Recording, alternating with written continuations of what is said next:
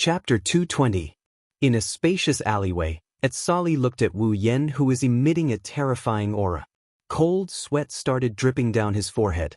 He didn't even care about Wu Yan's. "Let me tell you, you are going to be disappointed." His back was already soaked in cold sweat. Etsali resisted the urge to kneel down and tightly clenched his teeth. His heart was filled with shock. What's going on? Wasn't this person just an ordinary LV0 powerless? How can he have such a terrifying pressure? Who is he? What Etsali didn't know was that if he met Wu Yen an hour ago, he wouldn't have lost his composure like this. Because at that time, Wu Yen wouldn't be able to emit such a level of pressure. At least, it wouldn't make a magician like Etsali have the urge to kneel. If Etsali came an hour earlier, he would have already made his move when he heard Wu Yen say, "Let me tell you, you are about to be disappointed." Because at that time, Wu Yen didn't have the true ancestor bloodline. True ancestor bloodline. With this bloodline, Wu Yen can be considered a true ancestor in name only. Although he became a true ancestor, Wu Yan's level didn't increase. Originally, the true ancestors referred to those special vampires. They had great potential and could grow to the peak of existence. However, this did not mean that they had such great strength from the beginning. At the end of the day, true primogenitor is like the top of the food chain.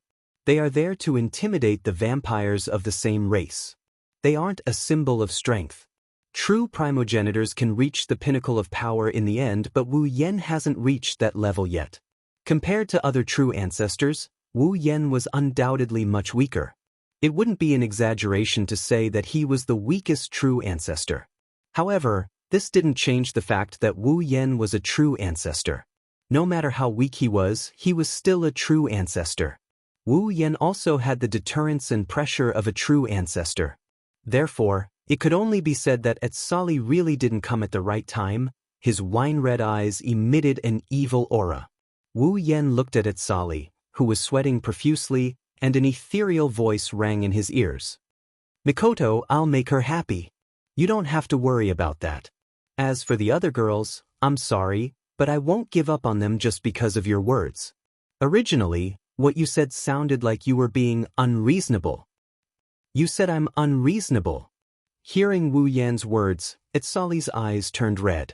For a moment he actually broke free from Wu Yan's pressure and shouted, "You actually said that my idea of making Misaka Miss happy is unreasonable." "That's right." Wu Yan didn't care about Etsali's twisted expression and continued, "You think you can make Mikoto happy by doing this, but you don't think from her point of view. Let me ask you, when I was with the other girls, did you see Mikoto sad? Did you see Mikoto unhappy?" Etsali was speechless at Wu Yen. He unwillingly shouted at Wu Yen, "Then are you sure you can make her happy? You're the one who's fickle. How can Misaka Miss be happy?" Hearing this, Wu Yen lightly shook his head. "That's right, I'm fickle because my heart has already been divided by many girls. But even if it's divided, this part of my heart is still theirs." "You're lying." Etsali angrily glared at Wu Yen. "What about the fifth girl? What did she say? She's not your girlfriend, right? Why are you still entangled with her? Misaka Miss clearly hates her so much. That's why you're making trouble for no reason." Etsali's face was completely gloomy. He took a few deep breaths and stood up straight. His anger towards Wu Yen actually made him filter out Wu Yan's true ancestor pressure and recover.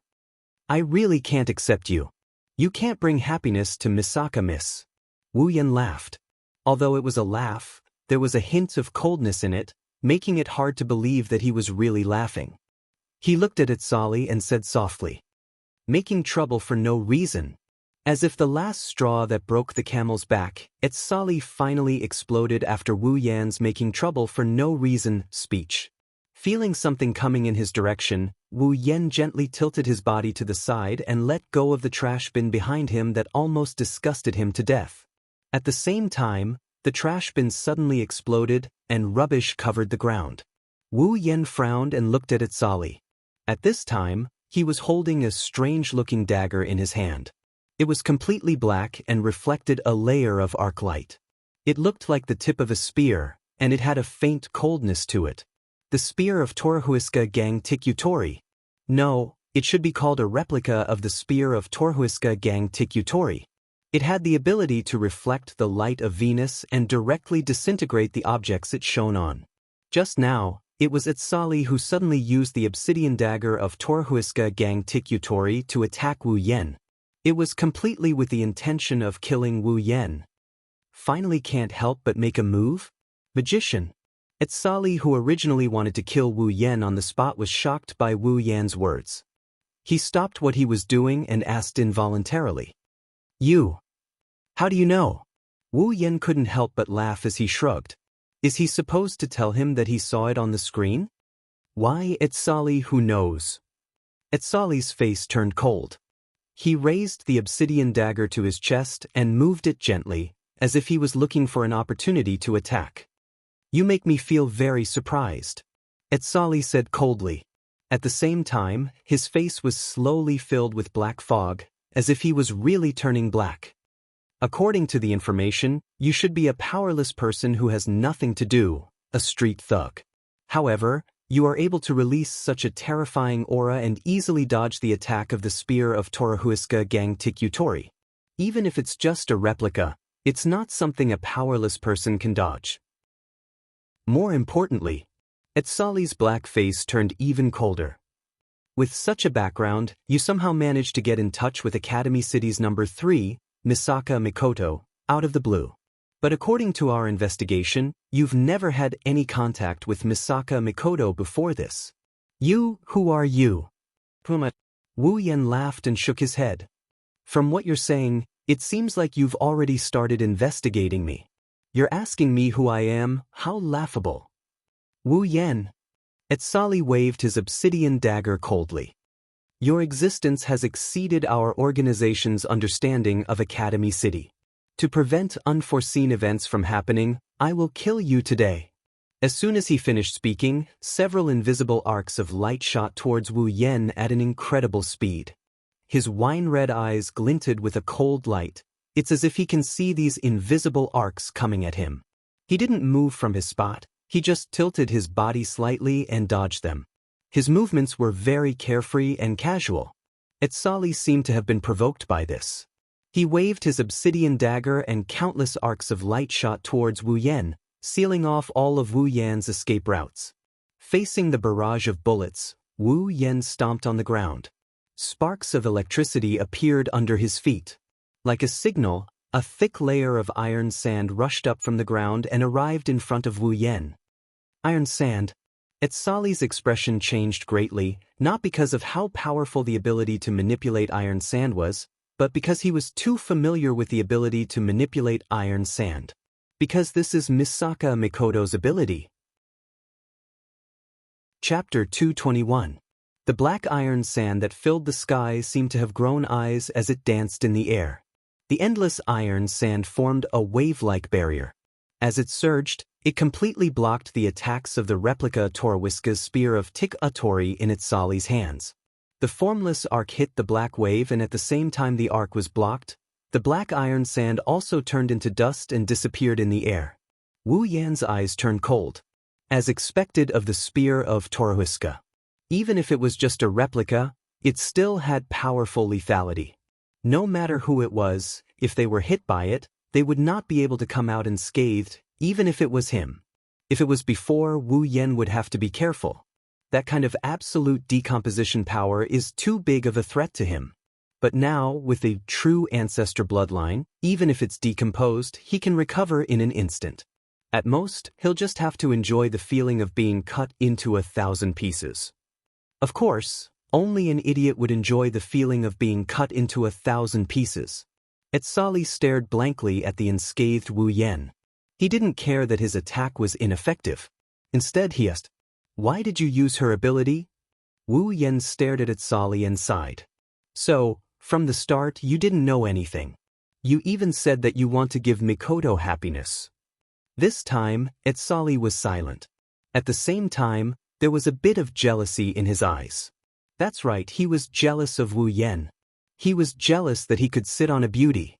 He was jealous that he could have the same ability as the person he admired.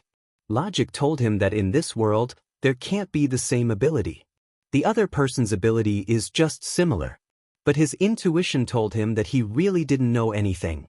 He didn't know why the other person could hide his identity so well. Even their organization couldn't get any specific information about him. He didn't know why the other person had the same ability as Misaka Mikoto. And it was so strong. There were too many things that he didn't know.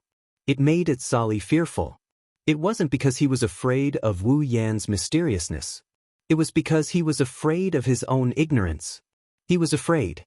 He was afraid that he really didn't know anything. He was afraid that he didn't know anything about the person he liked. He was afraid that he was being unreasonable because of his ignorance. Because Wu Yan's behavior already told him that he really didn't know anything. You bastard! The fear of the unknown made Itsali want to escape. He roared hysterically at Wu Yan, and waved the replica of Torwiska's gun of Tikutori towards Wu Yan. However, just as Itsali raised the replica of the spear of Torwiska above his shoulder, an orange beam shot out and shattered the replica into pieces before he could react. Itsali took 2 steps back in shock. He looked at Wu Yan, who was pointing a finger at him, and said in disbelief, "Super? Railgun? You can't believe it?" Wu Yan said faintly. At the same time, he took out another coin from his pocket and held it in his hand. Lightning flashed. "Do you want to confirm it with your own eyes?" Itsali felt a strange sense of danger lock onto his body. Even if he didn't want to believe it, he could only choose to believe it. His face slowly turned gray. Itsali weakly kneeled on the ground. His eyes were lifeless. "I really didn't know anything." The coldness in his wine-red eyes was slowly retracted by Wu Yan. Wu Yan sighed. At this moment, he felt that he was too evil. After all, this kind of confrontation was too much for Itsali. No matter what, the other party did it for Mikoto's sake. Even if he felt a bit uncomfortable, he didn't have the right to stop someone from liking someone. He may be petty, but he wasn't that petty. Looking at Itsali, who had completely lost his will to fight, Wu Yan looked at him with pity. This person who couldn't express his feelings, whether it was in the original work or now, he was a pitiful person.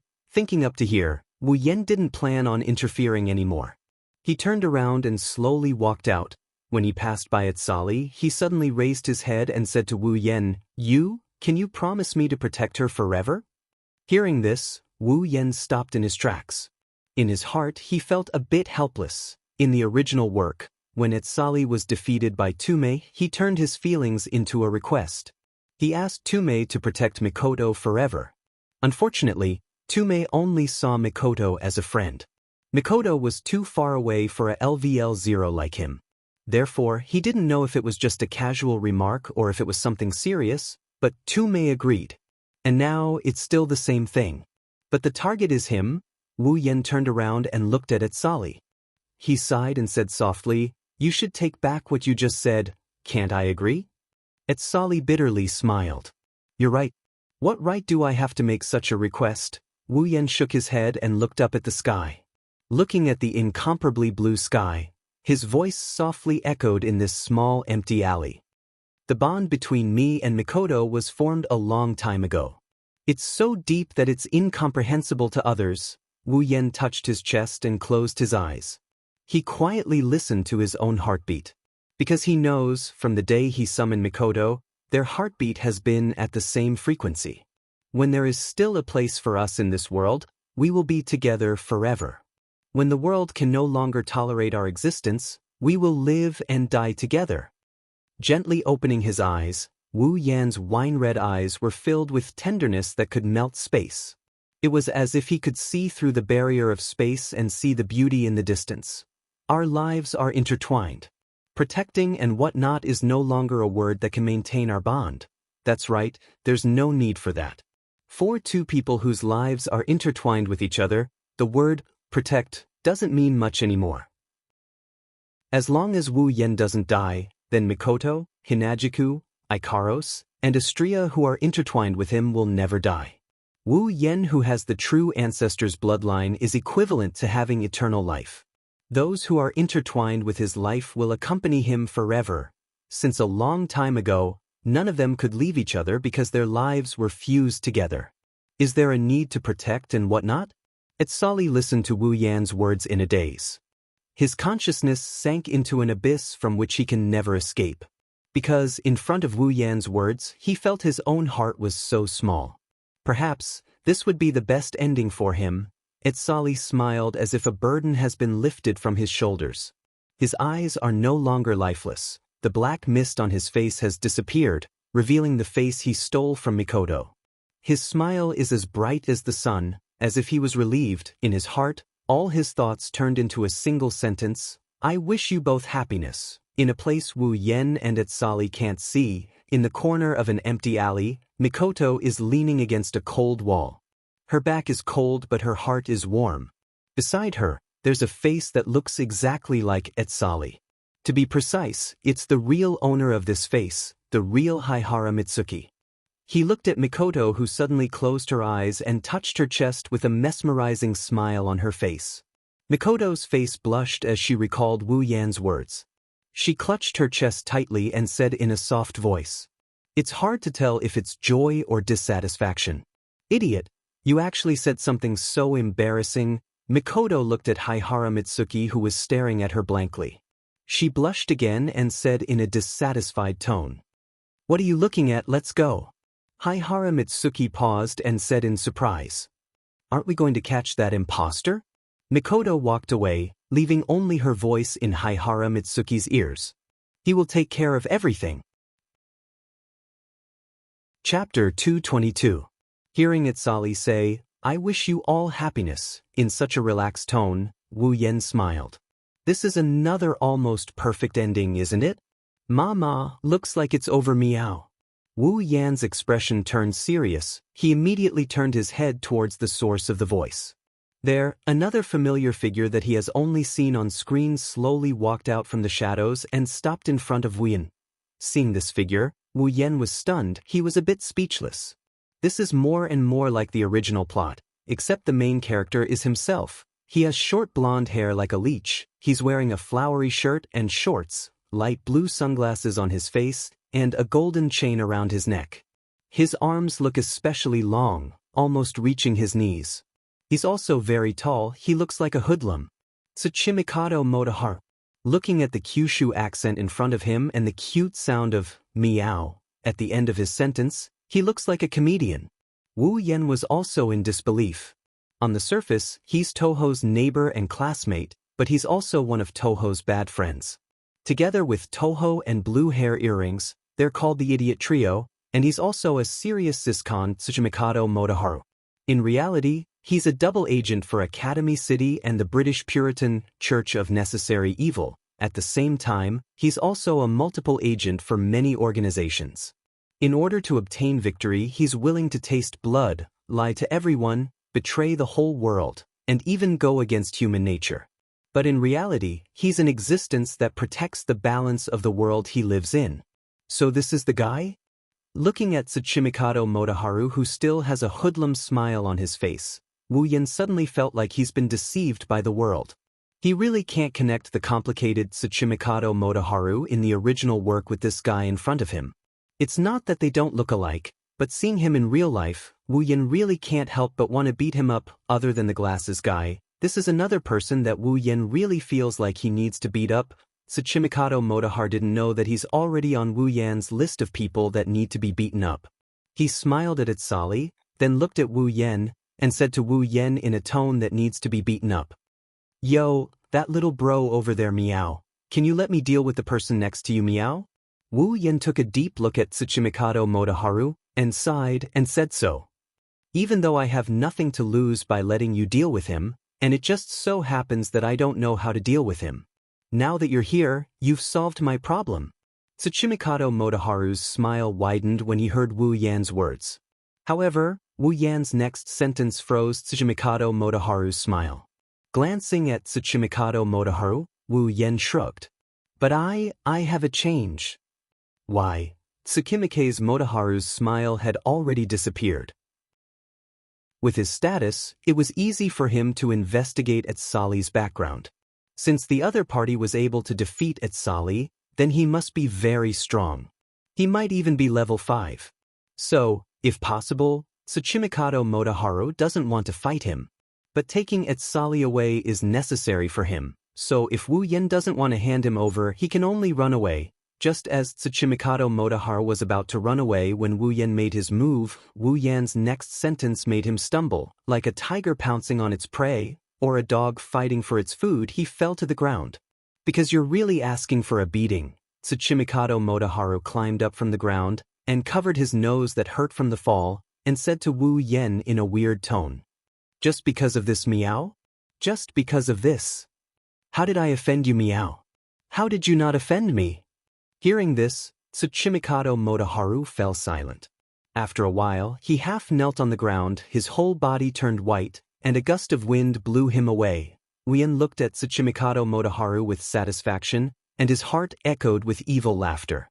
Seems like Wu Yen is quite proud of himself for defeating Tsuchimikado Motoharu. After a while, Tsuchimikado Motoharu stood up shakily, and weakly raised his arm, and said in a daze, "Please let me deal with that person, Miao." "Well, do as you wish," Wu Yen said with a smile. Hearing Wu Yen compromise so quickly, with Tsuchimikado Motoharu's intelligence, how could he not know that the other party is playing with him? Does he know me? Tsuchimikado Motoharu looked suspiciously at Wu Yen. He really can't remember when he met such a person. But if he says he doesn't know him, the other party seems to know him so well, and the blow to him was so thorough, since he couldn't understand. Tsuchimikado Motoharu didn't think about it anymore. He walked in front of Etsali and said something to him. Etsali's face was gloomy and uncertain. Finally, he nodded as if he agreed to something. Seeing Etsali nod, Tsuchimikado Motoharu's pale face regained a bit of a smile, but that smile made Wu Yen want to give him another blow. "Little bro over there, thank you very much, Miao." Tsuchimikado Motoharu thanked Wu Yen with a grin. Then, he used a strange tone to tell Wu Yen that he didn't know what he was talking about. To be able to defeat this person over here, it seems that little brother's strength is not ordinary. Hearing this, Wu Yen immediately looked at Tsuchimikado Motoharu warily. He didn't dare forget that this annoying person in front of him had the reputation of backstabbing. If he wasn't careful, he would be betrayed so badly that even his own mother wouldn't recognize him. Wu Yen warned him. "You're asking for a beating, what the hell are you up to?" Tsuchimikado Motoharu's smile froze, and he forced a smile. "Miao, little brother, you're joking, Miao. What could I be planning?" Wu Yen curled his lips in disdain. "Who knows?" Tsuchimikado Motoharu didn't say anything. Under his sunglasses, his eyes were fixed on Wu Yen, and his heart was filled with a sense of seriousness and curiosity about Wu Yen. With his special identity, if he wanted to investigate a person's background, it would be very difficult for him not to know.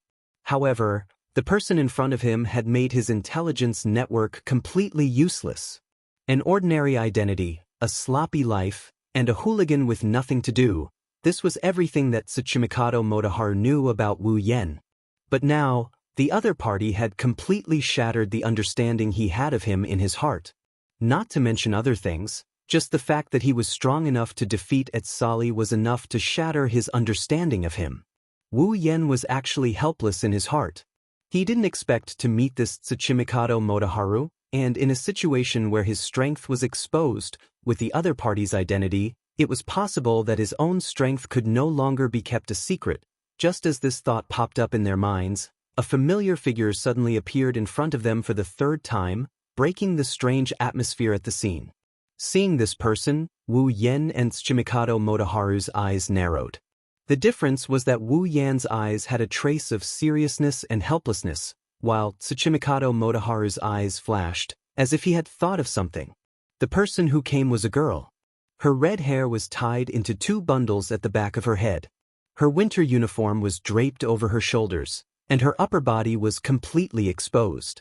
There was only a light pink strip of cloth wrapped around her breasts like a bandage, squeezing out a deep ravine on her breasts.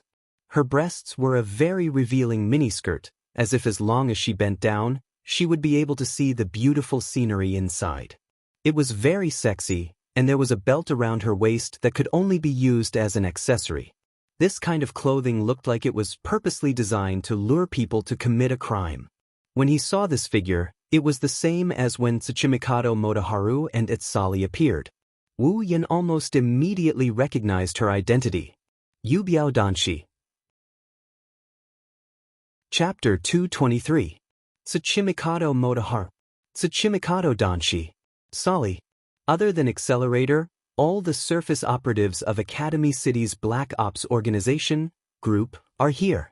Looking at these 3 surface operatives of the future Academy City's Black Ops group, Wu Yen felt a bit helpless.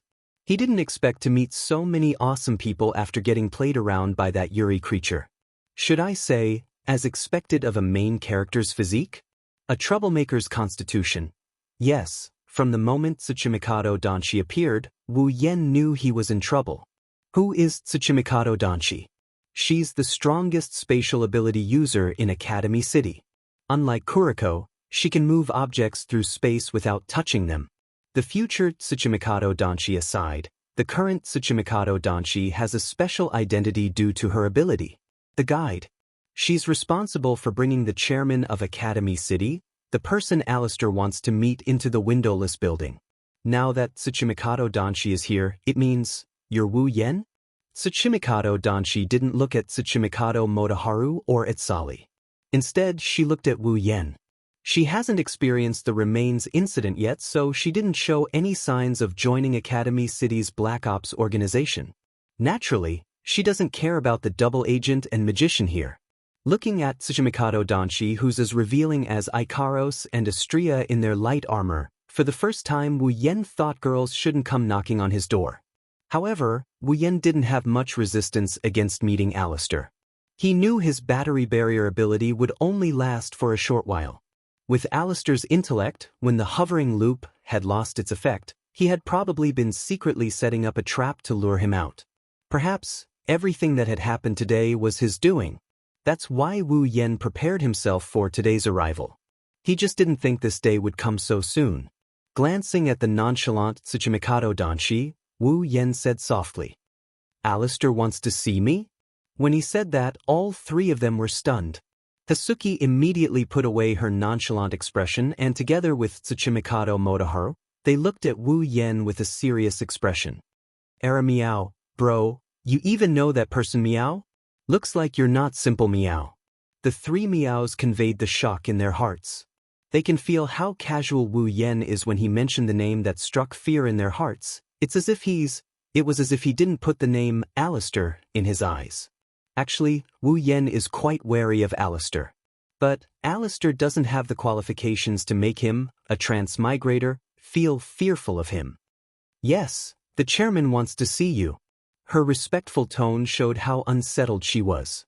The fact that he could so casually mention the name she feared meant that the person in front of her wasn't someone she could afford to provoke. "That's fine too." Wu Yen took a few steps forward and stopped in front of Seiki.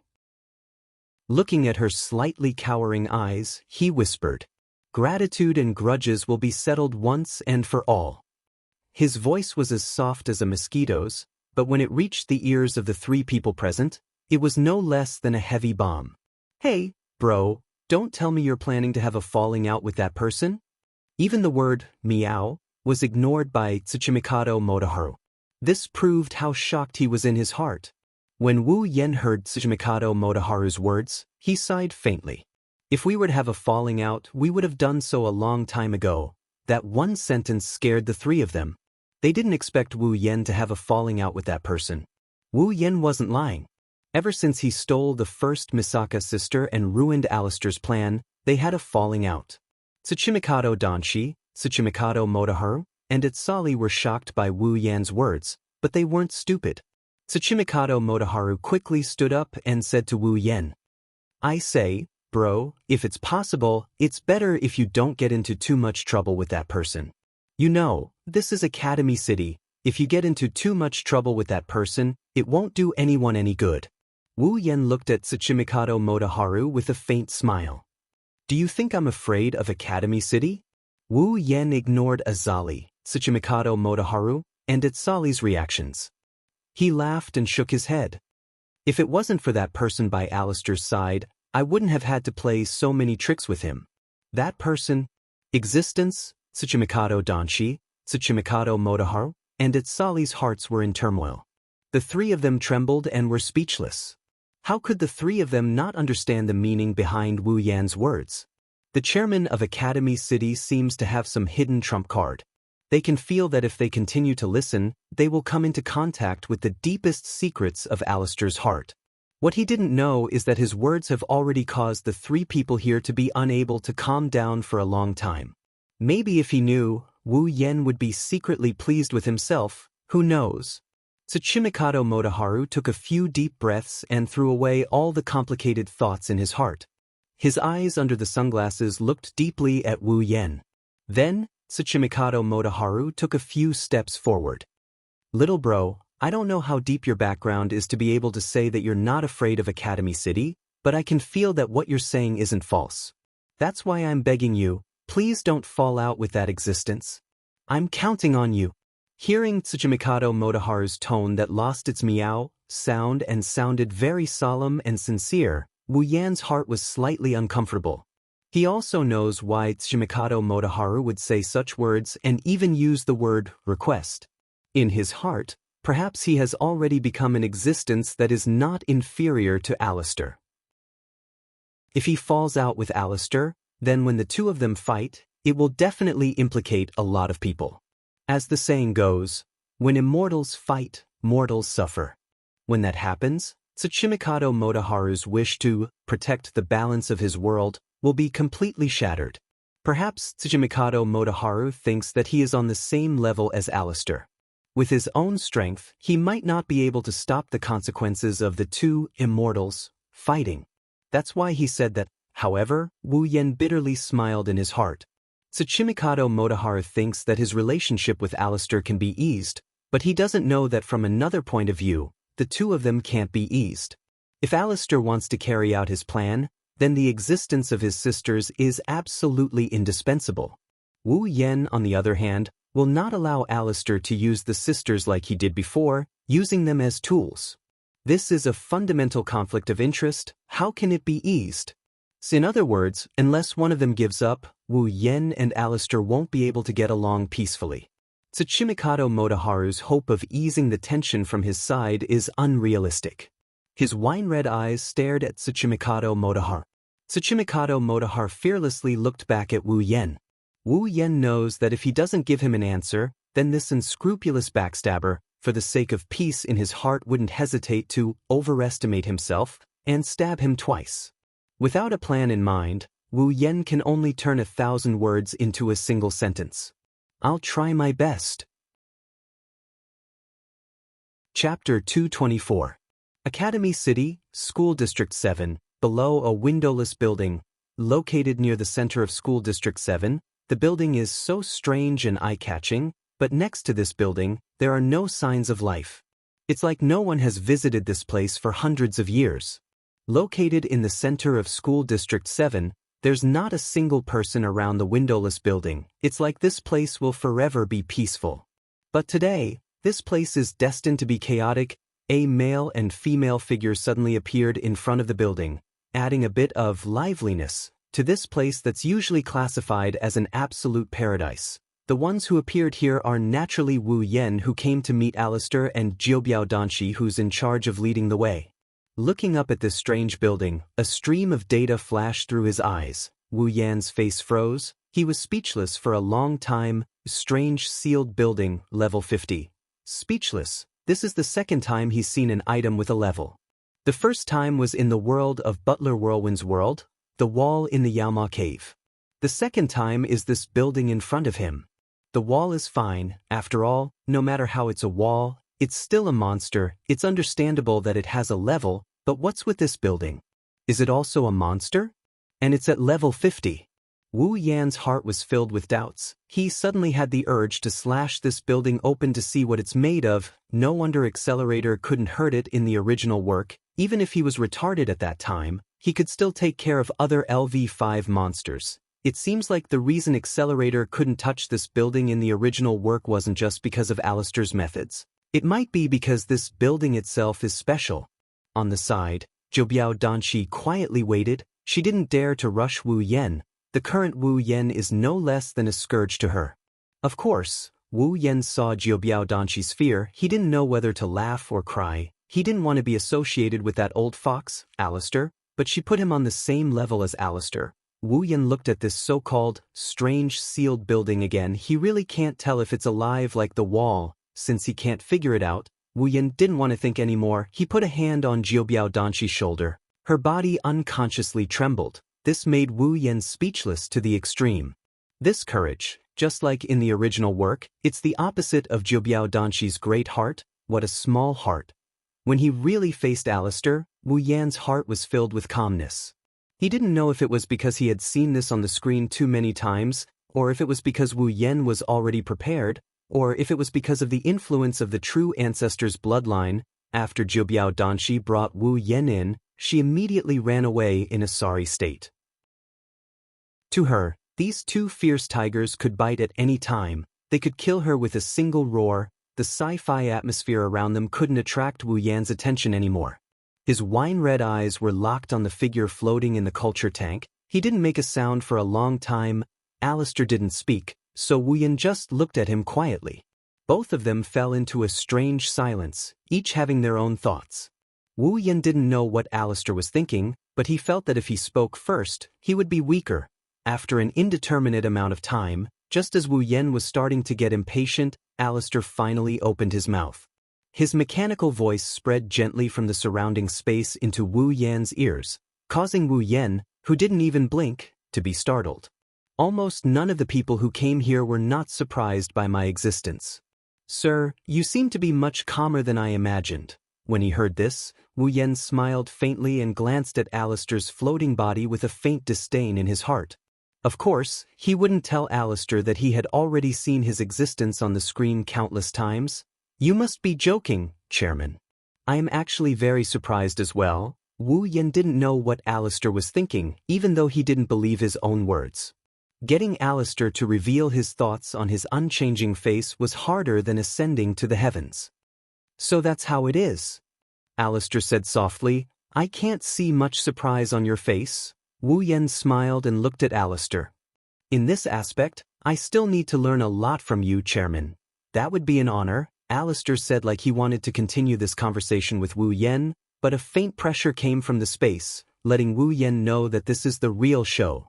Sir, you have brought me a lot of trouble. When he heard Alistair's words, Wu Yan knew that Alistair already knew that he was the hunter, the one who stole the sisters. Wu Yan didn't want to ask how Alistair found out about him. Wherever he went, there would be traces left behind. It's not like he didn't go out all day and his reputation has already spread through the entire Academy City School District 7 because of Mikoto and Shokuha Misaki's relationship. With too many flaws, it would be strange if Alistair didn't discover him. You're wrong. Wu Yan stared at Alistair with his wine-red eyes. An indescribable glint flashed through his eyes. The one who brings trouble to others will always be you, Alistair, not others. When he heard Wu Yan's words, Alistair's floating body stopped and returned to normal. Sir, you seem to know a lot of things. It's not that I know a lot. Wu Yan said lightly, it's just that if it's something related to you, you should at least know a little about it to avoid being kept in the dark. Sir, you must be joking. Originally, the birth of the military clones was Mikoto's own doing. How could it have anything to do with concealing? Oh. Wu Yan sneered and said, if that's the case, then I think Mikoto won't be disturbed by unknown people anymore, right? Alistair fell silent. Then, the mechanical noise of an ancient well rang out once more. As long as Sir can fulfill my request, as long as your request isn't too excessive. Alistair went silent again and after a long time, he said, I don't understand, sir. Why would you take such a strong stance for some scientific product? Wu Yan's eyes flashed coldly as he looked at Alistair. The pressure of a true ancestor spread from Wu Yan's body to the entire space. You will never understand. Alistair fixed his gaze on Wu Yan. Who knows if he felt the pressure from Wu Yan's body, but he stared at the pair of wine-red eyes expressionlessly. Until, since Sir doesn't want to compromise, then I have no choice but to be rude. As soon as Alistair's voice fell, the originally calm space suddenly began to fluctuate with a bang. Like boiling water, thick ripples began to form. A terrifying aura came out of nowhere and locked onto Wu Yan's body. Wu Yan's body stiffened and all his muscles tensed up on reflex. A wild alarm sounded in Wu Yan's mind, telling Wu Yan how bad his situation was right now. Wu Yan clenched his teeth, his wine-red eyes turned golden as he gathered all his strength to resist the terrifying aura coming from Alistair. He met Alistair's gaze head-on without any fear. This scene continued for an unknown period of time. Perhaps it was a moment, or perhaps it was a lifetime. Finally, another wave of fluctuation came from a certain corner of this space. Chapter 225. Alistair and Wu Yan looked at each other quietly. Neither of them spoke, but the space around them was no longer as silent as usual. Instead, it was rippling violently like water. Relying on the full power of its true ancestor bloodline, Wu Yan's originally wine-red pupils had turned golden. There were only two possibilities for such a situation to occur. First, the blood-sucking impulse exclusive to the true ancestor bloodline had erupted. Unable to control one's desire to suck blood, one's pupils would turn golden. However, Wu Yan's blood-sucking impulse had long been purified by the white fruit of cleansing. Therefore, such a situation would never occur to him again. The second possibility for the pupils to turn golden was to activate the power of the true ancestor bloodline. Erupting with full power, the true ancestor bloodline was used to the extreme. At this moment, Wu Yan was in such a situation. However, even if Wu Yan activated the true ancestor bloodline to the extreme, he still couldn't completely cancel out that inexplicable eruption of aura that was locked onto him. Such a powerful aura was not something Alistair could achieve by himself. Therefore, it was obvious who the owner of this aura was. That Alistair used his wife as a sacrifice to summon an angel that was different from the one recorded in the Bible. Suddenly, in a corner of the space where Wu Yan and Alistair were already fluctuating, the fluctuations began to condense purposefully. Like a black hole, it spiraled and absorbed, causing Wu Yan's mind to tremble. An extremely resplendent light shot out from the condensed black hole. With the momentum of a sharp arrow, it violently attacked Wu Yan, whose pupils had already shrunk to the size of needles. Danger! Extreme danger! If things went wrong, he would die once. Such a thought rose from Wu Yan's heart almost as soon as the light shot out. At the same time, the light had already arrived in front of Wu Yan. Wu Yan's heart gradually calmed down as he faced the incoming light. He knew that he wouldn't be able to dodge this light attack. However, this did not mean that Wu Yan had given up resisting and was prepared to welcome his own death. With the true ancestor bloodline, Wu Yan could not die at all. Moreover, Wu Yan did not only have the true ancestor bloodline as his trump card. The destructive aura of light smashed into Wu Yan's body. It was certain that once the attack took effect, Wu Yan's chest would definitely open up a huge hole. However, when the light hit Wu Yan's body, a strange ripple suddenly spread out from Wu Yan's body. It was like a sound wave, sticking close to Wu Yan's body and spreading out bit by bit.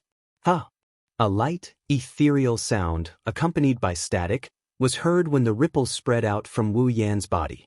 Alistair, who was in the culture tank, froze. He knew that the owner of the sound would not make a sound for no reason. The only possibility was that his attack was ineffective. The formless ripples collided with the beam of light. In the next second, both the ripples and the beam of light actually disappeared without a trace. Wu Yan heaved a sigh of relief.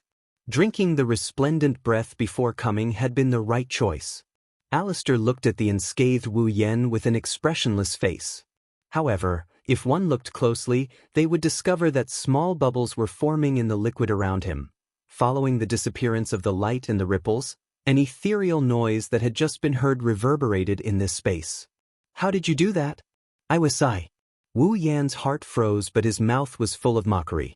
Do you want me to explain to the person who wanted to kill me how I survived? The owner of the voice, Awasai, spoke with a faint static sound. Indeed, I shouldn't have asked that question. However, I can roughly guess that you relied on external help to block my attack, right? I don't know. Perhaps I relied on my own strength? No, you don't have that strength, Awasai said without holding back. Of course, Wu Yan didn't care, perhaps he couldn't stand Wu Yan's indifference. He disappeared, but his voice rang in Wu Yan's ears. If I'm not wrong, there should be a time limit to your current state. Wu Yan's heart shook as he secretly admired Iwasai. As expected of the boss of Magic Seal, his observation skills and strength are truly terrifying. Wu Yan didn't try to hide it and nodded. That's right. I can probably only drink tea and chat with you guys before the time limit is up. In other words, there is still time to drink tea and chat with you guys. Seems like that is the case. At this moment, Alistair suddenly spoke. However, relying on external help is still relying on external help.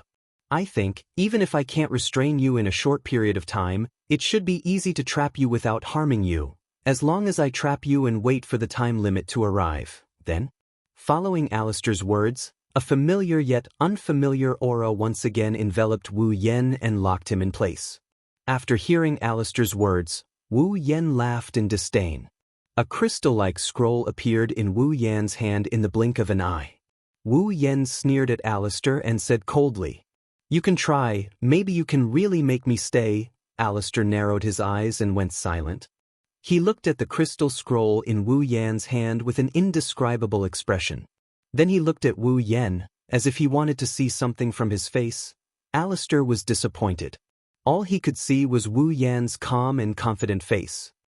"I didn't expect you to have so many tricks up your sleeve." Playing with the return scroll in his hand, Wu Yan smiled.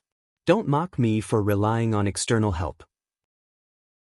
Didn't you use all the external help you can use as well?" Alistair didn't care about Wu Yan's sarcasm and suddenly said, "It seems like we can't make you stay." Wu Yan calmly listened to Alistair's words. However, Alistair's next sentence made Wu Yan unable to calm down. "However, I wonder if your little girlfriends have as many tricks up their sleeves?" Killing intent flashed in his golden eyes. Wu Yan forced himself to calm down.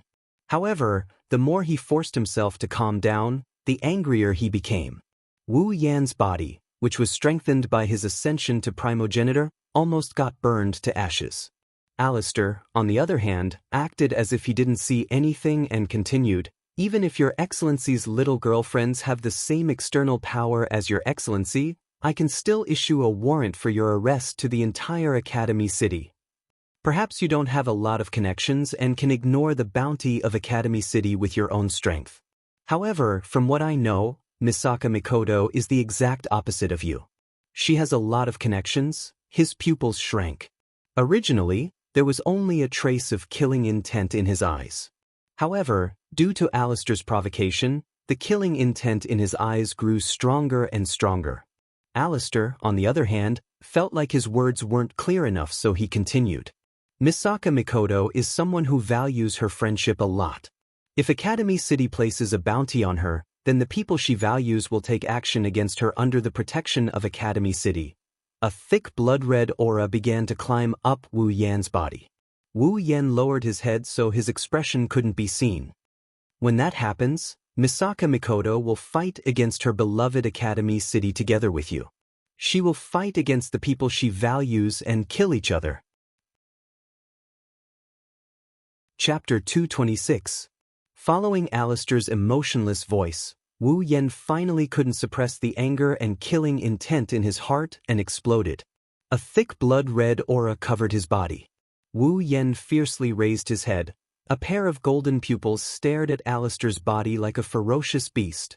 With a flip of his hand, a light flashed and a transparent longbow shaped like a wing, completely black as ink, with starlight flickering within it, appeared in Wu Yan's hands. Wu Yan raised it up. "Draw the bow." When Wu Yan made this move, the brilliance between heaven and earth, like bees that saw bees, turned into shaped starlight, suffused with a faint silver glow, and madly gathered towards Wu Yan's hands.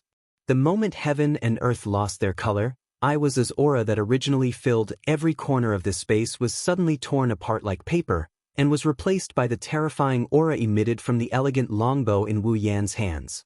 Alistair's face that had remained unchanged for 10,000 years finally began to fluctuate slowly. Although the range was very small, it was simply inconceivable for this face that had never shown any clear emotions before. As for Iwas, there was still no trace of him at the scene. Only behind Alistair's culture tank, a faint figure flashed there. The aura around his body was extremely dense. Starlight as bright as the Milky Way gradually gathered on the transparent, elegant longbow. As more and more starlight was added, a glittering silver arrow appeared on the bow of Meteor Knight, and in Wu Yan's hands. An extreme sense of danger rushed into Alistair's heart. Starlight swam around Meteor Knight and the silver arrow, rendering them like comets in the night sky, beautiful and powerful. The golden pupils under his bangs slowly raised, facing Alistair in the culture tank. Wu Yan said softly, "Try it, Alistair." Wu Yan's meaning was clear. He wanted Alistair to try what he said just now, and put them on the wanted list. With Alistair's decisive personality, if Wu Yan said that just now, he wouldn't hesitate to put them on the wanted list, forcing the sentimental Mikoto to commit the crime, and then slowly eliminate Wu Yan and find the Misaka sister. But at this moment, he hesitated. The reason was the arrow in Wu Yan's hand that was aimed at him, and the aura of death that came from his heart. The situation was completely reversed. The one who was threatening him became the one being threatened, and the person who was threatened became the target of the threat. Moreover, the threat was successful. Alistair's eyes flickered. How many years has it been since he felt death so close to him? To think that there would be a day when he would be threatened by someone. "You better think it through." While Alistair was hesitating, Ives used some unknown method to let his voice ring in Alistair's mind. Alistair's eyes narrowed, and he thought to himself, could it be that even you don't have the confidence to block that Bao's attack? Oz was silent for a moment, as if he was thinking, and then he said, "I have the confidence to block that Bao's attack, but I don't have the confidence to not get hurt." Alistair's heart shook, and he couldn't respond for a long time. Oz seemed to know that under Alistair's calm exterior, his heart was shaken, so he said directly in his mind, "That Bao is extremely dangerous. It gives me the feeling that even the legendary Angel Slayer's sword is on the same level. Plus, he has an inexplicable defense on his body. I have no way to stop him. If I get hit by his attack, getting hurt would only be a light injury. As for you, I can't protect you." This time, Alistair was completely silent. Seeing Alistair's silence, Wu Yan's eyes flashed with anger, and the arrow in his hand pulled back again, and the arrow in his hand was fully drawn. Feeling Wu Yan's actions, the death aura in his heart became thicker, and Alistair couldn't stay silent anymore. "Don't force me." If someone who knew Alistair heard this, their jaw would hit the floor, but Wu Yan understood Alistair's meaning. He still hasn't given up on his plan, even if death is so close to him.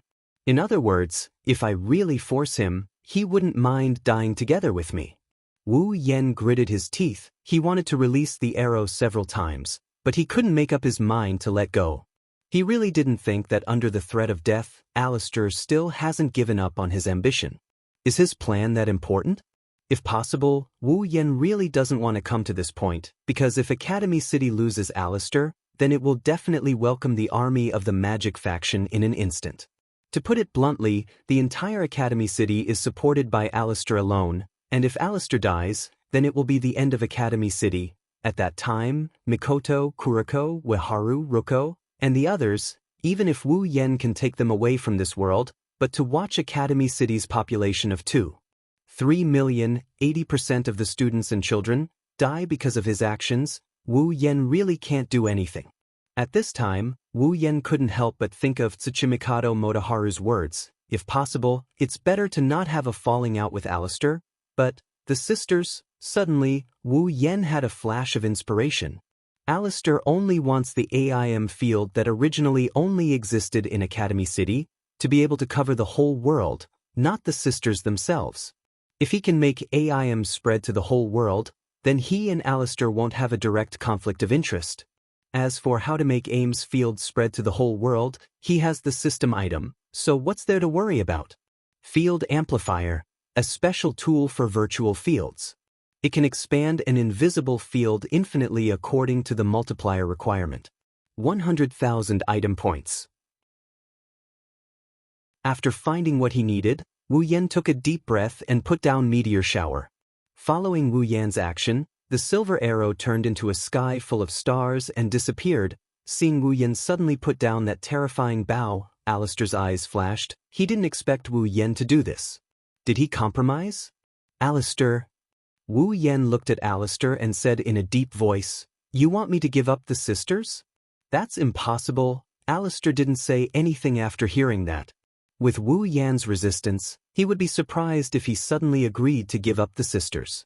He knew that Wu Yen must have something else to say. Coldly looking at Alistair and the golden figure behind him, Wu Yen said indifferently, "Isn't your goal to spread the AIM field in Academy City to the whole world? I have a way." Wu Yen felt the aura around Alistair change when he said that, but his face didn't change at all. Wu Yen admired his calmness. Alistair stared at Wu Yen for a while. With a flip of his hand, Wu Yen put Meteor Shower back into his space ring. His golden eyes turned back to wine red as he stared at Alistair. Both sides fell into silence again. After a while, Alistair said, "If you can really do it." Hearing this, Wu Yen smiled. He knew that he won again. After an unknown amount of time, Xiao Biao Danshi appeared again. She looked at Alistair with fear, then at Wu Yen with an even more fearful gaze. She cautiously and conscientiously led Wu Yen out. With Wu Yan's departure, the space fell into silence once more. That unchanging figure looked at the field amplification device not far away and he started mumbling to himself. An unknown pressure, a terrifying weapon, and a miraculous tool. What kind of existence are you? Chapter 227. Academy City School District 7. Under a windowless building, Wu Yen breathed a sigh of relief when Xiaobiao Danshi brought him out of Alistair's room. Alistair's room was magical but also depressing. Alistair was probably the only one who could stay in there for a long time without suffocating. Anyway, with Wu Yan's personality, he wouldn't stay in there for too long. "I'm really bored to death." Wu Yen sighed. Looking at the cowering Xiaobiao Danshi, he sighed again. He's being hated by a girl. Wu Yen rolled his eyes and rubbed his chin. He suddenly reached out and caressed Xiaobiao Danshi's face. Shocked, she subconsciously tried to dodge, but Wu Yan's hand that was caressing her face had already pinched her delicate chin, making it impossible for her to escape. Looking at Xiaobiao Danshi's pretty face, Wu Yen chuckled and lifted her chin. His face slowly moved closer to hers. "You seem afraid of me," Wu Yen said softly. His face was only a finger's distance away from Xiaobiao Danshi's face. He could even see the sweat on her nose. Xiaobiao Danshi's eyes flickered. She met Wu Yan's wine-red eyes and turned her head away unnaturally. No. Wu Yen moved closer, just a little bit more and their lips would touch. "Then why don't you dare look at me?" His face is so close to hers that she started panicking. She wanted to dodge, but her chin is being gripped tightly by the other party. She wanted to run, but she's afraid that Wu Yen will get angry. For Xiaobiao Danshi, Wu Yen was scarier than Alistair. At least Alistair wouldn't tease her like this. Seeing Wu Yan's face getting closer and closer, Xiaobiao Danshi resigned herself to her fate and closed her eyes, waiting for her first kiss to come. Time passed little by little. Xiaobiao Danshi was waiting. Seconds felt like days and days felt like years. She waited for a long time, but her lips were not captured by him. She couldn't help but open her eyes to check the situation. She saw Wu Yan's wine-red eyes filled with laughter. "Why are you closing your eyes?" Wu Yen held back his laughter and asked Xiaobiao Danshi teasingly. He seemed to be asking the obvious. Xiaobiao Danshi froze and stuttered. "SSSS, don't you want to?" "What do I want to do?" When he heard Xiaobiao Danshi's stuttering words, Wu Yan's smile deepened and the corners of his mouth lifted. Xiaobiao Danshi didn't realize that Wu Yen was teasing her. She was a complete idiot. She awkwardly looked away, not daring to look at Wu Yen again. Seeing this, Wu Yen couldn't help but chuckle. He nodded in satisfaction as if he's happy that he's the one who created this situation. He loosened his grip on Xiaobiao Danshi's chin. Xiaobiao Danshi couldn't help but breathe a sigh of relief. She teleported away without looking back. Recalling the overbearing yet cowardly Kaneki in the original work, as well as the little girly Kaneki that he teased just now, Wu Yen felt a sense of accomplishment. At this time, Wu Yan's phone rang. Before Wu Yen could answer the call, the phone picked up on its own. Alistair's voice could be heard from the other end of the line. I forgot to tell you, final production ran away last night. What did you say? Wu Yen was shocked. He wasn't shocked that final opus ran away, he was shocked by what happened after she ran away. As expected, Alistair quickly pointed out Wu Yan's worries. Final production was taken away by the person in charge of the Absolute Aptitude Evolution Project, Amai Ao. Wu Yan's heart sank. He picked up the phone and asked in a low voice. Where's Accelerator? Oh. Alistair seemed surprised when Wu Yan mentioned Accelerator. He was surprised that Wu Yan knew that Accelerator was related to this project. As for Alistair's expressionless face, who knows if he was surprised or not, of course, Alistair wouldn't ask Wu Yan. It would be a waste of time anyway. He could only bury his doubts in his heart. Accelerator has already caught up with them. I got it. Send the location to my phone. Wu Yan said bluntly. Alistair didn't care. He sent the location to Wu Yan's phone and hung up. Looking at the map that was just sent to him, he cursed his bad luck a few times. Then, he rushed towards the marked location as fast as he could. Since Accelerator is already there, it means that Accelerator has been affected by final production. It's about time for him to clear his name. This is why Wu Yan is in such a hurry. It's not that he doesn't want Accelerator to save the last item, it's because if Accelerator tries to save the last item, the same thing that happened in the original work will happen again. Final production was injected with the virus and Accelerator used his own ability to detoxify the virus. Then, Amai Ao ambushed him and turned him into a retarded version of Accelerator. But this time, there was no Misaka network to connect him to his sisters. Unless Wu Yan released all of his sisters, Accelerator would have to lie in bed for the rest of his life. Wu Yan wouldn't allow that to happen. On the other side, faster, faster, faster. Amai Ao looked at Mikoto who was sitting next to him. She had her eyes closed and was panting. She looked like she was in pain. Final production was writing something on her laptop. Amai Ao's face was covered in cold sweat. He shouted anxiously, hang in there until the virus is activated. Amai Ao seemed very anxious as he did not know that the words he just uttered were enough to make some people chop him into pieces. But soon his anxiety turned into fear. The man had short white hair, a pair of vermilion eyes, and the prisoner's clothes had been changed into normal clothes. He had an evil smile on his face as he slowly walked towards Amai Ao. Accelerator. Amai Ao was shocked. He hurriedly started the engine of the car. When Accelerator thought that he was going to escape, he did not expect that the other party would directly crash into him. Accelerator laughed as if he was mocking something. He stood there motionless. Soon, Amai Ao's car crashed into Accelerator's thin body. After a strange sound, the expected collision did not happen. Accelerator was still standing on the same spot. Instead, it was Amai Ao's car that was twisted into a ball, as if it had crashed into an iron wall. Accelerator smiled disdainfully as he looked at Io Aoi in the car. How should I deal with you then? Hearing this, Amai Ao's expression changed drastically, and he hurriedly got out of the car. However, Accelerator stepped on the front of the car lightly, and his movement was stopped. Accelerator couldn't be bothered to look at Amai Ao anymore. He turned to look at Last Work, and when he saw that she was safe and sound, he let out a sigh of relief. However, when he saw her gasping for breath, he frowned again. Accelerator picked up his phone and said something to someone. However, as time passed, a trace of worry flashed across Accelerator's usually cold and indifferent face. Suddenly, as if she was having a seizure, the computer trembled violently. Then, a string of incomprehensible gibberish came out of her mouth. On the computer screen of Amai Ao's computer, a large number of red boxes started flashing. Accelerator clenched his teeth and placed a hand on Last Work's forehead. Then he closed his eyes. A gun was pointed at Accelerator's forehead from the other side of the car.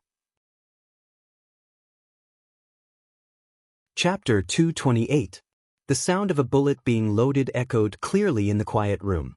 It also startled Accelerator, who was concentrating on getting rid of the virus in the last product's body. Accelerator's pupils shrank when he saw Maidens struggling to get up from the ground. He was holding a gun in his hand, but his hand was trembling uncontrollably. He looked like he was in a sorry state. Don't stop me. Maidens managed to squeeze out a few words, but his trembling body and the gun in his hand betrayed him. Accelerator looked at the gun that was aimed at him. Normally, it was no different from scrap metal to him. He could even reflect missiles, let alone a gun. However, at this moment, this piece of scrap metal that he usually disdained was even more terrifying than those missiles. Accelerator, who was helping the last product to get rid of the virus, had already transferred all his computing power to this precise task. He had no extra computing power to do anything else. In other words, Accelerator had no way of reflecting the gun's attack. Accelerator glanced at the display screen on the side of the computer. He gritted his teeth and didn't take his hand off the last work's head. Because, in the last 10 seconds, the last work's virus could be completely eliminated. If he stopped at this time, his final work would really be beyond saving. Gazing at the muzzle of the pistol without blinking his eyes, Accelerator exclaimed inside, "Hurry up, hurry up. After a short while, I will be able to take my hand back from the last work. At the same time, I will have no computing ability left. As long as I have my computing ability back, that pistol will become a piece of scrap metal." Unfortunately, there was not enough time. In the last few seconds, Maidens had already pulled the trigger.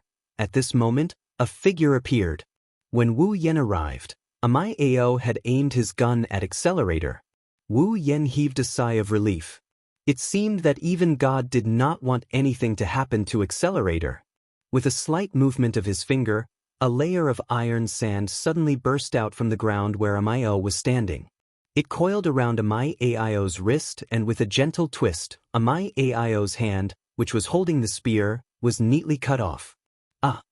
Maidens screamed in pain as he held his severed hand.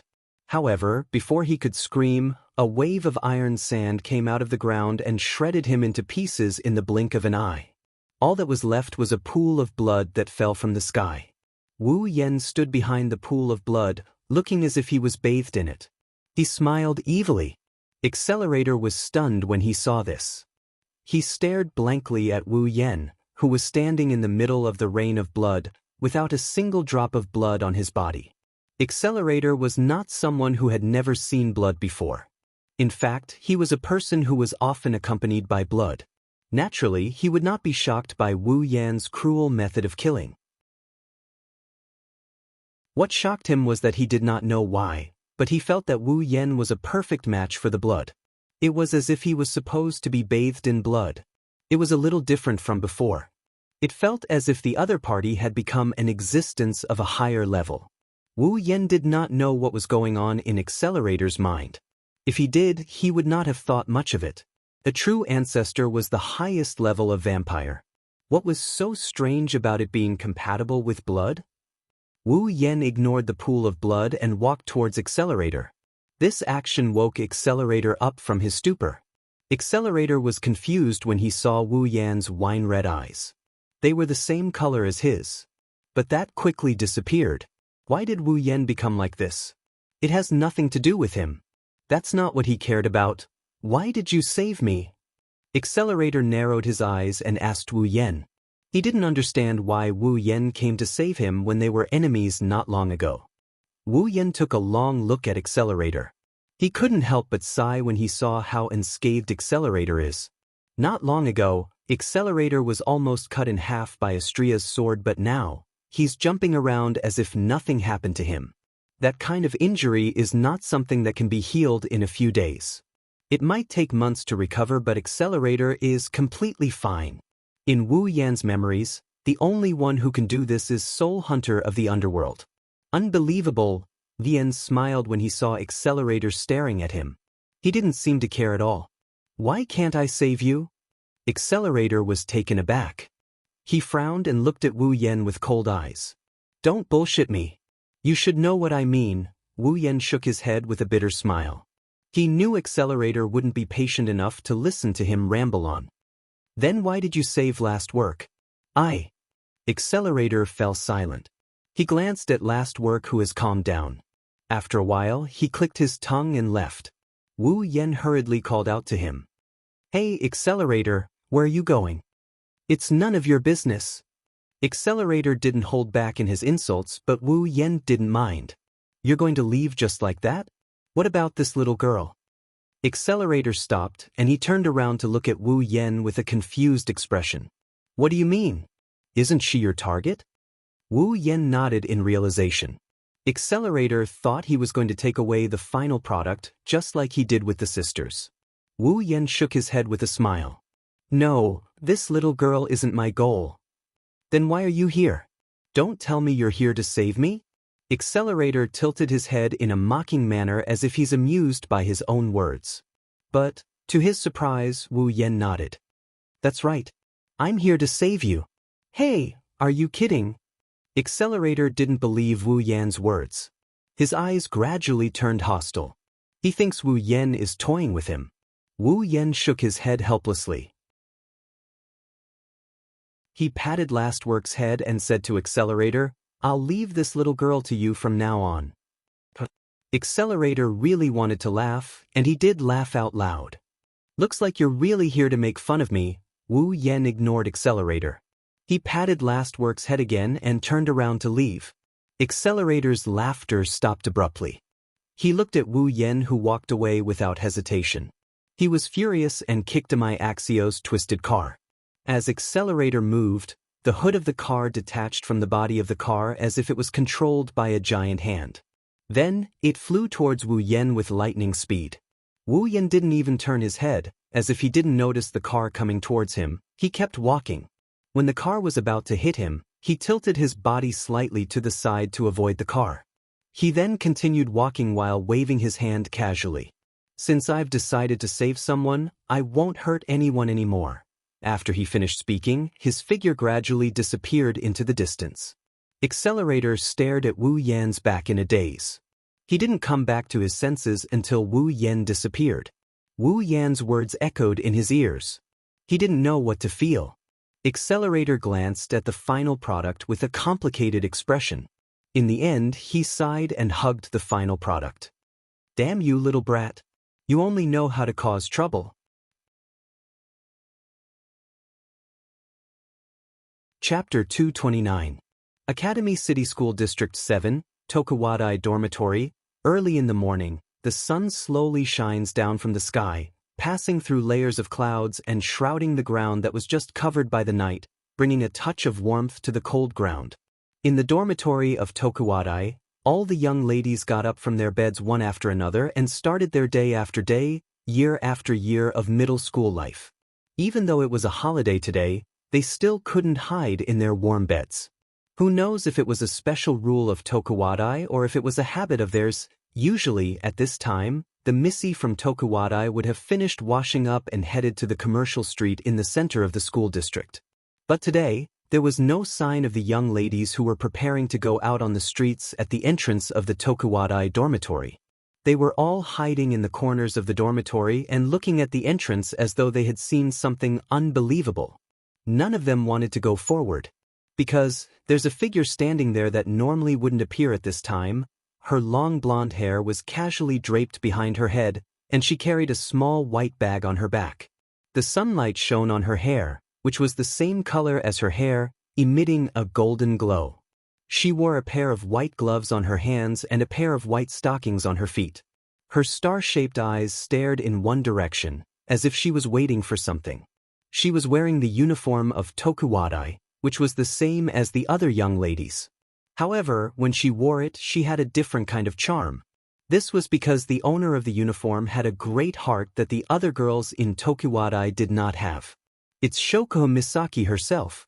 Shokuha Misaki is standing in front of Tokuwadai's dormitory door early in the morning, waiting. The Missy from Tokuwadai didn't choose to go out because they saw their queen at the door. Girls are all gossipy creatures. This sentence can't be applied to all girls, but it's applicable to most of them. Obviously, the Missy from Tokuwadai are one of those gossipy creatures.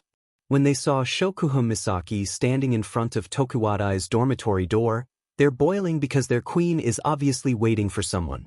Could it be her boyfriend? Her Majesty the Queen is going on a date with her boyfriend? Once this idea popped up, it instantly went out of control and spread like wildfire. Within a short 5 minutes, it had spread throughout the entire Tokuwadai dormitory and attracted everyone. Ever since Mikoto became the second, her influence in Tokuwadai became even greater. At this time, Shokuha Misaki's influence didn't decrease in the slightest. Many Tokuwadai's young ladies also deeply admired Shokuha Misaki from the bottom of their hearts. So, now that Shokuha Misaki has a boyfriend, the commotion in Tokuwadai will definitely not be any less than the last time she went out on a date. At this time, they didn't know that the person Shokuha Misaki was waiting for was the same person she went on a date with last time. At a certain moment, Shokuha Misaki's eyes suddenly lit up as she looked in a certain direction. A beautiful smile appeared on her face, making those Tokuwadai girls who were looking forward to her almost screamed. At the same time, they also noticed that in the direction Shokuha Misaki was looking at, there was a figure walking towards them. A figure that caused them so much pain that they wanted to chop him into pieces. "It's that scum!" One of the misses from Tokuwadai couldn't help but exclaim. Following her exclamation, the other misses from Tokuwadai were all stunned as they stared at Wu Yen, who is approaching Shokuha Misaki. What's going on? How can it be that scum? At this moment, all the Tokuwadai girls, without exception, were crazily roaring this sentence in their hearts. Ever since the last Midsummer Festival, Wu Yen publicly announced that their Misaka-sama is a member of his Crystal Palace. The title scum has spread throughout the Tokuwadai along with Shiroi Kuriko's secret plot. None of them didn't want to chop Wu Yen into pieces because Mikoto is the trump card of their Tokuwadai, the third of the 7 LV5 Tokuwadai girls in Academy City. Every Tokuwadai girl has a deep yearning for Mikoto, just like how they yearn for Shokuha Misaki. But on that day, their hearts were broken. Their Misaka-sama was taken in by a powerless hooligan. Moreover, he was taken into Crystal Palace. From that day onwards, every single girl in Tokuwadai started hating Wu Yen. And after Mikoto defeated Kakin Taidaku and became the second Tokuwadai girl in Academy City, the hatred in their hearts couldn't be suppressed. Now, even another object of their yearning has fallen into his arms. At this moment, the anger in their hearts suddenly rose. It's not like they didn't know about Shokuha Misaki's date with Wu Yen. However, Wu Yan's declaration at the Crystal Palace during the Midsummer Festival made the Oniai-san of Tokuwadai believe that their Koho-sama would never share a man with another woman. Thus, they didn't think of Wu Yen as a possible suspect. So, when Wu Yen appeared, the Tokuwadai girls, other than disbelief, their monstrous resentment also solidified and broke through the clouds. Wu Yen, who was about to greet Shokuha Misaki, suddenly shuddered. A chill crept up his spine, causing Wu Yan's body to tremble again and again. Ever since he became a true ancestor, under the influence of the noble true ancestor bloodline, even Iwasai couldn't give Wu Yen this kind of warning. But now Wu Yen actually shuddered. For a moment, Wu Yen thought he was being watched by the god of this world, that is, Jehovah. Little did he know, the ones who are watching him are just a bunch of young ladies who don't even have the strength to truss up a chicken. Almost as soon as Wu Yen appeared, Shokuha Misaki's gaze fell on Wu Yan's pair of wine-red eyes that suddenly changed a few days ago. Then, she covered her mouth and laughed from the bottom of her heart. For some reason, Shokuha Misaki is very happy that Wu Yen has the same pair of eyes as her. She doesn't know why she's feeling this way, but she's not sure why. It's not polite to make a lady wait. Shokuha Misaki sweetly smiled at Wu Yen and said. Hearing this, Wu Yen suspiciously took out his phone. Looking at this 6:40 on the display, he asked Shokuha Misaki, "Isn't it not time yet? You didn't say 7 last time but 6 last time?" Shokuha Misaki didn't deny it and smiled. "Well, time is not an excuse for making a lady wait. Can't you come a little earlier?" Wu Yan's mouth twitched. Looking at Shokuha Misaki's sweet smile, all the energy in his body dissipated. He had arrived 20 minutes earlier than her. Since it's impossible to reason with a woman, Wu Yen raised both his hands like a hoodlum. "Fine, it's my fault, okay?" Shokuha Misaki nodded in satisfaction, took 2 steps forward and hugged Wu Yan's hands. Date, I'm looking forward to it. Feeling Jisama rubbing her ample bosoms against his arm, Wu Yen secretly cheered in his heart. However, he maintained a helpless smile on his face. I really don't know why you're so eager to go on a date with me. Well, don't mind the details. With that, the two of them walked off into the distance. In the Tokuwadai dormitory, the Oni-san who were hiding in the shadows watched as Wu Yen and Shokuhun Misaki got further and further away. Dark aura enveloped them as they grinned eerily. Then they formed a group and chased after the two who got further and further away. Among them, there was a Tokuwadai girl with short brown hair and a petite figure with two pink ponytails. Chapter 230. On a certain commercial street in the 7th district of Academy City, Wu Yen and Shokuhun Misaki are sticking close to each other like a real couple. While walking down the street, they are pointing at the shops and chatting happily. Be it the bachelors or the ones with girlfriends, all of them cast envious and jealous gazes at Wu Yen. The bachelors are envious because he has a girlfriend, the non-bachelors are envious because he has a beautiful girlfriend. As for the girls, they are looking at the two of them with envy. Along with the envious and jealous gazes, they are sending Wu Yen and Shokuhun Misaki off into the distance. However, the expressions on their faces, regardless of whether they were envious or jealous, soon all turned into frozen faces of sweat. Just as Wu Yen and Shokuhun Misaki's figures disappeared from their sight, a group of beautiful girls from Tokuwadai rushed up from another direction. Logically speaking, with so many beautiful girls appearing in a group, it should attract a lot of admiring gazes. But at this moment, looking at those beautiful faces, they can't even squeeze out an appreciative gaze. It should be said that as long as a person saw a group of beautiful girls covered in black gas, holding whips, brooms, stools, kitchen knives, and even scissors in their hands, and pouncing on them like wolves and tigers in front of them, they would not be able to appreciate them at all. And at the front of this group of beasts, which is also the leader, is Mikoto and Kuriko. Hiding at a distance where Wu Yen can't sense her electromagnetic field, Mikoto gritted her teeth as she looked at the two figures sticking close to each other. Blue and white electricity crackled on her forehead. Damn Yen.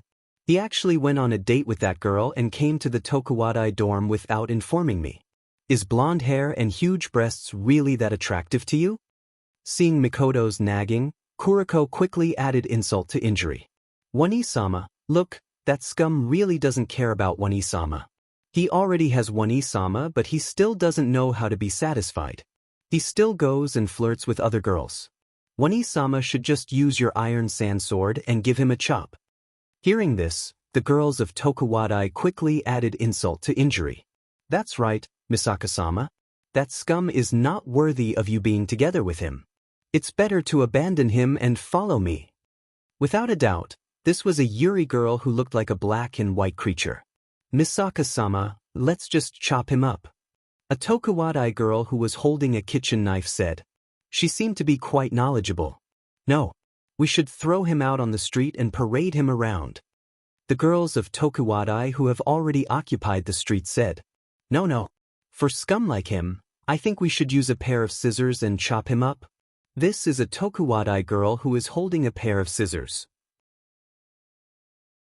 By the way, she's the girl who led Wu Yen to Shokuhun Misaki and told her that Mikoto has a boyfriend. She's the one who indirectly caused the relationship between Wani-sama and Wu Yen. No. Enough. Stop arguing.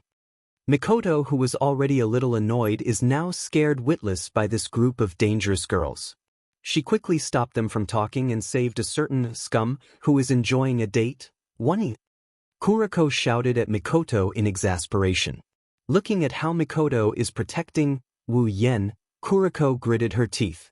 Wani-sama, at this time, you should decisively abandon that scum, Wani-sama. Mikoto bitterly smiled.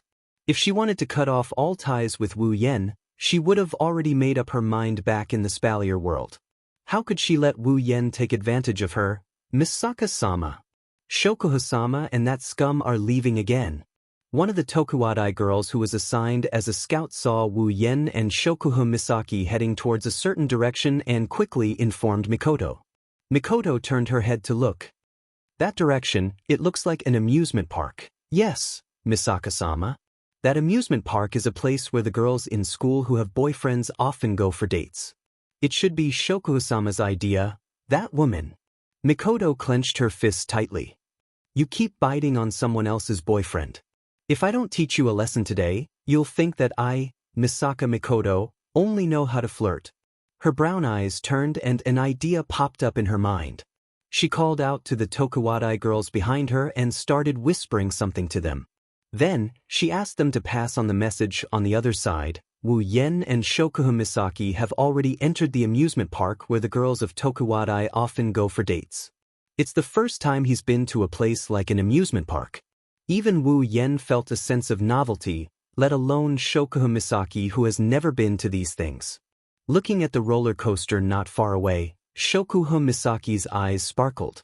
She tugged at Wu Yen's sleeve and said with a hint of anticipation, "Hey, little Yen, let's go play that." Hearing Shokuho Misaki's words, Wu Yen teased her. "What's wrong? Our Queen-sama also likes this kind of childish stuff?" For the first time, Shokuho Misaki blushed and pretended to be elegant as she said, "Of course I'm not interested. It's just that I'm a little curious as to why the people up there are shouting so loudly." "Oh? Is that so?" Wu Yen looked at Shokuho Misaki with a half-smile and held her hand. "Then I hope the polite Queen-sama will maintain her manners later." Of course." Of course, this of course, was quickly broken by Queen-sama. As soon as they got on the roller coaster, Queen-sama's calm face started to show signs of nervousness. She's an exercise idiot to begin with. Looking at the twists and turns of the road, which is as high as a cliff and as low as the sea level, she started to regret it. "Hey, little Yen, why don't we go play something else?" Jusama couldn't help but turn her head around when the car was about to depart. She chuckled guiltily at Wu Yen. Era. Wu Yen covered his mouth with the back of his hand and smiled very elegantly.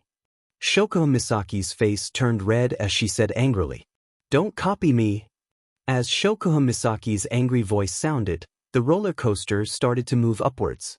Queen-sama was shocked and tried to stand up, but Wu Yen held her back. Wu Yen chuckled.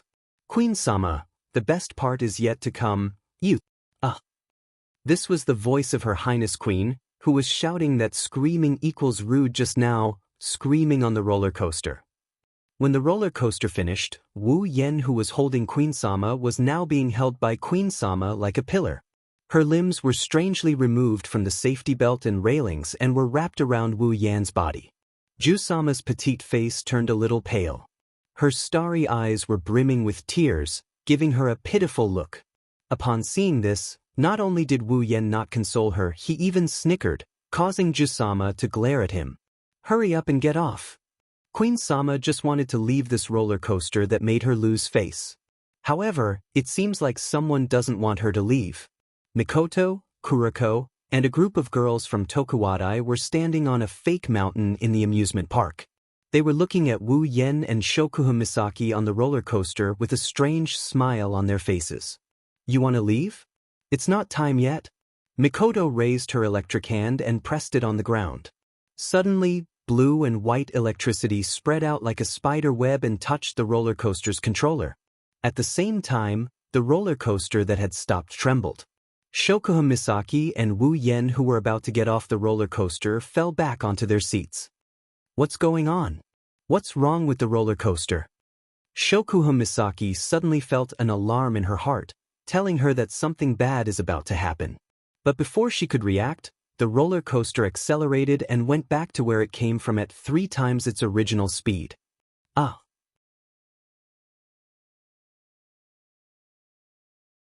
Chapter 231. In the amusement park, all the people who saw the roller coaster flying backward at a very fast speed were in a mess. The kind-hearted people began to look for the managers, but they didn't know why those managers all disappeared. So the kind-hearted people could only watch the fun. Thus, the bottom of the roller coaster is filled with people while the top of the roller coaster is filled with Jusama's screams, echoing throughout the entire amusement park. What's going on? On the roller coaster, Wu Yan's neck was tightly strangled by Jusama. Her screams almost broke his eardrums, making his head dizzy. Coupled with the suffocating feeling caused by the lack of oxygen, even though he's already a true ancestor, Wu Yan still felt like he's about to die. Only a part of his mind is left blank, wondering why the roller coaster suddenly malfunctioned. Unfortunately, his brain cells were all scared to death by the deafening screams around him. In the distance, Mikoto looked at Shokuha Misaki on the roller coaster. Her face is pale with fright. She smiled evilly, seemingly satisfied with what she's done. Kuriko, who was standing beside Mikoto, glanced at the unscathed Yuan Shao on the flying car with resentment. She glanced at Wu Yan and blamed her own sister for being biased. Why didn't she teach that scum a lesson? Gritting his teeth indignantly, Hazy rolled his eyes as if he had thought of something. He snickered a few times, then stealthily took 2 steps back and started whispering to the girls of Tokuwadai behind him. As Hazy's words fell into the ears of the ladies of Tokuwadai, their eyes lit up as they excitedly nodded their heads and smiled tacitly. Almost in the next second, Wu Yan, who was sitting on the roller coaster, suddenly felt his body lighten. Jusoma's hand that was strangling his neck loosened. At the same time, a gust of wind blew his body out of the roller coaster.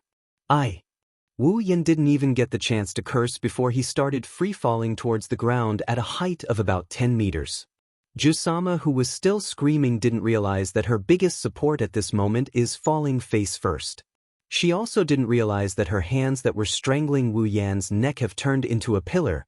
As for the people who saw Wu Yan fall, they all screamed and scattered like birds and beasts. It's obvious that they don't plan to save Wu Yan. Mikoto, who is on top of the fake mountain, also exclaimed in surprise. Then she thought of something and glared at Kuriko and the other Tokuwadai misses. As for the creators, they already put on a surprised expression and managed to get away with it. Looking at the ground that's getting closer and closer to him, Wu Yan let out a long sigh. He cursed his bad luck in his heart. How would he know that the reason why he's in this state is because of someone's dirty tricks? Wu Yan's eyes narrowed and he turned his body. His body immediately did a 180-degree turn and he slightly bent his body. The moment he landed, he stomped on the air. One hand and both feet landed on the ground together. His body slightly squatted down to dissipate the force. Wu Yan dragged 2 lines of several meters on the ground. Then he stood up as if nothing happened. How is this possible? Kuriko and the other Tokuwadai girls all screamed. When Mikoto looked at them in confusion, they quickly pretended that nothing happened. But in their hearts, they were cursing. He's still not dead. Come to think of it, they really thought that Wu Yan is a powerless LV0. They came here with the intention of killing Wu Yan. When the roller coaster stopped again, Jusama still hasn't reacted. She's still sitting on her seat, hugging a small pillar that came from who knows where. She's screaming with her eyes closed. Wu Yan's face turned ugly. I say Jusama, girl. Seeing this scene, Mikoto's face turned red, and she couldn't help but laugh out loud. The girls of Tokuwadai have never seen their Shokuha-sama like this before, so naturally, they all tried their best to hold back their laughter. Where's the administrator? Where are all the caretakers? Shokuha Misaki stomped her feet in anger. Her pale face has recovered a lot of color, but you can still see the anger and embarrassment in her eyes. Shokuha Misaki felt that the reputation she's built up her entire life is gone. She wanted to cry, but no tears came out. Wu Yan also tried his best to hold back his laughter and patted Jusama's shoulder. Well, Jusama, as a Tokuwadai girl, you can't be so rude. Shokuha Misaki's face turned red. She glared at Wu Yan in embarrassment, but she didn't ask for an administrator anymore. She humphed coldly and walked away. Let's go. Let's go to the next roller coaster. You still dare to play? Wu Yan was shocked. He quickly chased after her. On the fake mountain, Mikoto looked at Shokuha Misaki and Wu Yan walking away. She was a bit surprised. That woman, she's still not going to give up? So, she came here with the intention of ruining his date? Wanizma, are we still going to follow them? That's what she said, but if you look closely, you'll notice that Kuriko's pink pupils are filled with an eagerness to give it a try. It's as if she won't rest until Wu Yan is dead. Of course. Mikoto said angrily. She raised her leg and followed after them. Seeing this, The ladies of Tokuwadai also rushed after them. In front of them, Wu Yen frowned and kept looking back. He scratched his face from time to time as if he's confused. Shokuha Misaki couldn't help but ask, "What's wrong?" "No, it's nothing." Wu Yen rubbed his chin and said thoughtfully, "It's just that I feel like something's not right." Hearing this, Shokuha Misaki smiled. "You're not afraid of being caught by your little girlfriends, are you?" Wu Yen glanced at Shokuha Misaki and said lightly, "What do you think?" "Mistress." "Mistress?" Shokuha Misaki stopped and looked at Wu Yen with her starry eyes. "If I'm not mistaken, the position of mistress has been occupied for a long time, right?" Wu Yen choked and didn't know what to say. Shokuha Misaki turned her head away in dissatisfaction. Her blonde hair almost hit Wu Yan's face. "You're still thinking about other girls when you're on a date? You're so lame." Wu Yen felt helpless. If he's not mistaken, the one who brought up other girls first was Shokuha Misaki, of course. A girl's emotions are fickle and Shokuha Misaki is a perfect example of this. She was just complaining about Wu Yen and in the blink of an eye, she's hugging Wu Yan's arm again. Damn it, she's still so close. Mikoto gritted her teeth as she looked at Shokuha Misaki's arm hugging Wu Yan's arm. From her angle, she can clearly see Shokuha Misaki's ample bosom clamping onto Wu Yan's arm. This made her feel both dissatisfied and envious. To put it simply, she's envious and jealous. Looking at Wu Yan's smiling face, Mikoto's dissatisfaction grew. Unable to take it anymore, Mikoto stomped on the ground and a small electric current flowed from the ground towards Wu Yen and Shokuha Misaki. Shokuha Misaki, who was hugging Wu Yan's arm, suddenly screamed and let go of her hand as if she was bitten by a bug. Wu Yen was stunned and quickly asked, "What's wrong?" Shokuha Misaki touched the back of her hand. Her starry eyes were filled with confusion. "I don't know, my hand suddenly went numb." "Your hand went numb?" Wu Yen looked at Shokuha Misaki's hand with a strange expression.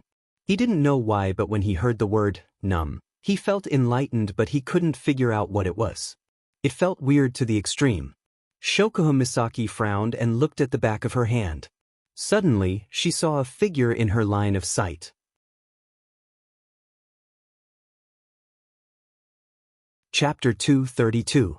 When Shokuha Misaki saw the silhouette from the corner of her eyes, her face froze for a second before she understood what happened.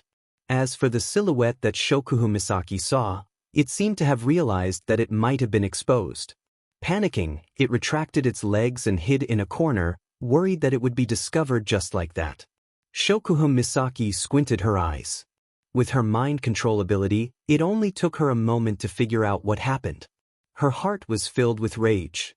Recalling how embarrassing she was on the roller coaster, Shokuha Misaki was even more furious. She's always been the one messing with others. Since when was she the one being messed with? The more she thought about it, the angrier Shokuha Misaki got. Even her pretty face was tainted with black lines. It's obvious that she's feeling right now. "Jusama, are you alright?" Wu Yan's mouth twitched as he looked at Shokuha Misaki, who's in a strange state. His heartbeat quickened as he tried to recall if he's done anything to offend this lady. Hearing Wu Yan's words, Shokuha Misaki's still angry face turned towards Wu Yen. Seeing the fear on Wu Yan's face, she glanced at the corner where the silhouette disappeared. Suddenly, a small scheme appeared in her mind. Jusama instantly retracted her anger. She smiled sweetly at Wu Yen like a blooming flower. "I'm fine, Yen." Looking at Jusama's sweet smile, Wu Yen was stunned. He looked like a CPU overheated. He really can't understand how this woman's face can change so quickly. Shokuha Misaki had a smile on her face like a young girl. She skipped over to Wu Yan's side and hugged his arm. She then buried her face in his shoulder. "Let's continue playing." After that, she pulled Wu Yen towards a certain direction. As she walked, she turned around to look at the corner of the building. Then she flashed a meaningful grin. Mikoto didn't see that smile on Shokuha Misaki's face. If she did, she'd be shocked. Because every time Shokuha Misaki wants to toy with her, she'll always have that smile on her face. Usually, when Shokuha Misaki has that smile on her face, it's when Mikoto is at a disadvantage. Wu Yen was caught off guard by Jusama's sudden enthusiasm. When he realized that Jusama was leading him to a secluded corner, Wu Yen was puzzled. Jusama, aren't we going to play? Why do I feel like we're getting further and further away? Is there a facility that I don't know about? Shokuha Misaki's face. Well, Yen, don't worry. You'll know soon enough. Wu Yen didn't feel relieved. Instead, he felt even more puzzled. Scratching his face, Wu Yen sighed. A woman's mind is hard to read, let alone Jusama, who specializes in manipulating others' minds. It's probably best if I don't go looking for trouble and just follow her. What's that woman planning to do? Wu Yen wasn't the only one who was puzzled.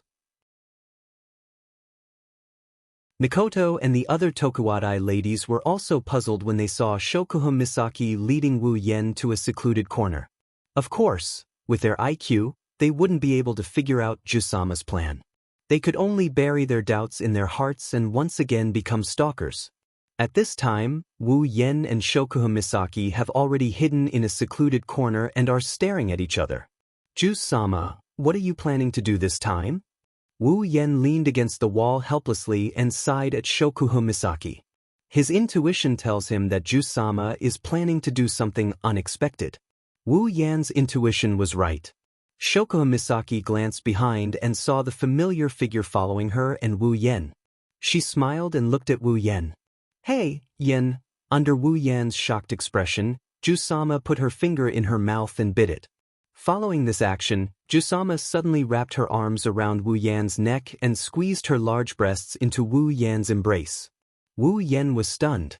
Feeling the soft touch on his chest, his mind went blank. He really doesn't understand what Jusama is doing.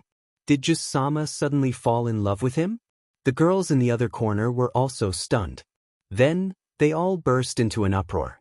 If it wasn't for the distance, they would have been exposed. They all bit their lips. Mikoto looked at Shokuha Misaki while the others looked at Wu Yen. Their eyes flashed with murderous intent.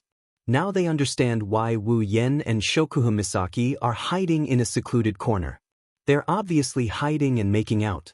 Thinking of this, they all bit their lips and resisted the urge to run out and stop them. They want to wait and see what happens. Jusama? Wu Yen gulped as he looked at Shokuha Misaki's seductive eyes. He had a hard time finding the words to say. What are you playing at this time? What did I do to offend you? Just say the word and I'll cut my own throat to atone for my sins. Wu Yen wanted to cry but no tears came out.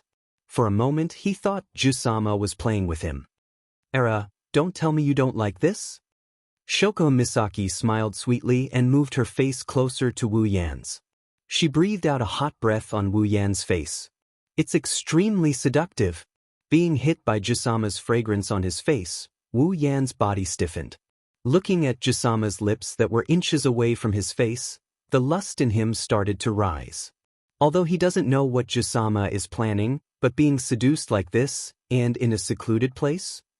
In a place like this, if he really endured it, then he would be Lu Xiaohui. Is Wu Yen Lu Xiaohui?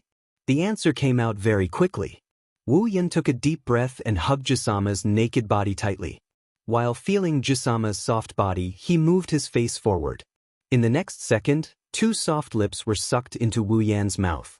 Ugh! Shokuha Misaki's starry eyes widened. The seductive look in her eyes disappeared and was replaced by a thick sense of disbelief. First kiss. Originally, Shokuha Misaki only wanted to pretend to be intimate with Wu Yen to get back at Mikoto. She wanted to let her know what it means to go for wool and come home shorn. Who knew that the one who went for wool and came home shorn was her? The smart Jusama obviously forgot that Wu Yen isn't a toy that can be manipulated by her. He can also be seduced. Jusama's mind went blank after losing her first kiss. Even though Wu Yan's lips were so close to hers that she couldn't react to it, she didn't know how to react to it. Wu Yen, of course, was happy that Shokuha Misaki didn't react. This way, he can do whatever he wants, right? Shokuha Misaki's mouth opened wide, and Shokuha Misaki's cherry lips opened. At the same time, Shokuha Misaki felt her mouth expand, and a large tongue quickly swam into her mouth, captured her little tongue, and entangled them together. Shokuha Misaki's eyes widened a bit, her blank mind finally came back to her senses, but soon after, the sensation of their tongues intertwining caused Shokuha Misaki's widened eyes to soften. A faint mist started to crawl into her eyes, making her eyes look like water. Soon, Shokuha Misaki was immersed in the wonderful sensation of the kiss. She closed her eyes and responded to Wu Yan's kiss.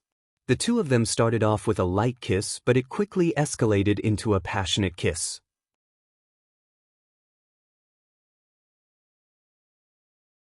Chapter 233. In the corner, Wu Yan and Shokuha Misaki are getting more and more engrossed in their kiss. Shokuha Misaki is starting to forget her original intention and is engrossed in her first kiss. She even forgot that this place is not completely undiscovered.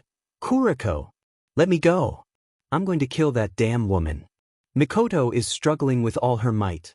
Her face is filled with dark energy and lightning is crackling on her forehead. She looks like she's suffering a great deal. If it weren't for Kuriko and the other Tokuwadai Oni-san hugging her with all their might, no one would doubt that Mikoto would have ended Shokuha Misaki's life.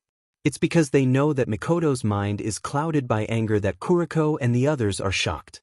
They all hugged Mikoto tightly to prevent their Jisama from being electrocuted to death. Wani-sama, calm down first. You can't go out now. Kuriko is hugging Mikoto tightly and trying to calm her down. She's also drooling as she rubbed Mikoto's chest that's getting bigger and bigger by the day Wu Yen is developing. Wani-sama, even if you go out now, you'll only give Shokuha Misaki the opportunity to scold you. It's already happened. Wani-sama, even if you go out now, you won't be able to change the fact that they've already had intimate contact. Kuriko is trying to persuade Mikoto to come back. Of course, Kuriko is also secretly happy. Her real goal is to let her Wani-sama see that scum having an affair. If this continues, her Wani-sama will gradually lose hope in that unfaithful scum. Then her impression of him will slowly fade away and her feelings for him will be erased. In the end, she'll take the initiative to leave that scum's clutches. And when her Wani-sama is sad, she'll take advantage of that and give her a warm hug and shoulder. Slowly, she'll move her heart, and when that time comes, Kuriko, who thought this as a matter of course, obviously forgot that using the excuse of being a playboy to break up Wu Yen and Mikoto's relationship is no longer going to work. That's because they are already part of each other's crystal palace. Even if she were to take a step back, with her personality, there's no way she'd jump into the dangerous profession of being a lesbian just because she's comforted. As for the other Tokuwadai ladies who tried to stop Mikoto, some of them are of the same race as this black and white creature, so they had the same goal as her and, righteously, tried to persuade Mikoto. Some of them are just afraid that their Jusama would be taken advantage of by their Misaka-sama. Mikoto resisted the urge to go all out and look at the two kissing passionately. The anger in her heart couldn't be quelled no matter how hard she tried. It's not like she's never seen Wu Yen kissing other girls before. For example, Chuju, Ikaros, she's seen them all. Sometimes Wu Yen would even force her to sleep in the same bed. Logically speaking, Mikoto, who's already used to this, even if she saw Wu Yen being intimate with other girls, she'd at most be a little jealous and angry. She wouldn't be this angry. But when this girl is Shokuha Misaki, it's a different story. Shokuha Misaki is the woman she hates the most. There's no one like her. Mikoto has suffered a lot under Shokuha Misaki's hands. In the past, Shokuha Misaki used psychological control to control innocent people to go against her in order to protect her so-called Tokuwadai queen's territory. Although Mikoto resolved it in the end, Jusama is now thoroughly hated by cis canon. The person you like the most kissing the person you hate the most? What kind of feeling is that? Mikoto doesn't know, but she's about to explode from anger. But after listening to Kuriko's advice, Mikoto felt that it made sense. Even if she went out now, it wouldn't change the fact that Shokuha Misaki and Yen were already intimate. Plus, with Shokuha Misaki's personality, there's a 90% chance that she'd turn around and mock her. When that happens, she'd have nowhere to vent her anger. Mikoto could only turn her head away. Out of sight, out of mind. But her eyes kept glancing at Wu Yen and Shokuha Misaki's direction. Her face gradually turned red, Even though Mikoto is no longer a teenage girl and is now a married woman, she still couldn't help but blush when she saw this scene. What an extraordinary pureness! After persuading Mikoto, Kuriko and the other Tokiwadai ladies let out a sigh of relief. Thank goodness no one died, but when they saw Jusama being taken advantage of, their faces darkened. Don't forget, most of them are here to protect Jusama from being tainted by Wu Yin. Of course, no matter what they think, the two who are immersed in the kiss won't notice anything. Feeling Jusama's soft body, her great bosom, and her soft lips and tongue, Wu Yan's heart started to heat up. One has to say, blonde hair, big tits, queen, this kind of surname is very attractive. Even Wu Yan wasn't surprised. At this moment, Jusama's interest in Wu Yan is on par with Astria, who has blonde hair and big tits. In fact, Jusama's interest in Wu Yan is close to that of Ikaros, who has huge tits. Wu Yan started to get dissatisfied with the current situation. His hands that were holding Jusama's breasts also started to slide down.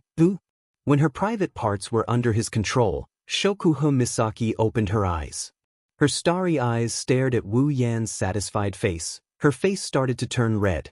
This is the second time Shokuha Misaki's private parts were under someone's control, and both times it was by the same person. Shokuha Misaki's face got redder and redder as Wu Yan's movements intensified. Her body started to lose its strength as she leaned against Wu Yan's chest. She leaned against Wu Yan's chest to support herself. Jusama's lips were sealed. She could only let out a whimper to express her inner trembling. Her body started to twist uncontrollably. Jusama's twisting almost caused a problem. Wu Yan, who was in close contact with Jusama, almost lost control of himself. Unable to hold himself back, Wu Yan let go of her captive lips. He roughly twisted Shokuha Misaki's limp body so that she is facing away from him and leaning against his chest. Then he reached out with both hands and grabbed Jusama's private parts. Ugh, no. Shokuha Misaki, who just got a chance to catch her breath, had her private parts captured by Wu Yan. She cried out in surprise, but the tone of her voice suddenly dropped to the freezing point. It turned into a seductive moan. Shokuha Misaki has never been treated like this before. Her heart was trembling violently. She almost escaped from the control of her chest to take a breath of fresh air. She wanted to stop Wu Yan's movements, but she didn't know where all her strength went. Plus, she's a sports idiot. How could she win against Wu Yan? In the end, Shokuha Misaki could only say no. She wanted to pull Wu Yan's hand down to touch her private parts, but she could only helplessly hold on to Wu Yan's wrist. It was like she was trying to resist but also trying to resist. He licked his lips and licked his lips. He stuck out his tongue and started licking Shokuha Misaki's cheeks bit by bit. Shokuha Misaki's cheeks are so alluring that they're practically drooling out of her body. Wu Yan licked his lips. But Shokuha Misaki could only passively accept what Wu Yan was doing to her. Originally, Shokuha Misaki would hate anyone who did this to her without her consent. But for some reason, facing Wu Yan, Shokuha Misaki was shocked to find that in her heart, she didn't even feel much resistance, let alone hate.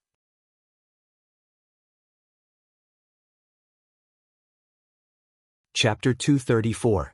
Ugh, ugh. Listening to Jusama's moans that reached the peak, Wu Yan licked Jusama's perspiration while licking the sweat off her face. He was a bit surprised. Could it be? Is Jusama the sensitive type? With that thought in mind, Wu Yan tightened his grip on her breasts. Jusama felt like she was hit by something. She groaned loudly. Her skin had turned pink. Seeing this, Wu Yan couldn't help but laugh. He moved closer to Shokuha Misaki's ear and teased her. Jusama, I didn't expect your sensitive spot to be here. Hearing this, Shokuha Misaki looked back at Wu Yan, who had a smirk on his face. She wanted to say something, but the lust coming from her body drained her of her strength. Her voice turned into a moaning moan. Seeing Jusama unable to speak, Wu Yan's lips curled into an evil smile. He once again moved closer to Jusama's ear. It seems like he won't stop until Jusama speaks. Milady Queen, since you're not saying anything, I'll take it that you've admitted to it. However, it's understandable. Milady Queen's breasts are so soft and alluring. It's just that I know of your weakness. Shokuha Misaki bit her lips. She felt a bit embarrassed. Just like what Wu Yan said, Her weakness was completely under his control. He even used it as if it was a natural thing to do. Perhaps he saw the shame in Shokuhun Misaki's eyes. Wu Yen smiled happily. This Shokuhun Misaki, in order to fight with Mikoto, she's given him a lot of trouble. Today, she's finally fallen into his hands. With a smile, Wu Yen moved one of his hands to Shokuhun Misaki's waist and tidied up her Tokuwada uniform. Then, under Jusama's panicked expression, he slid his hand under her clothes. Shokuhun Misaki's heart rate increased by a few %. She could feel his warm hand caressing her belly. She couldn't help but moan. Don't. Wu Yen ignored her and bit down on her earlobe. Her body shuddered as his hand slowly crept up her clothes. Slowly, he moved his hand up her body. Shokuhun Misaki's heart pounded furiously. She pressed down on Wu Yan's hand that's going under her clothes. She said with a bashful expression, "Why you been touching me for so long? Are you still not satisfied?" "Me? Well, how could I possibly be satisfied?" Wu Yen said shamelessly. "Jusama's body is so alluring, no matter how long I touch it, I'll never be satisfied." Hearing this, Shokuhun Misaki couldn't help but feel a little proud and happy. Shokuhun Misaki has always been very confident about her body. She also knows how tempting her body is to those men. However, hearing Wu Yen say that her body is so alluring, Shokuhun Misaki couldn't help but feel a little proud. After all, a woman will doll herself up for her bosom friend. This saying applies to the body that Shokuhun Misaki is so proud of.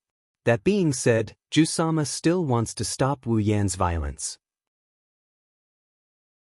After all, Jusama is still a woman. She has the most basic modesty. She can't just stand by and watch her baby fall into Wu Yan's hands. Even if she's already been touched by him through her clothes, don't. Shokuhun Misaki panted. Wu Yan's other hand hasn't stopped ravaging her body. Can you do it through my clothes? Even with her personality, Jusama couldn't help but blush when she said that. Of course, it's also because of the previous foreplay. Jusama? Wu Yen said with a grin, he's asking for a beating. Let's go all out. Don't forget, this time, you're the one who's taking the initiative. Wu Yen didn't give Shokuhun Misaki a chance to respond. His hand that was hovering on her belly suddenly moved up and gently pried open Shokuhun Misaki's breasts. He grabbed one of her soft breasts and started ravaging it without any hindrance. Smooth and tender, delicate and soft. These three adjectives immediately popped into Wu Yan's mind. Shokuhun Misaki cried out in surprise, which was quickly replaced by moans.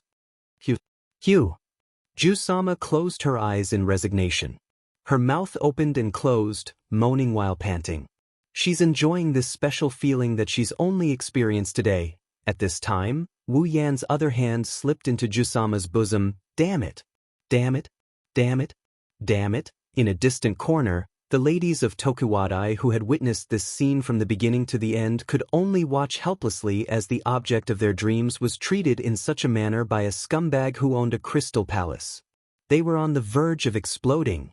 Those with handkerchiefs have already taken out their handkerchiefs and started biting them like their mortal enemies. Their handkerchiefs were quickly destroyed by them. Thus, they followed the example of those without handkerchiefs and started biting their Tokuwada uniforms. If it wasn't for the quality of the uniforms, they would have already exposed their breasts. If it wasn't for the fact that Misaksama hasn't made a move yet, they would have charged out and chopped Wu Yen into pieces. They can only stay in this corner and mumble to themselves as if they're there. If this continues, Shoko-sama will be in danger. Shoko-sama, hurry up and leave that scumbag. That scumbag, how dare he lick Shoko-sama's beautiful face with his dirty tongue. He even touched Shoko-sama's breasts. He even put his hand on Shoko-sama's most precious breasts. God, he actually put his hand into Shoko-sama's clothes. That hand must be chopped off. It must be chopped into pieces. What hand? Not only his hand, wherever that scumbag touched Shoko-sama, that part must be chopped off. I think we should just chop that scumbag into pieces. No. I think we should just hang him up and whip him, let him suffer a fate worse than death. has been defiled by that scumbag. Mikoto's face was getting uglier and uglier as she listened to her juniors gnashing their teeth and complaining. She had already decided that what she didn't see couldn't grieve over. Now that she heard the live broadcast of the report, she was in a terrible mood. Kuriko, who was standing on the side, saw her sister's expression. She snickered and her eyes shined like a wolf. It's as if she can see her sister leaving that scumbag and throwing herself into her arms. Mikoto kept telling herself to calm down, but soon, her calmness was shattered by what happened next. She couldn't bear to watch any longer. Shokuha Misaki, who was closing her eyes and enduring Wu Yan's actions, suddenly screamed. Her slightly emotional face was instantly replaced by panic. The reason is because one of Wu Yan's hand that left her clothes is now on her asterisk. He's rubbing her asterisk and he's slowly moving up her asterisk. Not knowing where she got the strength, Shokuha Misaki grabbed Wu Yan's hand on her breasts and gasped for breath. Only here, absolutely not. Who knew? Wu Yan only smiled in disdain. He didn't even bother to answer and directly broke free from Shokuha Misaki's weak resistance.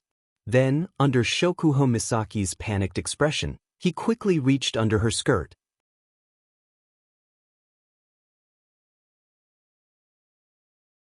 Chapter 235. Shokuha Misaki's hand is about to reach her most intimate part. She can't stop it with her current strength. She can only moan and close her eyes, waiting for Wu Yan's hand to come. Just as he was about to succeed, a familiar electromagnetic field rippled through Wu Yan's senses, causing his hand to stop in midair. His face was filled with shock. Stop! A soul-stirring voice, accompanied by unconcealable anger and violent lightning, in a blink of an eye, descended upon this world where there are only the two of them. Mikoto! As soon as Wu Yan called out, a bolt of lightning shot towards Wu Yan and Shokuha Misaki at lightning speed. Perhaps it's a sign of the owner's determination to kill this adulterous pair. The crackling sound of lightning finally woke Wu Yan up from his stupor. Wu Yan's eyes narrowed when he saw the bolt of lightning heading straight for him and Shokuha Misaki. His bangs fluttered, a similar bolt of lightning flashed across Wu Yan's forehead, then it met the incoming bolt of lightning head-on. The lightning bolts collided with each other. With a loud bang, a blue-white light and scattered sparks burst out like fireworks, shining in between the two masters.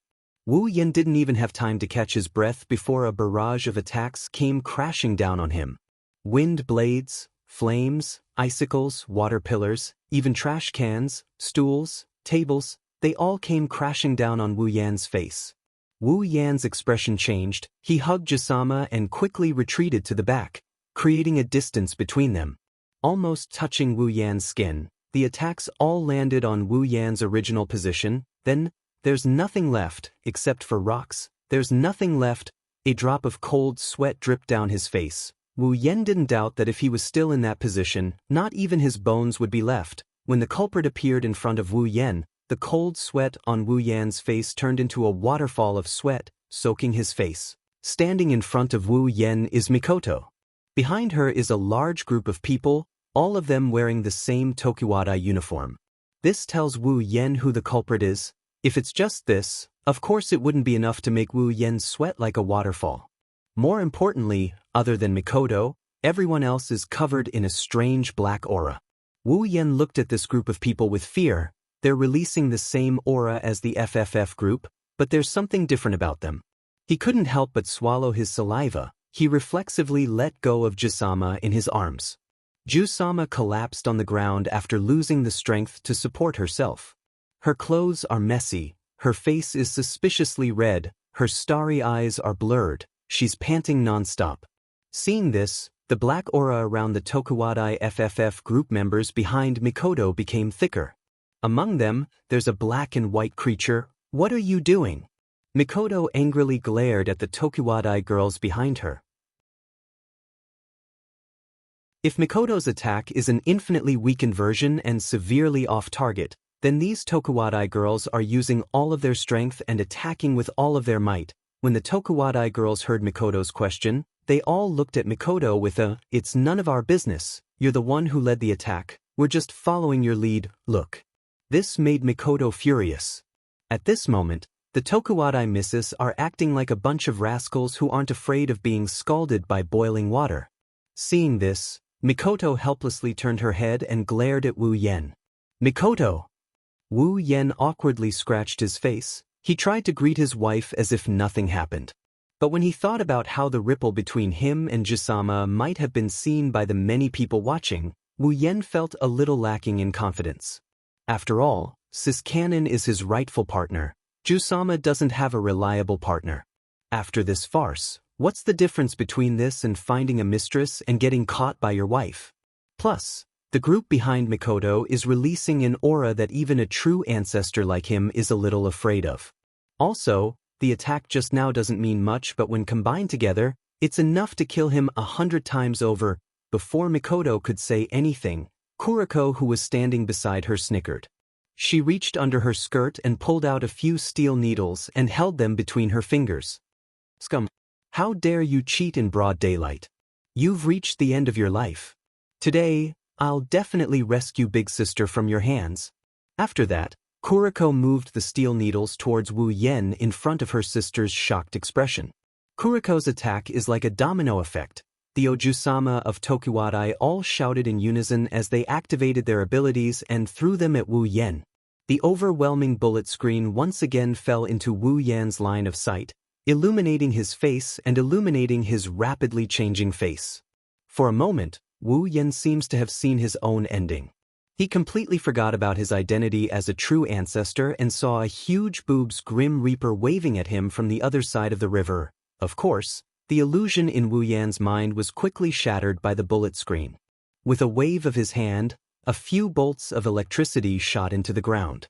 A wave of iron sand gushed out from the ground and formed a wall of iron sand in front of Wu Yen, blocking the bullet screen.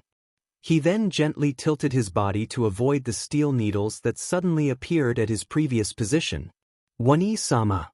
Seeing the familiar lightning and iron sand, Kuriko, who didn't know that Wu Yen and Mikoto have the same ability, thought that it was her sister who saved the scum. She immediately shouted in dissatisfaction. The other Tokuwadai ladies also thought that it was Mikoto who did it. After all, even though Wu Yen released lightning to cancel out Mikoto's lightning, they weren't able to follow Mikoto's sudden attack. By the time they reacted, the two bolts of lightning had already collided. That's why they thought that Wu Yen is a powerless person. Even Kuriko, who failed to ambush Wu Yen multiple times, chose to escape from reality. All of you shut up. Mikoto said exasperatedly. She didn't have any intention of killing Wu Yen, she just couldn't stand it anymore, so she suddenly attacked. Who knew, Wanisama? Kuriko lowered her head in disappointment and conveniently glared at Wu Yen. She seems to be a bit dissatisfied. Why is Wu Yen still alive in this world? Seeing that their Misaka-sama is about to speak, the other Tokuwadai ladies all suppressed their urge to attack. They dispersed the lightning bolts in their hands and looked at Wu Yen with hostility. Being glared at by a group of beautiful girls was pleasing to the eye. However, being glared at by a group of beautiful girls who seemed to have turned into evil was not a good thing at all. Wu Yen felt a pain in his balls when he felt the piercing gaze on him. He turned his head away awkwardly and didn't want to look at these girls who are guest stars of the FFF group. After reprimanding the Tokuwadai ladies, Mikoto looked at Wu Yen. Seeing the dry smile on his face, she couldn't hold back her anger and forced a smile. Yen, aren't you going to give me an explanation? Wu Yen smiled awkwardly. Mikoto, you know that I have a promise with Shokuhu Misaki to go on a date with her. That's not what I'm talking about. Mikoto couldn't help but shout as sparks of electricity flashed across her forehead. I'm asking you, why are you in this place? With her? Wu Yan's eyebrows twitched as a sense of helplessness rose in his heart. It's over. I was really seen.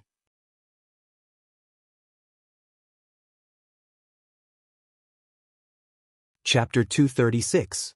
Widening his eyes, Wu Yen stared at the Tokuwadai girls standing in front of him, enough to trample the floor. His mouth twitched. Just thinking about what he did with Jusama just now in front of so many people, and all of them girls at that, Wu Yen couldn't stay calm. In the eyes of the Tokuwadai girls, Wu Yen dared to announce in public that he owns the Crystal Palace and is regarded as a scumbag. It's normal for him to do such a thing. Even so, they can't help but use their knives. Under their unfriendly gazes, Wu Yen couldn't help but take a few steps back. He's wondering if he should just run away. Just as Wu Yen was about to run away, Jusama took her last breath and opened her starry eyes. Looking at Mikoto, Kuriko, and the Tokuwadai girls not far away, her face flushed red. Immersed in Wu Yan's advances and the pleasure that Wu Yen brought her, Jusama forgot that someone was secretly following them. In other words, the scene of her being intimate with Wu Yen has been seen by this group of girls. Shokuha Misaki felt abnormally shy. After all, as long as she's a girl, she would feel shy if she was caught doing such a thing. But Jusama is Jusama, she recovered after a while.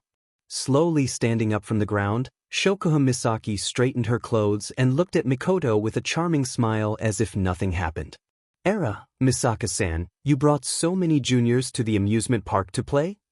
Seeing Shokuha Misaki being played by Wu Yen like that, she even pretended to be elegant and greeted her. Mikoto cursed in her heart for being shameless. "Shokuha Misaki." Mikoto raised her small fist and glared at Shokuha Misaki. "You've provoked me time and time again. Do you really think I won't do anything?" "Misaka-san, what are you talking about?" Shokuha Misaki tilted her head with a, "I don't understand" look. "What did I do to make you angry? How can you say it's a provocation? Then what were you doing just now? Being so intimate with someone else's boyfriend? Is it because you have the potential to be a seductress?" Mikoto's words were already out of her mouth, and when she said those words, her jaw dropped to the floor. Shokuha Misaki smiled faintly. No one would have guessed that the person lying on the ground was her. She covered her mouth and smiled meaningfully. "Misaka, you don't have much charm. You can't even attract Xiao Yen, so he can only be intimate with me. What did you say?" Mikoto shrieked. At the same time, Wu Yen shrieked. Wu Yen was unable to remain calm as he looked at Her Highness Queen, who was smiling indifferently. He cursed in his heart. Her Highness Queen is really too evil.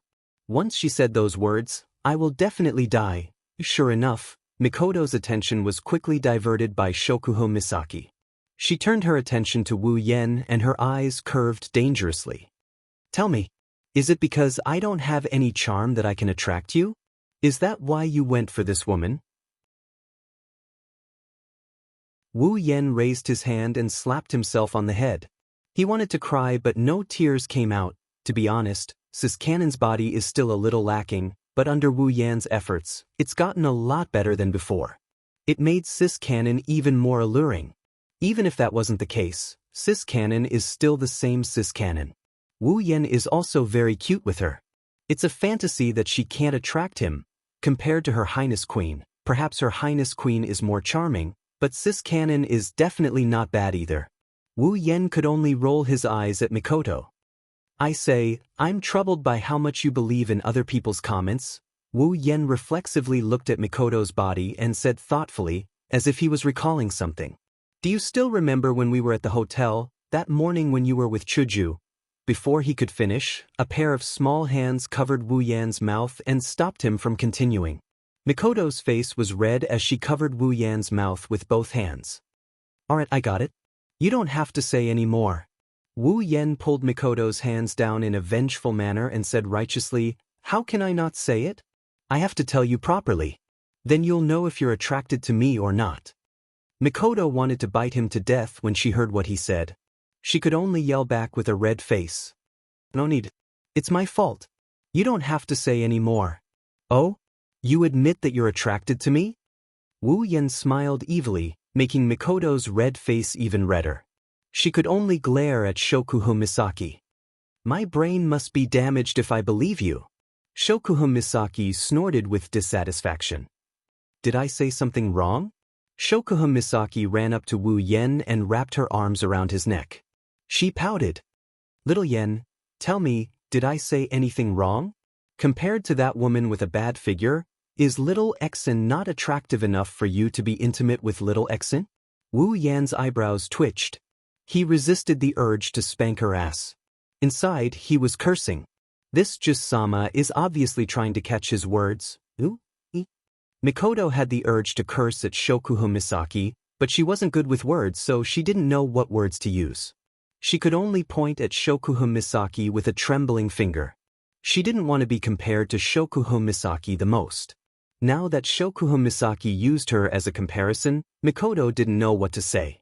Shokuho Misaki gave Mikoto a provocative look before turning to Wu Yen with her seductive eyes. Little Yen, tell me, does little Xian attract you or not? Mikoto immediately looked at Wu Yen as if waiting for Wu Yan's answer. This made Wu Yan's hair stand on end. Will you guys die if you don't quarrel for a day? Shokuho Misaki pouted when she didn't get the answer she wanted. She thought of something and her face turned red. But when she saw Mikoto's angry face, her heart hardened. She suddenly reached out and grabbed Wu Yan's hand. Then, under the shocked faces of Wu Yen, Mikoto, and the girls of Tokuwadai, she placed his hand on her ample bosom. What are you doing? Mikoto yelled at Shokuho Misaki with a red face. She was shocked by Shokuho Misaki's sudden action. Wu Yan's mind went blank. The soft touch on his hand told Wu Yen that this isn't a dream. Jusama really did offer her breasts in front of everyone. Shokuho Misaki's face was also red. She decided to go all out. She was touched and pinched just now, it doesn't matter if she's touched again. Shokuho Misaki ignored the fact that there are people around her. After all, they saw what happened just now. Besides, other than Wu Yen, the rest of the people here are all girls. Moreover, they are girls from the same school. Otherwise, Shokuho Misaki wouldn't have dared to do something so daring in front of so many strangers. After this, I'll erase their memories of today. That's it. Jusama, who thought of this, giggled again. She stuck out her breasts and let them sink even deeper into Wu Yan's hands. It's hard to tell if she's doing it on purpose or if it's for real. Shokuho Misaki looked at Wu Yen and she whispered, "Little Yen, didn't you like them a lot? So, I'm sure I'm more attractive to you than that woman with a bad figure, right?" Wu Yen didn't answer. He was so shocked by Jusama's actions that his brain short-circuited. All he could do was stare blankly at his hands on Shokuho Misaki's breasts. Beep. An electric current flashed on Mikoto's forehead. Mikoto's heart wasn't calm at all.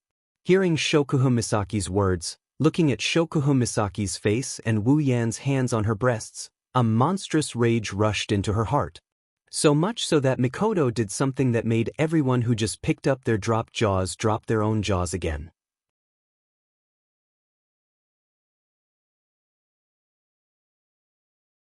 Chapter 237. Wu Yen is stunned, Shokuho Misaki is stunned, Kuriko is stunned, and the other maidens of Tokuwadai are stunned as well. Of the two hands that were originally on Shokuho Misaki's chest, one of them had disappeared and the other hand was now on Mikoto's chest. One of his hands is still feeling Shokuho Misaki's ample bosom while the other hand is holding onto a small and delicate one. He can't believe it when he feels the same soft sensation coming from both of his hands. Wu Yen can't believe it, Shokuho Misaki can't believe it even more. In this place, other than Wu Yen and Kuriko, Shokuho Misaki dares to say that she knows Misaka Mikoto the best. This proud and pampered girl, let alone having her breasts touched, even if someone just pulled her hand, she would probably blush and lose control of the electric current flowing through her body.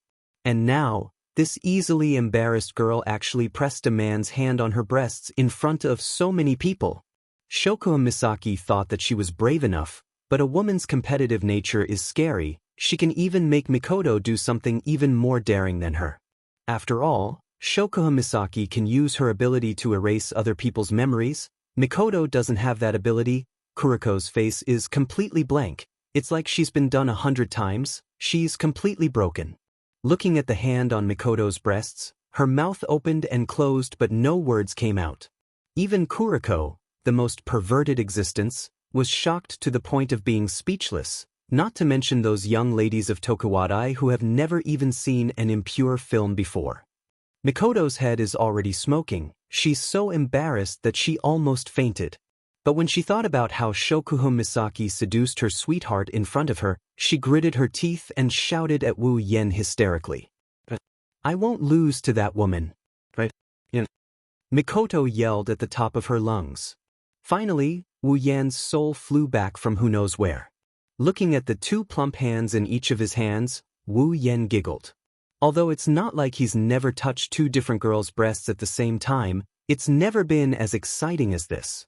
Under the eyes of so many people, especially his archenemy, Siskanen and Jusama, Wu Yan felt like he's in a dream. He smiled contentedly. His hands tightened, the two girls who were still arguing suddenly froze, they moaned and fell into Wu Yan's arms. On one side is Jusama's breasts, on the other side is Siskanen.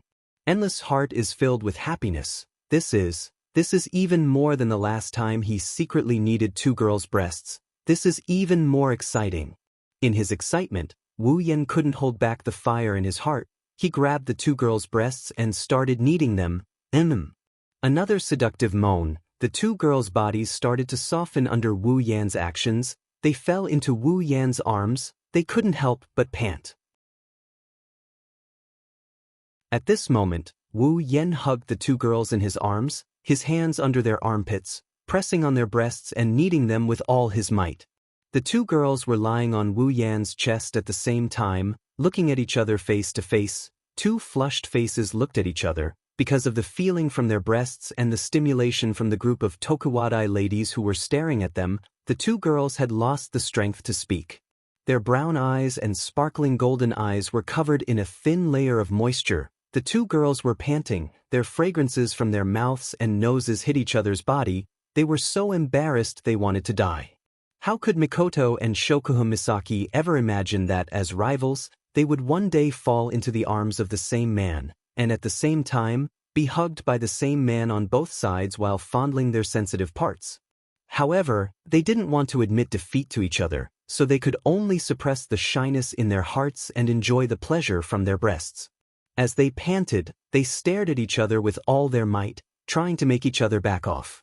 However, when two pairs of lustful eyes stared at each other, it was a very strange feeling. Wu Yan's bones were about to melt from pleasure. His hands kept rubbing the big and small soft breasts, listening to their purposely suppressed moans and gasps. Wu Yan's lust was rising.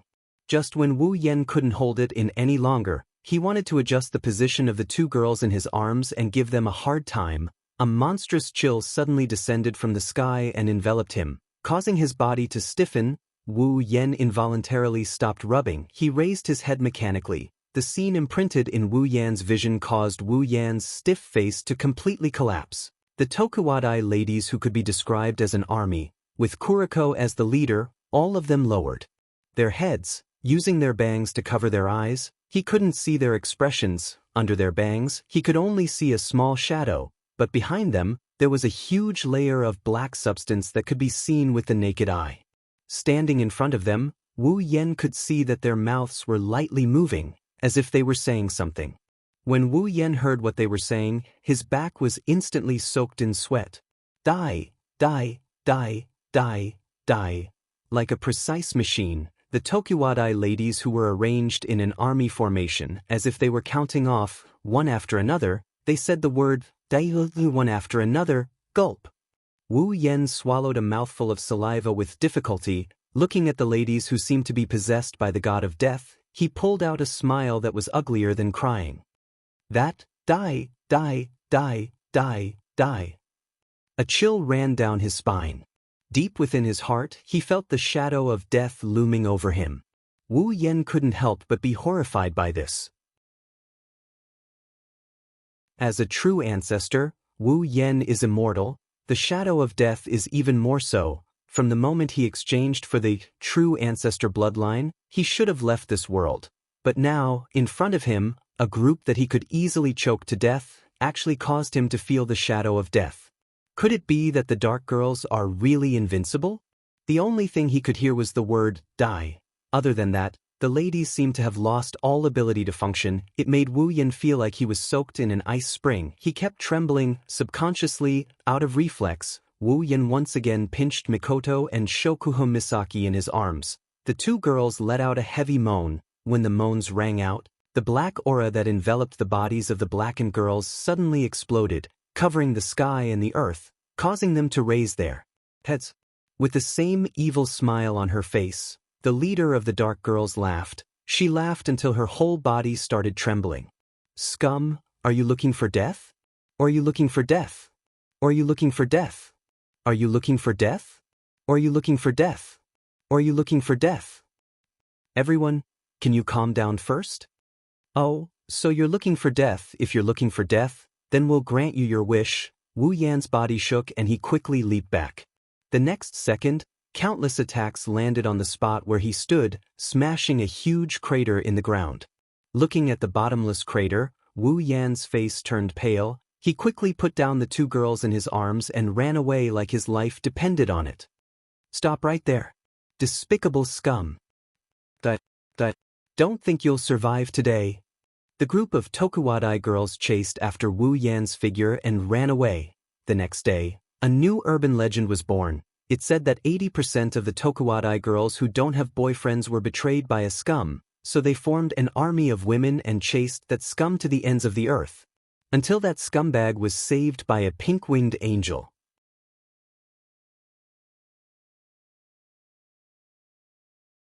Chapter 238. Sit up straight. Wu Yan shuddered and quickly sat up. He looked at Mikoto, Chuju and Astria who are looking at him like he's some kind of criminal being judged. He started crying in his heart. When did I get punished by my women to kneel on the floor? Even though I'm still sitting down. Master. Ikaros turned to Mikoto and Hinajiku as she looked at Wu Yan who was still sitting there with tears in his eyes. She couldn't bear to see him like this. Ikaros, don't you dare plead for him. How could Hinajiku and Mikoto not know what Ikaros is thinking since they are familiar with her personality that revolves around Wu Yan? Thus, they bluntly rejected the pleading in Ikaros' eyes. Master. Ikaros clenched her fists tightly. She closed her eyes and pretended she didn't see Wu Yan who was about to fall into the abyss of suffering. Wu Yan wanted to cry but no tears came out. Great, now even Ikaros can't save him. Looks like Mikoto and Hinajiku's scolding convention has to continue. Chuju crossed her arms in front of her chest and narrowed her yellow-green eyes at Wu Yan. You caused quite a ruckus yesterday, Yan. Yep. Astria nodded as if she's serious. Wu Yan really wanted to grab her and spank her ass. It's one thing for her to not save her master when he's in danger, but to hit him while he's down. Chuju placed a laptop in front of Wu Yan. There's a message on it. More than 80% of the girls in Tokuwadai who don't have boyfriends were betrayed by a scumbag. They formed an army of women and chased that scumbag to the ends of the earth. Until that scumbag was saved by a pink-winged angel. Looking at this latest urban legend of Academy City, also known by the nickname of the scumbag being hunted down, Wu Yan sweated profusely. What's even more sweaty is the comments below. Had he let down more than 80% of the Tokuwadai ladies who didn't have boyfriends? Floor Lord, you must be joking. Who would have such great ability to pick up so many girls at once? Moreover, they are the big misses of Tokuwadai. A pink-winged angel? OP, please go to the hospital. Remember to register yourself in the psychiatric department. OP, what's the phone number of being chased scumbag? Please let me take him as my master. Top 4. Those on the 3rd and 4th floor, they've gone crazy thinking about girls. No. He must have gone crazy from wanting to be a scumbag. Hello, OP. Goodbye, Tower Master. Wiping the sweat off his forehead, Wu Yan forced a smile. Chuju smiled brightly at Wu Yan. Yan, you're quite capable to be able to win the heart of such a girl. Hearing this, Wu Yan was even more speechless. I say, Chuju, you know that it's not like that. Of course I know it's not like that. Hinajiku slammed the table as if trying to show off her authority. Unfortunately, she slapped Astria's hand that was reaching for the fruit platter on the table. Astria yelped in pain and blew on Hinajiku's hand. She laughed awkwardly as Astria grabbed Hinajiku's hand and blew on it. Mikoto helplessly rubbed her forehead as she watched the drama unfold. She looked like she's having a headache, but when she saw Wu Yan sitting there trying to hold back his laughter, she got angry again. You're still laughing? I haven't settled the score with you yet. What do I owe you now? Wu Yen said in a wrong tone. He didn't know what kind of bad luck he had. He thought it was his lucky day when Sis Cannon and Jisama gave him benefits at the same time. Who knew he would end up being chased by the Dark Girls? They chased him for 9 whole streets and almost half of School District 7. It's no wonder he became an urban legend.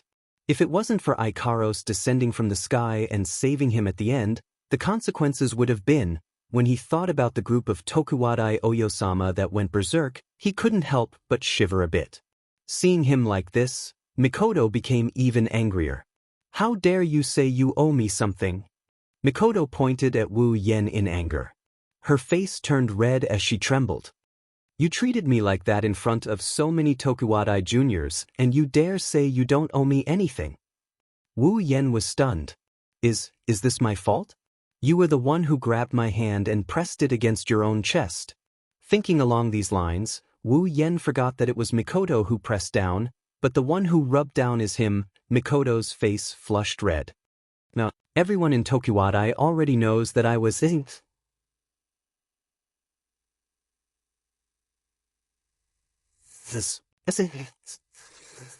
This is www.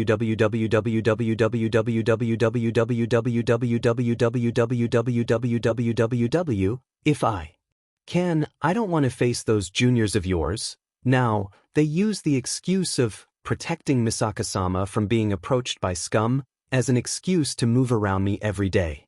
They even follow me when I go out on the street. If I didn't find a chance to sneak away, I wouldn't be able to come here now. Luckily you didn't stupidly bring them here.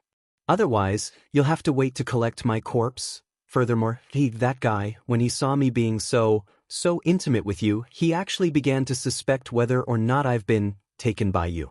In one night, he ambushed me several tens of times, saying that he wanted to check if I was a virgin. That perverted Yuri creature didn't use an aphrodisiac on you. That's good enough. The most serious thing is, those teachers, 1 or 2 of them came to scold me. They said I was too young and shouldn't go overboard. The most ridiculous thing is, they told me to take care of my body. What kind of teachers are they? It's fine if those unreliable teachers came to me. I didn't expect that even the dormitory supervisor came to me. She said it was my business to mess around, but I couldn't break the rules of the dormitory. She didn't allow me to bring anyone over for the night. She said a bunch of dormitory rules until my head started to swell. The dormitory supervisor is mighty. Are you listening to me or not? I heard it. Wu Yen quickly said. Sis Cannon was very agitated now. If he angered her, it wouldn't be a big deal for him, but the house he bought with great difficulty would be in trouble. After speaking so much in one go, Mikoto felt her mouth dry up. She took a sip of her drink and panted a few times before turning her head away angrily. Tell me, what should I do now? Wu Yen paused for a second. What do you mean, what should I do? Mikoto slumped on the table weakly and whimpered. My life has been messed up. I can't live in Tokuwadai anymore. If this continues, I'll burn to ashes. Mikoto abruptly lifted her head and yelled at Wu Yen. Come up with an idea for me. This is all your fault. All right, I got it. Wu Yen said helplessly. Why don't you just move in from now on? Mikoto's eyes lit up but quickly dimmed again. Tokuwadai's rules are very strict. They don't even allow us to spend the night outside, let alone move out. You don't have to worry about that. Wu Yen smiled. I have an idea. You'll be allowed to move in soon. Really? Mikoto looked at Wu Yen suspiciously. Wu Yen nodded in affirmation. Alistair wouldn't mind doing her a small favor. That's great. Chuju clapped her hands and pulled Mikoto. Let's go, Mikoto, we'll stay in the same room. Stunned, Wu Yen pointed at himself in a daze. What about me? Chuju blushed and said angrily. Go sleep by yourself. Dejected, Wu Yen lowered his head but very quickly he looked at Ikaros with a hopeful expression. Who knew that Mikoto would say? Ikaros, let's have a good chat tonight. After that, she pulled Ikaros away. Wu Yen was stunned. He could only look at the last person left in the room. Astria's face turned red as she yelled at Wu Yen. Master? Idiot! She left as well, leaving Wu Yan alone with a dejected look on his face.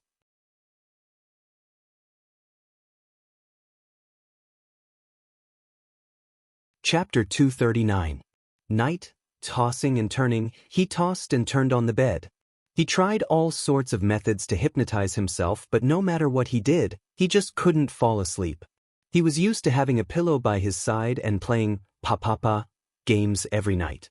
Now, he was suddenly alone in an empty room. Wu Yan didn't know how many times he had cried in his heart, clenching his teeth. Wu Yan thought about how there were 4 beautiful girls living under the same roof. 3 of them were his wives, and he was reduced to sleeping alone. Wu Yan wanted to slap himself until he fainted. How about, I just run over and push her down? It's a tempting idea. Wu Yan has done this many times before. But in the past he would only do 2p at most. Now there are 3 of them. Even if he wants to fly with 3 of them at the same time, the thought of flying with 3 of them made his heart itch. But when he remembered that Railgun is still mad at him, he gave up on this tempting idea. After an unknown amount of time, Wu Yan finally felt a little sleepy. His eyelids fluttered, and he finally closed them slowly and fell asleep, so much so that Wu Yan didn't even hear the mechanical voice that sounded like an ancient well. That night, Wu Yan didn't sleep well. Even in his dreams, he felt a little half awake. His whole body was itchy, and he tossed and turned unconsciously. He was sleeping, but he didn't feel like sleeping at all. He felt uncomfortable all over. Towards the end, he felt extremely stuffy in his chest. An unprecedented pressure spread from his chest to his whole body, causing Wu Yan to frown the whole night. This feeling tortured Wu Yan for the whole night. Wu Yan was so depressed that even the sun was shining on his butt. Wu Yan was so tired that he didn't want to get up from the bed. It wasn't until a deafening shriek reverberated through the eaves that Wu Yan opened his eyes in shock. The scream just now was from Mikoto and the girls. Quickly climbing up from the bed, he jumped up and ran out of the room. Something big must have happened to make the 2 usually domineering girls scream like that. In a panic, Wu Yan kicked the door open. What happened? Mikoto! Chuju! When the scene in the living room entered Wu Yan's eyes, a huge sense of dissonance hit him. Wu Yan was stunned. Scratching his head in confusion, Wu Yan was confused. What's going on? In the hall, Mikoto was anxiously jumping up and down, as if she had encountered something unbelievable. Hinajiku, on the other hand, was expressionless as she watched Mikoto jumping up and down, as if nothing could attract her attention. Dekaros and Astria stared at their own bodies in a daze. Wu Yan is even more confused by their current state. But the confusion only lasted for a moment. Soon, Wu Yan's eyes turned into a daze. If Wu Yan didn't hear wrong, the words he shouted just now sounded sweet and delicate. That's a girl's voice. Before Wu Yan could react, the 4 girls in the living room heard the sound of the door being kicked open. They turned around at the same time. When they saw Wu Yan noticed that they were stunned. After a while, Ikaros suddenly raised her finger and pointed at Wu Yan. You woman! Why are you here? Wu Yan is stunned. He couldn't help but be stunned. First of all, Ikaros yelling at someone with an angry face is already something that doesn't make sense. Second of all, what did Wu Yan hear? You woman? Wu Yan could only try his best to hold his jaw that was about to fall off. He stuttered. Ikaros. When he spoke, Wu Yan was stunned again. The sweet and tender voice came from his throat and came out from his mouth. No matter how slow he is, Wu Yan noticed that his voice is a girl's voice. Wu Yan also noticed this. Not only did his voice change, even his body felt a little strange. Especially his chest, it felt heavy. Combined with what Ikaros said just now, a bad premonition rose from Wu Yan's heart. He reflexively looked at his chest. A pair of voluptuous breasts that covered his lower body entered his vision. As Wu Yan lowered his head, bright golden bangs and slightly messy blonde hair appeared in Wu Yan's vision.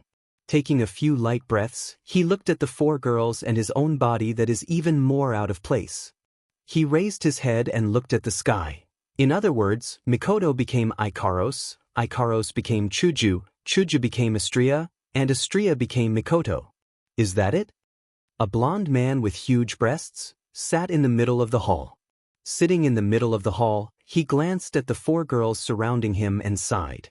When they heard Wu Yan's words, the four girls nodded in unison. Then, Ikaros. No, Mikoto, who was using Ikaros' body, gave Wu Yan an annoyed look. Then, you turned into that annoying woman. Wu Yan sighed again. He wanted to cry, but no tears came out. Yes, he turned into her, and it's the familiar her. Shokuho Misaki. Jusama. This body that Wu Yan liked a lot, now it's making him feel like he doesn't want to see it. Astria, the original Hinajuku, looked at her body and frowned. She crossed her arms in front of her chest out of habit. However, her arms were repelled by her ample bosom. She felt pressured as she was originally a flat-chested girl. Yen, according to what you said, we became like this because of that thing called angel fall? Wu Yen nodded. That's the only explanation that can explain why we became like this. Mikoto, no. Astria, who was using Mikoto's body, shouted at Wu Yen anxiously. Then what should we do? You, Astria doesn't want to use this body, master. Hurry up and think of something. Hey, what do you mean by this body? Mikoto slammed the table in dissatisfaction. Wu Yen felt like he was being cheated. After all, the person who slammed the table in anger was Ikaros. He can imagine how out of place Ikaros, who was supposed to be a fake samurai, suddenly slamming the table in dissatisfaction. Chuju laughed awkwardly before turning to Wu Yen. Yen, Astria is right, we can't go on like this. It's better to solve this quickly. I'm not used to other people's bodies. Is that so? Wu Yen looked at Hinajuku suspiciously before narrowing his eyes. But why do I feel like you like your current body? Everyone in the room turned to look at Chuju. Chuju's expression stiffened and she awkwardly averted her gaze. No, stare. Wu Yen, Mikoto, Astria, Ikaros. Chuju got angry when she saw their faces, saying, I don't believe you. She pointed at Mikoto. Mikoto, don't you like your current body too?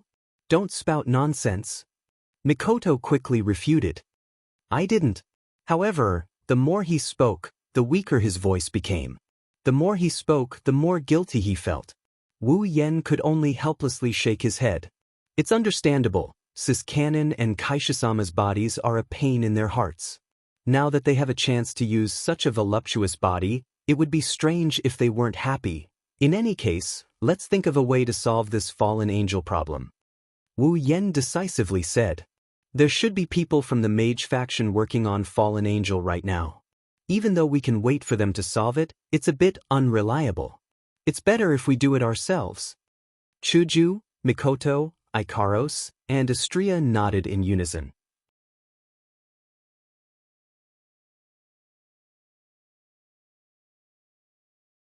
Chapter 240.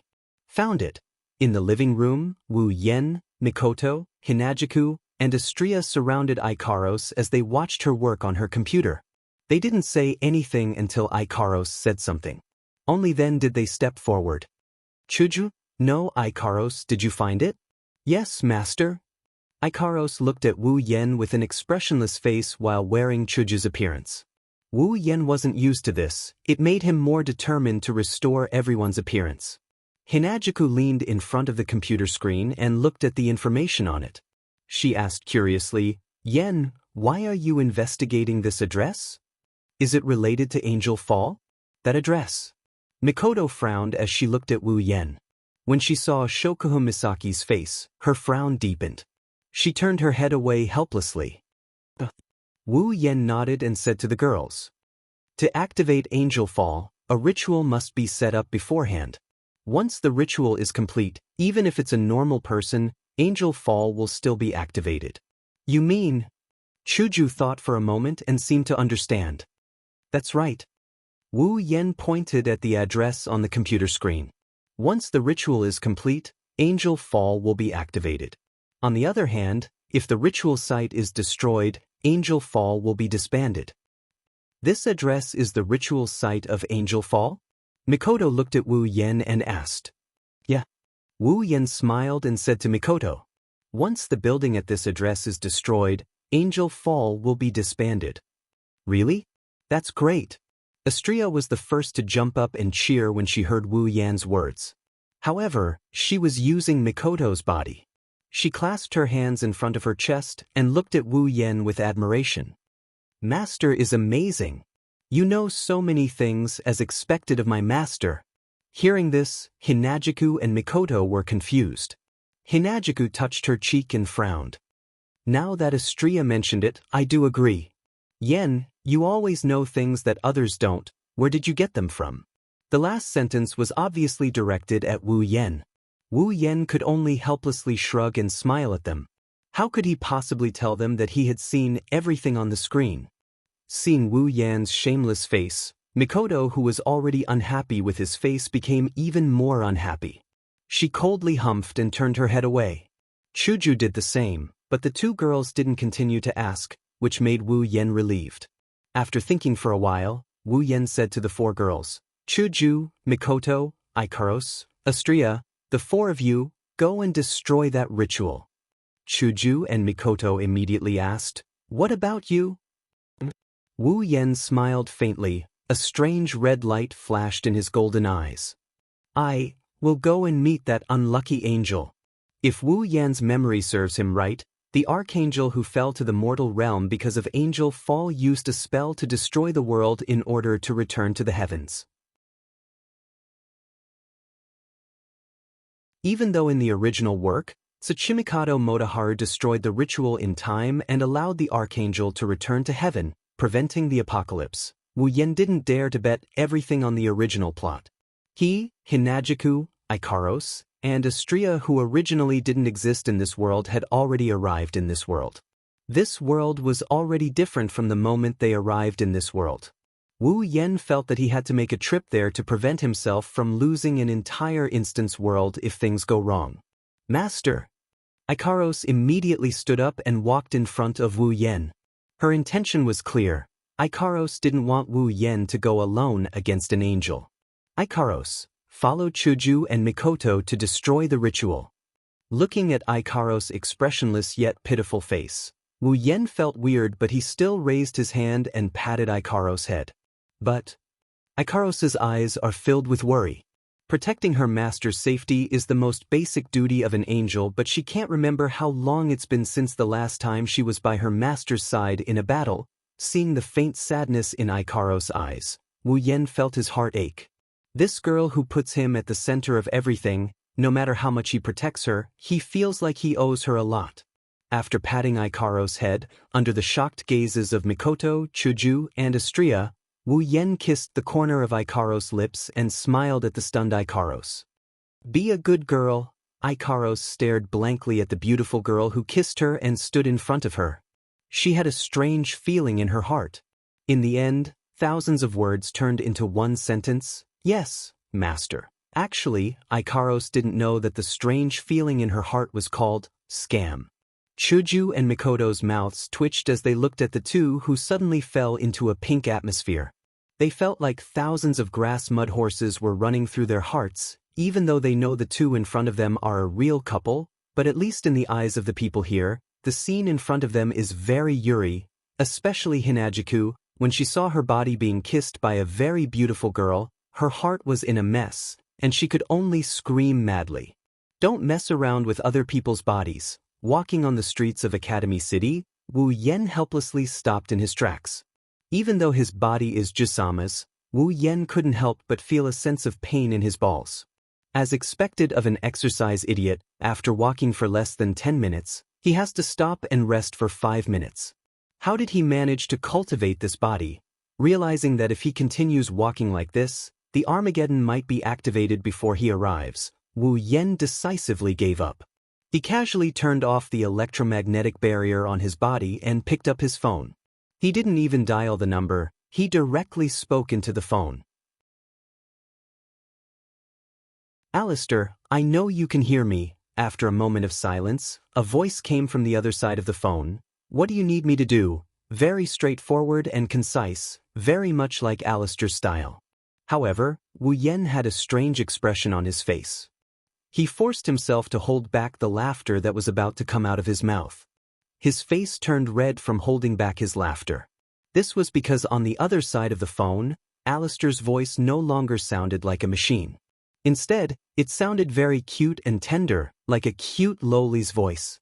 Even though he didn't know what Alistair looked like, Wu Yen couldn't help but imagine a cute lowly with an expressionless face hanging upside down in a culture tank filled with liquid. At this time, Wu Yen finally realized that even a demon god like Alistair would be affected by angel fall.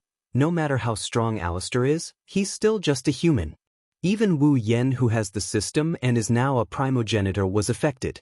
There's no way Alistair wouldn't be affected by the Archangel's power. He just doesn't know if that damn strong AI Waith was affected.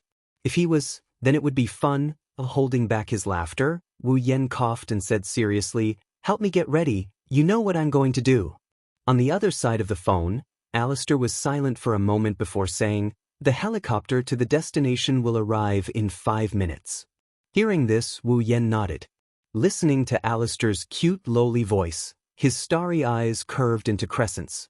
Perhaps Alistair knew what Wu Yen was thinking. His voice suddenly came.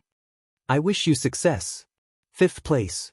Wu Yan's smile froze on his face.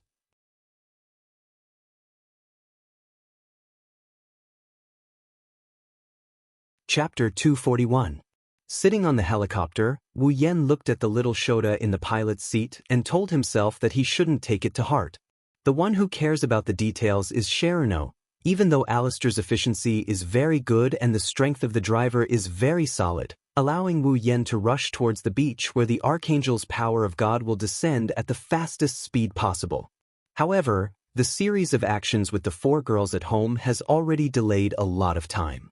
At this moment, the sun is about to set. Wu Yen doesn't know when the Archangel's power of God will activate the world extinguishing technique. Therefore, Wu Yen can only tell himself that he has to hurry. From time to time, Wu Yen would raise his head to look at the sky to make sure that the world extinguishing technique has yet to appear. Only then did he slow down. However, the silent sky didn't last for long. Soon, a magic formation that covered the entire sky and emitted a terrifying aura of destruction extended from the other side of the sky at a speed visible to the naked eye. In less than a second, it covered the entire sky in Wu Yan's line of sight. Feeling the terrifying aura of destruction from the magic formation, Wu Yan's expression gradually sank. In the end, the world extinguishing technique has been activated. It's not here yet? Seeing that the world extinguishing technique has been activated, Wu Yen couldn't help but feel a little anxious. He frowned and shouted at the driver. Without waiting for the driver to speak, a small figure appeared in Wu Yan's line of sight, causing Wu Yan's eyes to narrow. Wu Yen can't see the specific shape of the figure. However, Wu Yen can clearly see the huge icicle wings on her back that look like spider legs. Archangel.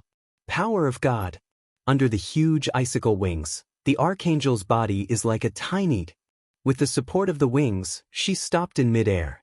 Under the huge wings and magic formation, 3 familiar figures that he met for the first time appeared in Wu Yan's line of sight.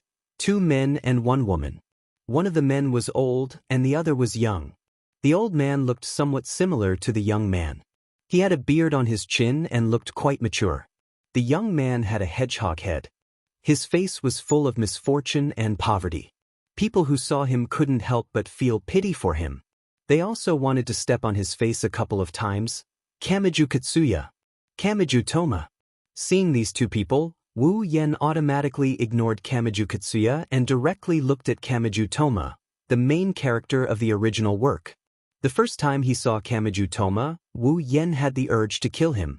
This urge is the same as when he went on dates with Jusama or Mikoto and the other girls.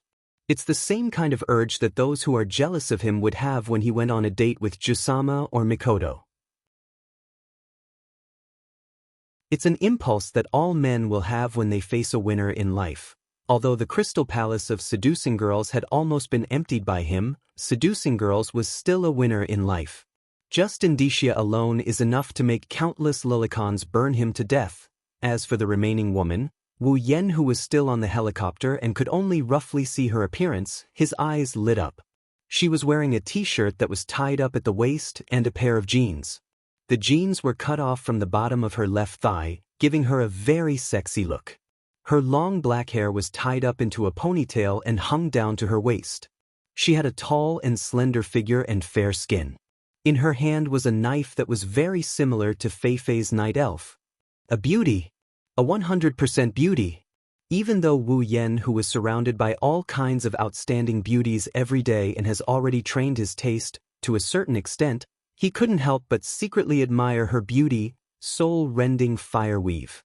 He was a magician from the Church of Necessary Evil, a British Puritan religion, and one of the top 5 magicians in London.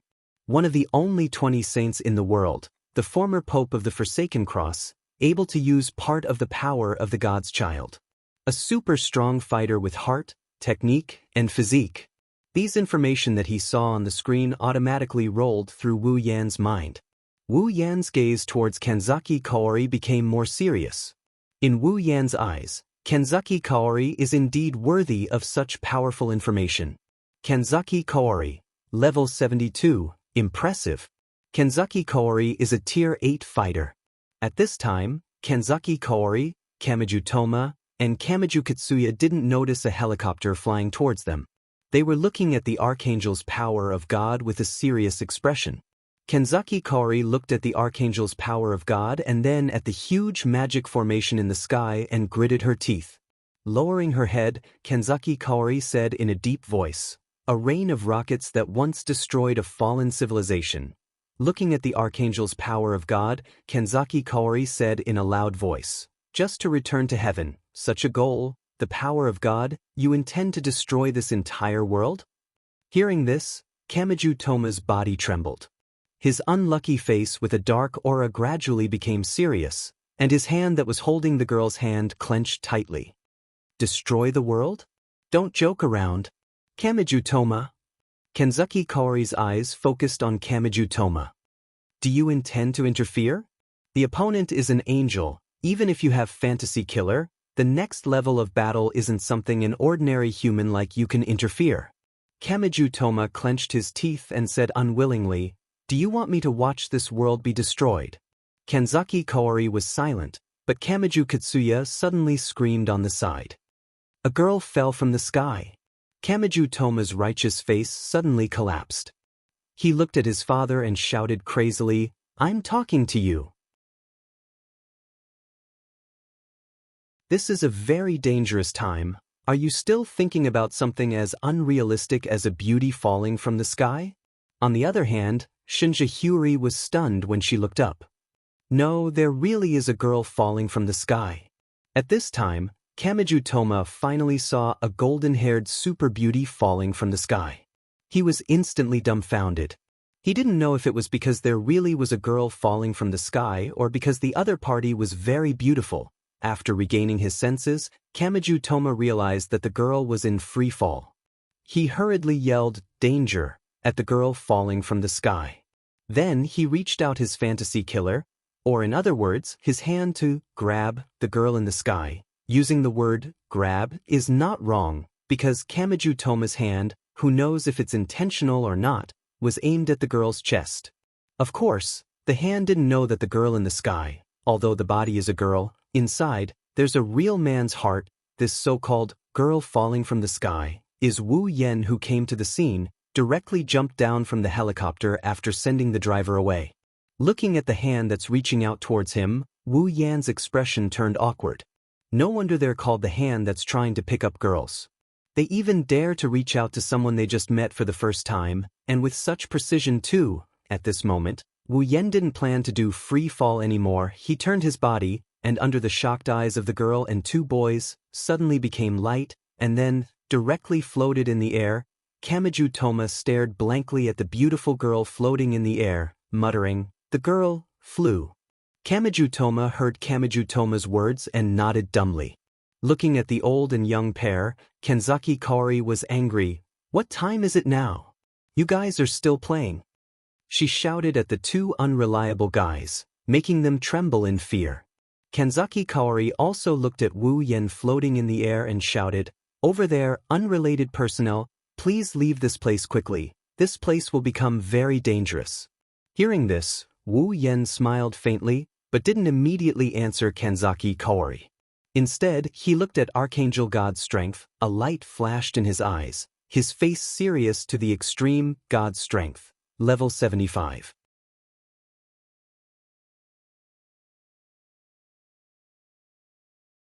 Chapter 242.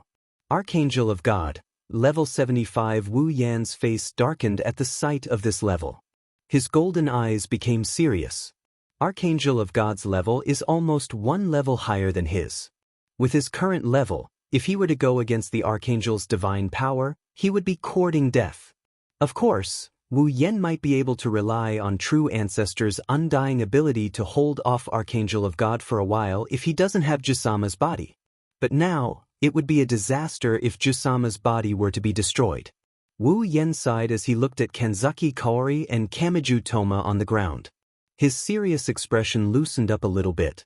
With their combined strength, they should be able to hold their own against an Archangel of God. Kanzaki Kaori, level 72. Kamiju Toma, level 10. Seeing Kamiju Toma's level, Wu Yan almost fell from the sky. Helplessness in his heart, this girl's hands are really useless, but Wu Yan also knows that Kamiju Toma's level may be low, but that doesn't mean he's weak. His level may be pitifully low, but with that cheating fantasy killer, levels and whatnot aren't that important. As for Kanzaki Kaori, Wu Yan can sense that she's far from being level 72. But once she uses her sage ability and activates her holy mark, she'll be able to hold her own against an Archangel of God even if she doesn't have a helper. Wu Yan was thinking to himself in the sky. Kanzaki Kaori thought he was scared stiff by the angel's appearance, so she quickly yelled again. "Hurry up and leave this place. It's dangerous here." Hearing Kanzaki Kaori's shout, Wu Yan had no choice but to stop his train of thought. He looked up at the Armageddon in the sky and his starry eyes narrowed. Shokuha Misaki's sweet voice rippled through the turbulent space. Her lips parted slightly. "Indeed, it's dangerous here." Unconsciously raising a hand to cover his mouth, Wu Yan chuckled. He didn't realize that his manly heart had begun to crack and he was acting like a girl. That Armageddon technique is too dangerous. It's better not to leave it behind. Hearing this, Hikari Kaori was taken aback. She seemed a little surprised that the other party would know about Armageddon. But Wu Yan's words made her feel that the other party's background was not simple. Wu Yan glanced at the Archangel's divine power and spoke indifferently, as if the person in front of him wasn't one level higher than him, but one level lower. "Archangel, the power of God, you're willing to destroy this world in order to return to the heavens? In that case, you have to get the consent of us tenants first." After speaking, Wu Yan ignored Kanzaki Kaori and the others who were stunned by his words. He looked up at the sky and stared at the Armageddon technique formation. He raised his hand. A ray of light flashed by. Kanzaki Kaori, Kamiju Danma, Kamiju Katsuya, and the Archangel's divine power only saw a blur before they saw a bow in Wu Yan's hand. It's a transparent longbow that looks like a pair of wings. It's as black as ink and it's shining like stars. Meteor Knight. This is the Meteor Knight that even Iwa Si wouldn't be able to take on without getting hurt. Once again, it's in Wu Yan's hand. Light suddenly appeared in the originally dark sky. They were like fireflies, floating slowly in this space. Then, with a burst of speed, they turned into starlight with a faint silver glow, and madly gathered towards the Meteor Knight.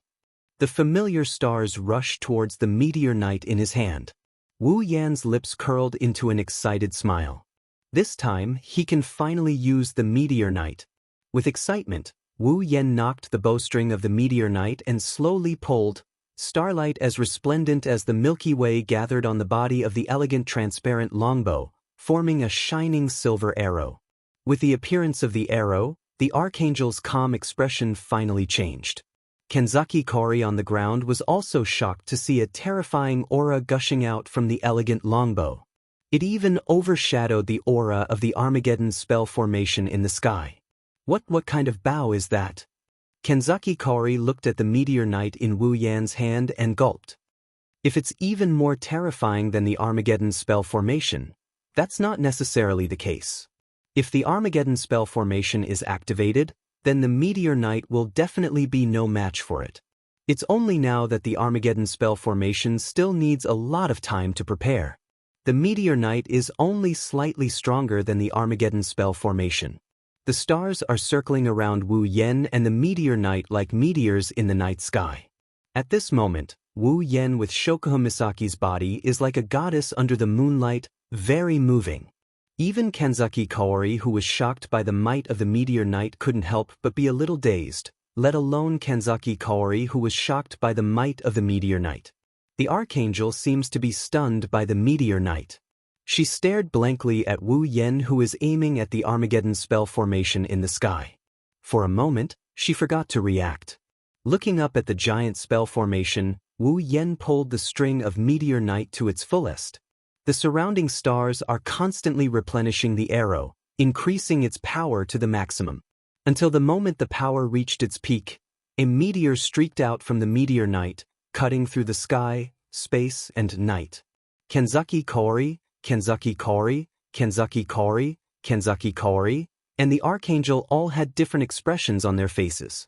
The meteor crashed into the Armageddon spell formation. There was no strange sound, no strange phenomenon, no terrifying aura, and no brilliance that filled the sky. The meteor collided with the magic array. In the instant it collided with the magic array, the meteor disappeared without a trace. Only the Armageddon spell formation is still shining brightly in the sky.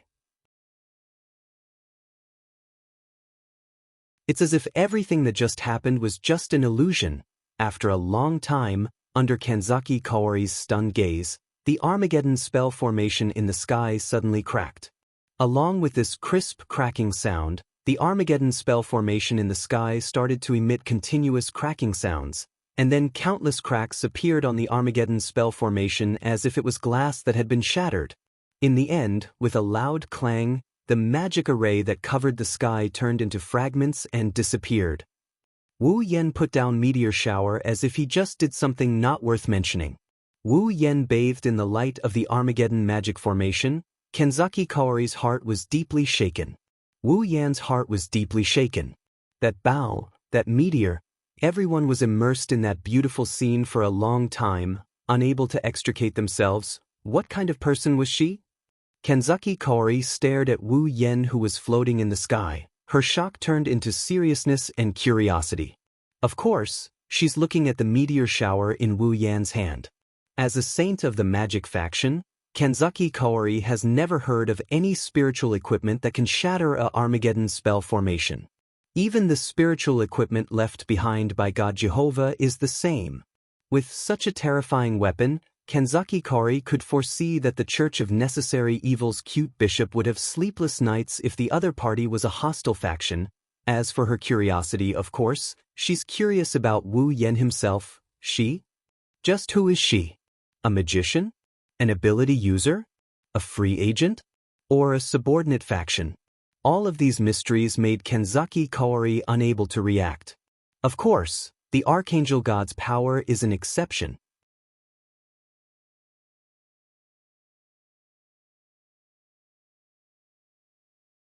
Chapter 243. The destruction of the Armageddon didn't seem to have caught the attention of Archangel Godly. The only exception was when Wu Yen took out meteor shower. Archangel Godly's expression changed a little when Wu Yen took out meteor shower. On the other hand, Kanzaki Kaori, Kamiju Toma, and Kamiju Katsuya looked at the meteor shower in Wu Yan's hand with a blank, serious, and fearful expression. Of course, the other person who just arrived had the same expression. Is that mind control? Tsukimike's Motoharu froze for a moment and exclaimed in surprise. Living in Academy City and with such a sensitive identity, it's impossible for Tsukimike's Motoharu not to recognize the LV5 Shokuho Misaki. Kanzaki Kaori and the others immediately turned to look. Kanzaki Kaori frowned and asked Tsukimike's Motoharu, "Do you know her?" Tsukimike's Motoharu took a deep look at Wu Yen floating in the air and nodded. Her name is Shokuho Misaki, the fifth of the 7 LV5 in Academy City. Her ability is mind control. Just like her title, she's an expert at manipulating other people's minds. Tsukimike's Motoharu smiled and started to tease her. But this one shouldn't be the fifth meow. After all, I've never heard of the fifth meow being able to fly. Kanzaki Kaori froze for a moment before realizing something. You're saying that she was also affected by angel fall? Tsukimike's Motoharu nodded. Kamiju Toma scratched his head in annoyance. Then who is that up there? No one answered this question because this was also the biggest doubt in their hearts. Kanzaki Kaori even murmured a sentence with rapt attention. I hope it's not an enemy. Tsukimike's Motoharu seems to have heard Kanzaki Kaori's words. He glanced at the girl in the sky again and told himself that he must figure out her identity. Otherwise, with such a terrifying power hidden in the dark, as long as she casually interferes with the current state of the world, it will cause a lot of trouble. Just now, Tsuchimikado Motoharu also saw that arrow that seemed to be able to shatter the sky, and at this moment, there was a new movement in the sky. Archangel God Power didn't say anything about her doomsday technique being destroyed, but angels don't have any other surnames, but Archangel God Power's current body is a lowly, so she's using her, is clearly focused on Wu Yen. A strange light flashed in her eyes, but it was as colorless as stagnant water. The Archangel stared at Wu Yen expressionlessly and suddenly raised the strangely shaped weapon in her hand. For the emotionless Archangel divinity, there is no need for formalities. Anyone who tries to stop her from returning to her Lord is a heretic that should be eradicated. Who knows how the Archangel divinity moved? The ice wings on her back suddenly shook and ripples appeared in the air. Countless icicles shot out from her wings. The target is Wu Yen. Wu Yan's expression changed. His fingers moved slightly and his body suddenly floated away like a green leaf in the wind. If you look closely, you will notice a layer of fine iron particles that can only be seen when standing directly in front of Wu Yen rolled into a liquid and gently floated around Wu Yan's hands and feet. Wu Yen only slightly modified some of the original calculation formulas to control the fine iron particles to support his body and achieve flight. This was the inspiration he got from the battle with Accelerator, where he controlled the iron particles into a ball to empty himself. Wu Yen didn't need much computing power to achieve this goal. With a light push of the formula in his mind, the fine iron particles around his hands and feet became like his own hands and feet, carrying him around in the air. It's as if he's really flying. Let's do it. Kanzaki Kaori placed one hand on her seven heavens seven blades and said to Kamiju Toma, Kamiju Soya and Tsuchimikado Motoharu, you guys, go destroy the ritual site of Angel Fall. Kamiju Toma was taken aback and quickly shouted to Kanzaki Kaori. What about you?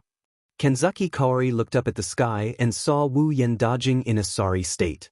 I'll stay here and hold back the Archangel divinity. You want to fight against an angel? Kamiju Toma was shocked. Even if he did not know anything about magic, he at least knew that those angels are not something humans can fight against. Kamiju Toma did not know that in some aspects, a sage with the stigmata can fight against an angel. But Kanzaki Kaori did not plan to use the stigmata. She looked at Wu Yen, who was dodging the Archangel divinity's attack, and smiled lightly. Don't worry, with my ability and that mysterious strong person, we should be able to hold back the Archangel divinity. But when Kamiju Toma was still a little hesitant, Tsuchimikado Motoharu suddenly pulled his hand and smiled at him. Don't worry, Meow. Big sister is very strong, Meow. We also have things to do, Meow. Hearing Tsuchimikado Motoharu's words, Kamiju Toma gritted his teeth and nodded. He followed Tsuchimikado Motoharu and Kamiju Kitsuya to his home. That was the site of the Angel Falls ceremony. Kanzaki Kaori looked at their backs as they left. I'll leave it to you guys. Unfortunately, Kanzaki Kaori did not know that there was another group of people who were preparing to demolish Kamiju Toma's house. The endless ice pillars were like raindrops on a rainy day. The ice pillars mercilessly pierced Wu Yan's body.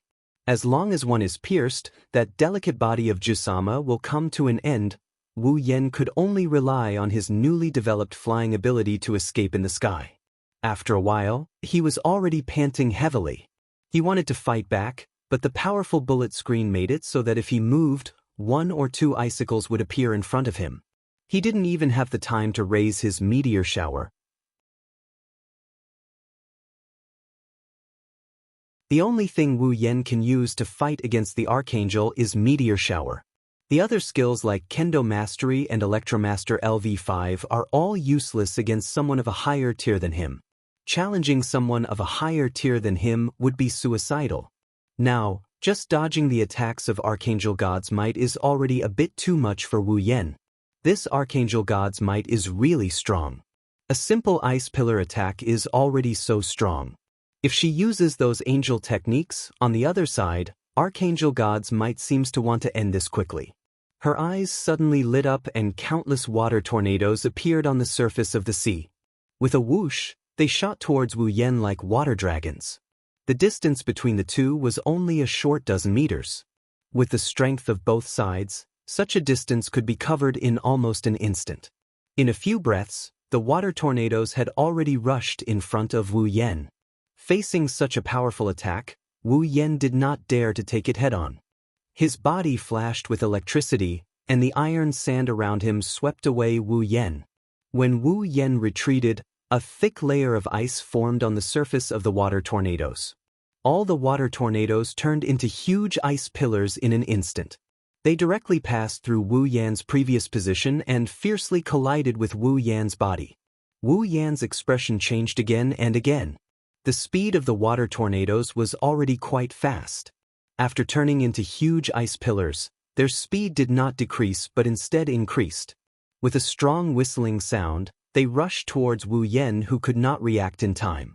Wu Yan gritted his teeth and secretly apologized to Shokuhun Misaki in his heart. Then, he raised Meteor Shower in his hand, as if he was planning to exchange injury for injury. At this moment, a sword light suddenly slashed across the ground and arrived in front of Wu Yan, shattering all the huge ice pillars that came towards him.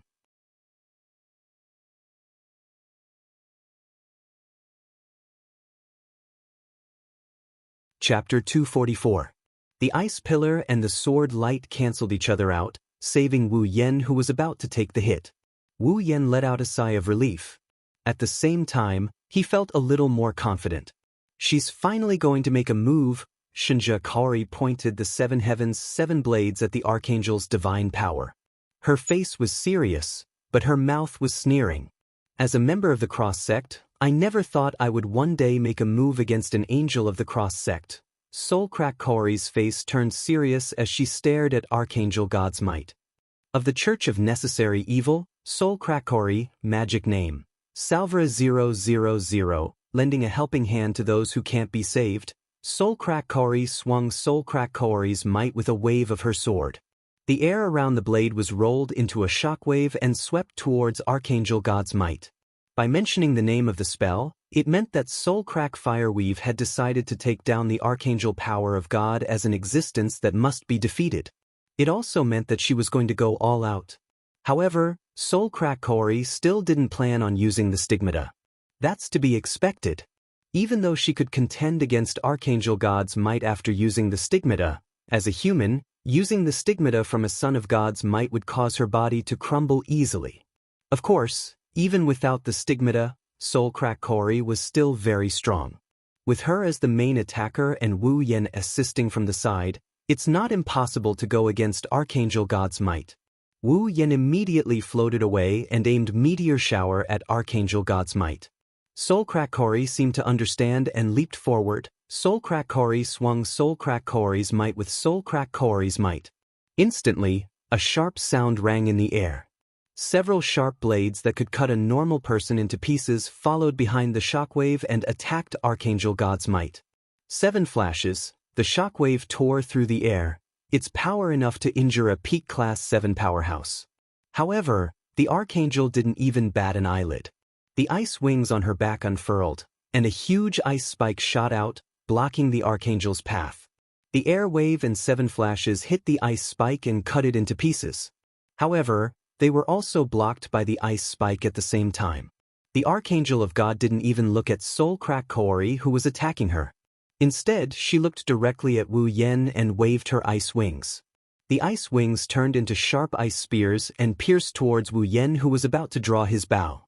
This also meant that the Archangel was afraid of Wu Yan's meteor shower.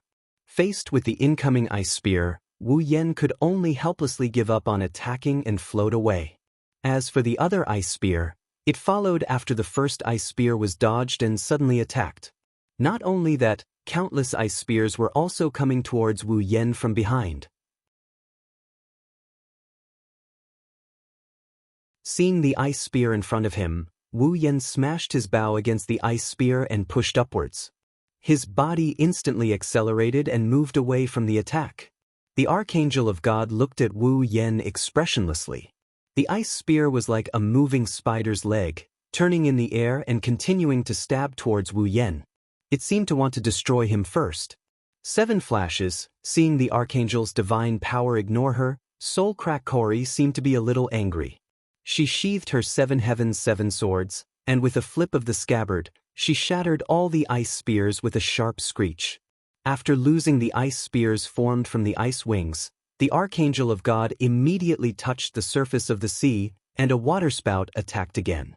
But this time, the target was not Wu Yen or Soul Crack Kaori, but the Archangel of God herself. The waterspout directly hit the Archangel of God's back and gradually turned into ice. The ice spread out, and a pair of ice wings suddenly appeared behind the Archangel of God's back. While the Archangel of God was condensing the ice wings, Wu Yan's eyes turned sharp. Taking a beating was not in his character. He was not a masochist. Since he did not have time to use Meteor Shower, he had to use other moves. In his mind, all the computing power suddenly surged wildly. A burst of crazy beep beep beep sound appeared on Wu Yan's surface, accompanied by a crazy flow of blue and white electricity. At the same time, countless black clouds suddenly appeared in the originally boundless night sky, covering the night sky. A storm-like silence filled the entire scene, making it seem like the crater of a volcano before an eruption. It was extremely solemn. A burst of lightning flashed and thunder rumbled within the layers of dark clouds. The blue-white lightning seemed to have a life of its own. It was like a giant dragon, rolling within the clouds. Soul Crack Kori's face shook. This isn't magic, this is a superpower. Soul Crack Kori abruptly turned her head to look at Wu Yen in the sky, bathed in lightning and thunder. Her eyes turned cold. It's her. She's from Academy City. After figuring out that Wu Yen was from the science faction, Soul Crack Kori did not relax. Instead, her heart sank. The relationship between science and magic is not that good. With Wu Yan's current strength, Soul Crack Kori had no choice but to take him seriously. Without using the sacred mark, Soul Crack Kori felt that it would be very difficult for her to defeat him. On top of that, he had a terrifying bow. This thought flashed through Soul Crack Kori's mind before she buried it deep in her heart. Now is not the time to think about these things. Dealing with Archangel God's might is the most important thing right now. Suddenly, Wu Yen closed his eyes, then abruptly opened them. A violent aura suddenly came from the clouds, causing Soul Crack Kori to stop her 7 heavens 7 blades. Like a giant dragon rolling in the clouds, the lightning gathered above Archangel God's might. In the blink of an eye, all the lightning condensed into a white lightning ball. A real lightning strike, Wu Yen yelled, and he pointed at the white ball of lightning above the Archangel. With a wave of his hand, a gigantic bolt of lightning came crashing down from the sky. In less than 1,000th of a second, the bolt of lightning struck the Archangel. Kaboom! The lightning struck Archangel God's might. It wasn't until Archangel God's might was wrapped in lightning that the loud sound of thunder could be heard. What a powerful strike! Soul Crack Kori clenched her 7 heavens 7 blades in her hand and muttered something only she could hear. It's much stronger than 7 flashes. It's comparable to solitary flash in terms of speed and power. If only the time it took to condense the attack was a little shorter. Did it work? Wu Yen panted slightly as he looked at Archangel God's might wrapped in lightning. His eyes showed a trace of exhaustion. True Lightning Strike is the strongest move in Electrocaster LVL5. It's even stronger than Railgun. Even with Wu Yan's strength, using this move still gave him a headache. At a certain point, Wu Yan looked at the location where the lightning flashed. His expression changed and he felt helpless. Sure enough, it's not that easy. Archangel God's might was still there, expressionless. Her body was unharmed except for the tattered ice wings on her back. This told Wu Yan that Archangel God's might was fine because of this. Archangel God's might tilted her head like a puppet. Wu Yan bitterly smiled. This is probably what they call an angel, a puppet of God. The Archangel's eyes flickered a little. She leaned to the side, and the ice wings on her back flapped in the air. A circle of light swayed out from the ice wings. Archangel God's might pointed at it, and a familiar giant magic circle appeared once again, covering the entire sky. Armageddon! Wu Yan and Soulcrack Kaori were shocked. Archangel God's might was not going to waste any more time. The magic circle in the sky glowed with an icy blue light. The familiar aura was once again emitted from it. But halfway through, an explosion came from afar. Following that, Armageddon and Archangel God's might gradually disappeared under Wu Yan and Soulcrack Kaori's stunned expression.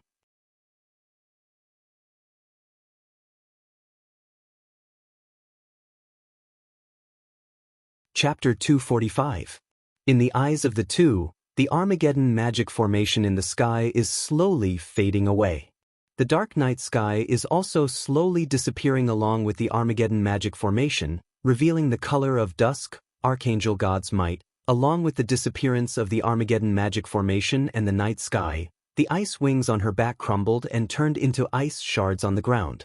Archangel God's might herself, as if she's in a painting, is slowly being erased, until she completely disappears. Wu Yan and Kanzaki Kaori, one in the air and the other on the ground, both of them let out a sigh of relief when they saw dusk and the Archangel's godly power vanish from sight.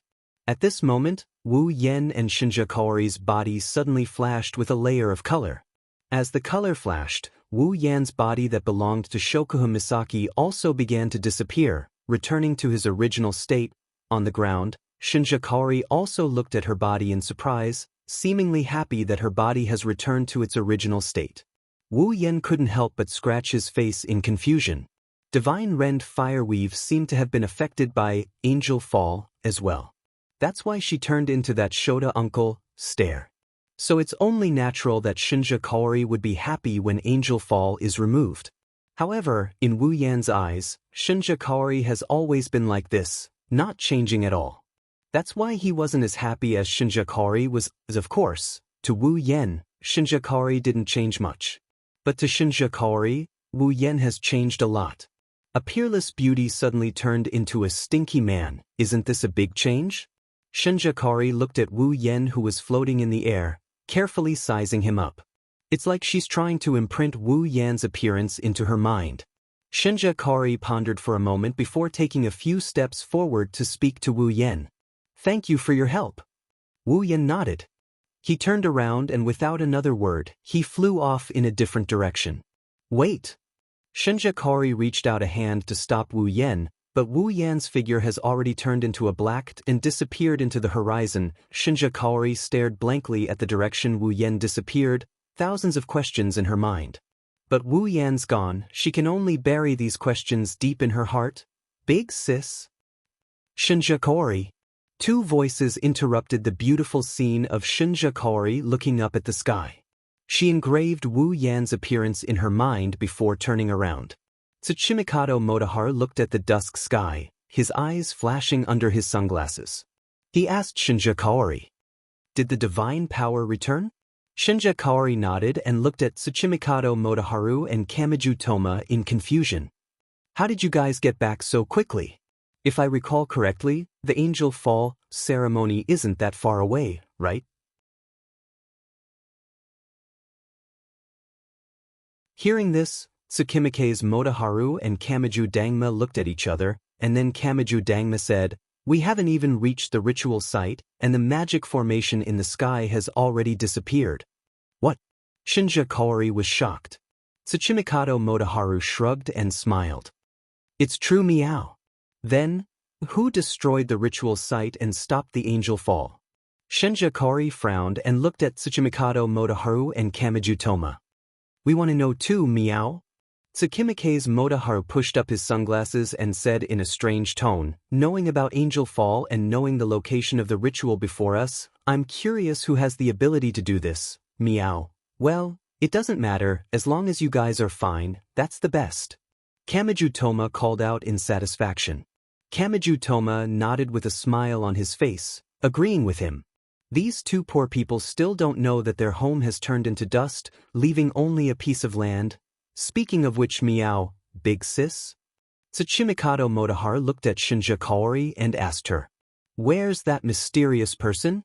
Shinja Kaori sighed and said helplessly, "He left. Is that so, meow?"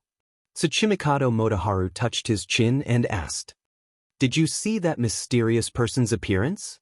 Shinja Kaori nodded slightly and described Wu Yan's appearance to Tsuchimikado Motoharu. Tsuchimikado Motoharu pondered, trying to find memories of Wu Yan in his mind. Suddenly, a figure flashed in Tsuchimikado Motoharu's mind, making him slightly surprised. "Big sis, are you sure that mysterious person has black hair and red eyes?" Looking at Tsuchimikado Motoharu, who suddenly became excited, Shinja Kaori was surprised. "You know him?" Tsuchimikado Motoharu bitterly smiled and shrugged his shoulders.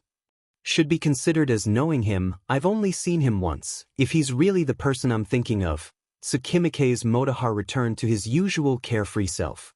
With his hands on his hips, he smiled and said, "Well, if it really is him, then it's not surprising that he can do this, meow." Hearing this, Shinja Kaori looked at Tsuchimikado Motoharu with interest. Everything about Wu Yan is so mysterious and so powerful, Shinja Kaori couldn't suppress her curiosity. "Who is he? I saw him use a scientific ability. Is he really someone from Academy City?"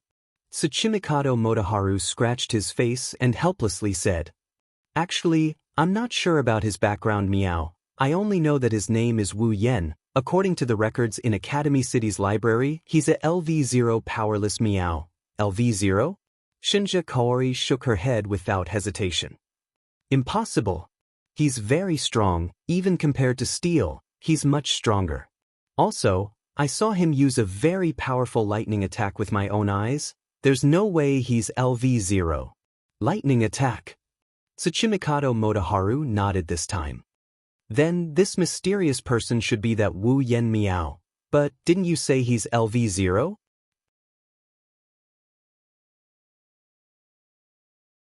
Kamiju Toma couldn't help but ask. Could it be that he's LV0 like himself but has an inexplicable ability? "I already said meow. That's the record in Academy City's database, meow." Tsuchimikado Motoharu looked at Shinja Kaori and said in a deep voice, "Big sis, remember what I'm about to say and report it to the highest bishop." Seeing Tsuchimikado Motoharu's serious expression, Shinja Kaori's face turned serious and firmly nodded. Seeing this, Tsuchimikado Motoharu said, "That person, although I don't have any specific information, but if I'm not mistaken, he has the ability to rival the chairman of Academy City, Alistair, or even the entire Academy City." Even though she was prepared, Shinja Kaori's body still trembled. Is this possible? If he can rival Academy City, doesn't that mean he can rival the Church of Necessary Evil? That's why I'm not sure. That person's identity is very mysterious. No, too mysterious. Tsuchimikado Motoharu raised his face as if he was recalling something.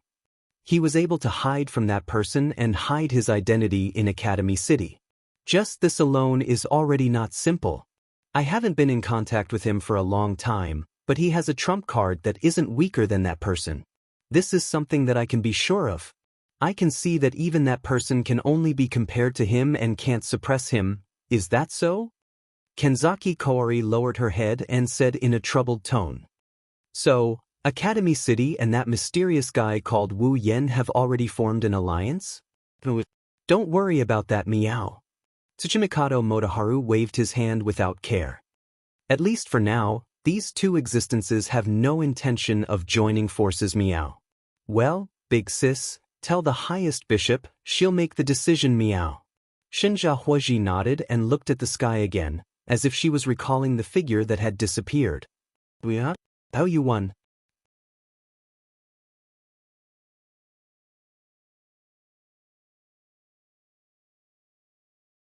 Chapter 246. The conversation between Kenzaki Kaori and Tsuchimikado Motoharu didn't reach Wu Yan's ears as he flew towards Academy City. He also didn't know that the magic faction had already listed him as a major faction on par with them. If he knew, Wu Yen would be flabbergasted. To be able to pretend to be mysterious with such a background, no wonder he's a transmigrator. He even needs to pretend a bit. Even though Wu Yen didn't come from a major faction, he wasn't that bad compared to them. Even though there were only 5 of them, Chuju was a Tier 7, equivalent to a LV5 in Academy City. Wu Yen was also a Tier 7, and after the battle with the power of God, Wu Yen leveled up to level 67. Even though the power of God disappeared due to the destruction of the Angel Fall ritual site, Wu Yen gained experience from the battle with the power of God. The battle with the power of God was recognized by the system as Wu Yen leveled up. Even Kaisha-sama gained experience and leveled up to level 64. Wu Yen might be a Tier 7, but with the true ancestor's bloodline and meteor shower, he could even hold his own against a Tier 8. If his opponent was careless and got hit by his arrow, he might even be able to turn the tables. As for the remaining 3, Mikoto also gained experience from the power of God and leveled up to level 71. Astria was at level 76, and Ikaros was at level 78. The battle with the power of God gave Wu Yen, Chuju, Mikoto, Ikaros, and Astria a level up. This wasn't surprising. Astria had accumulated a lot of experience. Accelerator was a Tier 8, the power of God, and the scattered experience from before. It wasn't surprising that she leveled up. Not to mention Ikaros. Ever since she was summoned, she had been accumulating EXP. She had accumulated a lot of EXP during the treasure hunt, and with the help of 3 Tier 8 powerhouses, as well as the EXP of several powerhouses in Academy City, she only managed to level up by 1 level after much difficulty. Level didn't necessarily represent strength. Wu Yen was only level 67, but he still managed to fight 2 rounds with the power of God with Meteor Shower. Ikaros and Astria had powerful armaments. They were definitely at the peak of Tier 8. Even without that, 2 7th tier and 3 8th tier were enough to attract the attention of the big shots of the magic faction. One had to know that in Academy City, only Accelerator and Alistair were able to attract the attention of the big shots of the magic faction.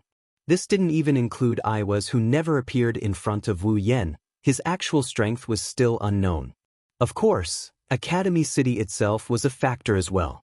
Since he didn't know what happened, he naturally wouldn't express his thoughts. However, it's impossible for him not to know that they all leveled up. This is enough to make him feel a lot better. Along the way, Wu Yen flew into Academy City and came back much faster than when he went out. This made Wu Yen sigh at Jusama's frail body. If he was in his own body when he went in, he would have been able to fly all the way to the end. With the EMP barrier in place, he's not afraid of being caught by the surveillance cameras in Academy City, breaking the traffic rules and flying towards home. However, when he caught sight of a figure below him, he stopped. She had a shoulder-length brown bob hairstyle, a petite figure and face, and 2 slender beautiful legs that seemed to be exposed intentionally or unintentionally, swaying back and forth. She was a girl who had the habit of adding the word super in her speech to emphasize the tone of her voice. Right now, the girl was swaying her slender legs as she walked into a small alley. Her face was covered by a hoodie. Her expression couldn't be seen, but she seemed to be mumbling something. Wu Yen looked at this petite but alluring girl with interest. He rubbed his chin and flew towards her. He landed behind her.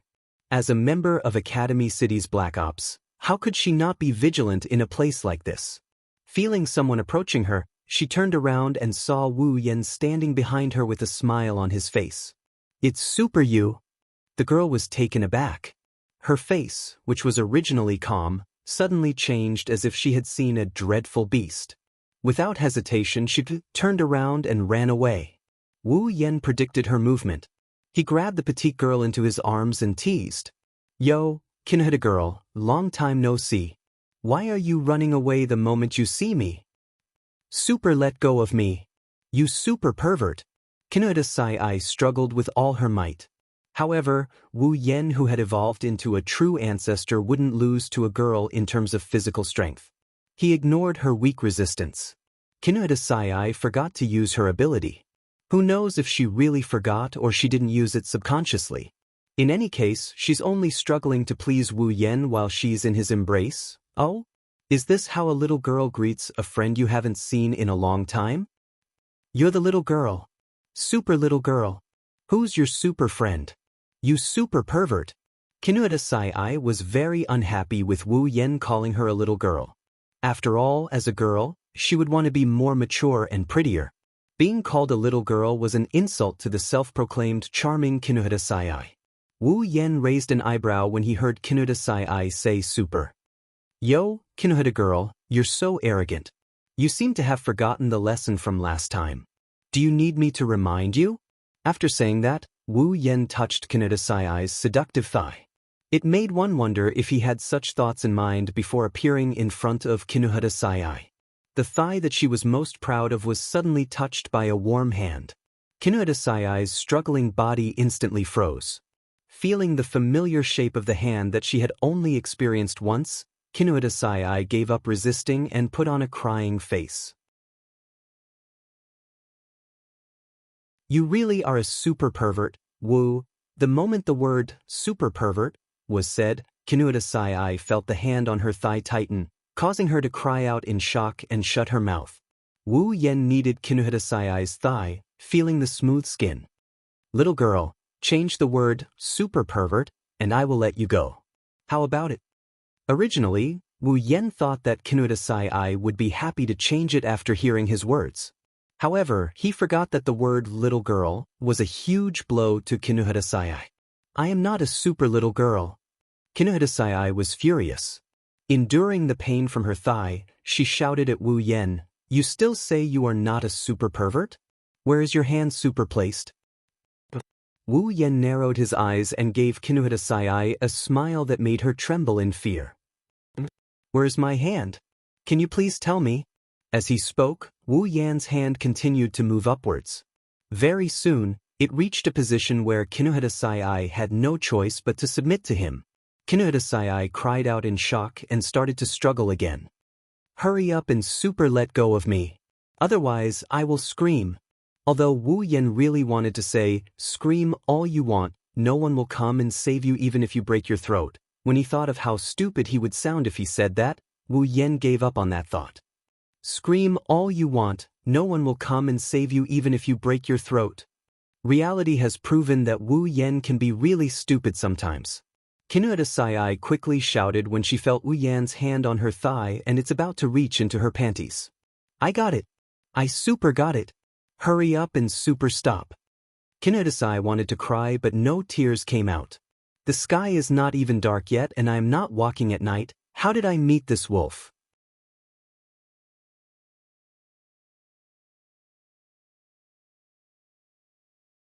Chapter 247. Lightly rubbing Kinuhata Sai's thighs, Wu Yen has to admit that Kinuhata Sai's most prided thighs have the right to be proud of them. Even though they aren't as slender as Ikaros, Astria, and Shokuha Misaki's thighs, their smoothness is comparable to Mikoto and Chuju Mikoto's. To be able to maintain her thighs to such an extent at the age of 12, she even spent her days researching how to release the charm of her thighs, such as making them faintly discernible. This lowly's attractiveness has reached a whole new level. As the only person who has enjoyed this pair of thighs, Wu Yen can vouch for it with his own sister.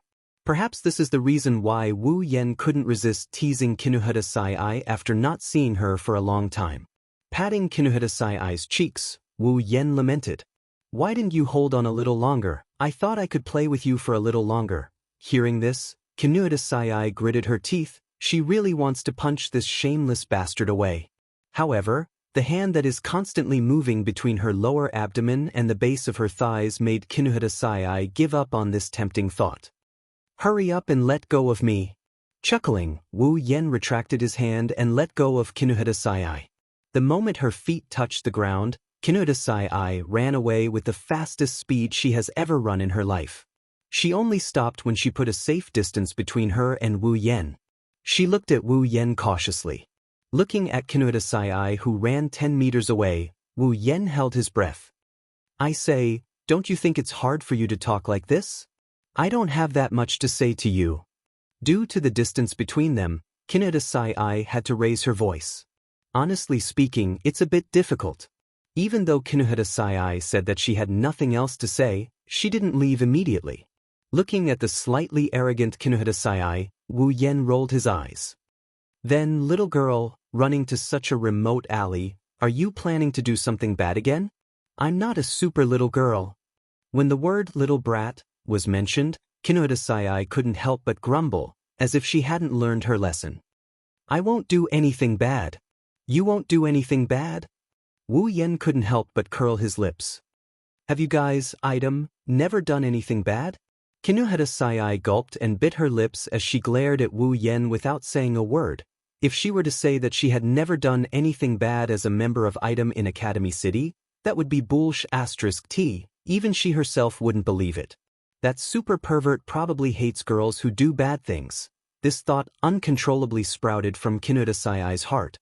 This was also the reason why Kinohara Sai didn't say a word. She didn't know why, but the only person who had ever touched her body was the super pervert who had fiercely touched her body. Kinohara Sai couldn't help but be concerned about her image in his heart. Kinohara Sai didn't know that for Wu Yen, who was familiar with all kinds of 2D girls, as long as the girl wasn't rotten to the core and beyond redemption, Wu Yen wouldn't hate her.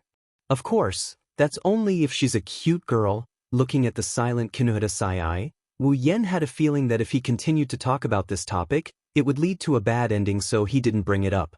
So, little girl, where are you planning to go now? It's almost dark and you're still running to an alley alone. Don't tell me you're planning to rob some hoodlums? I super told you not to call me super little girl.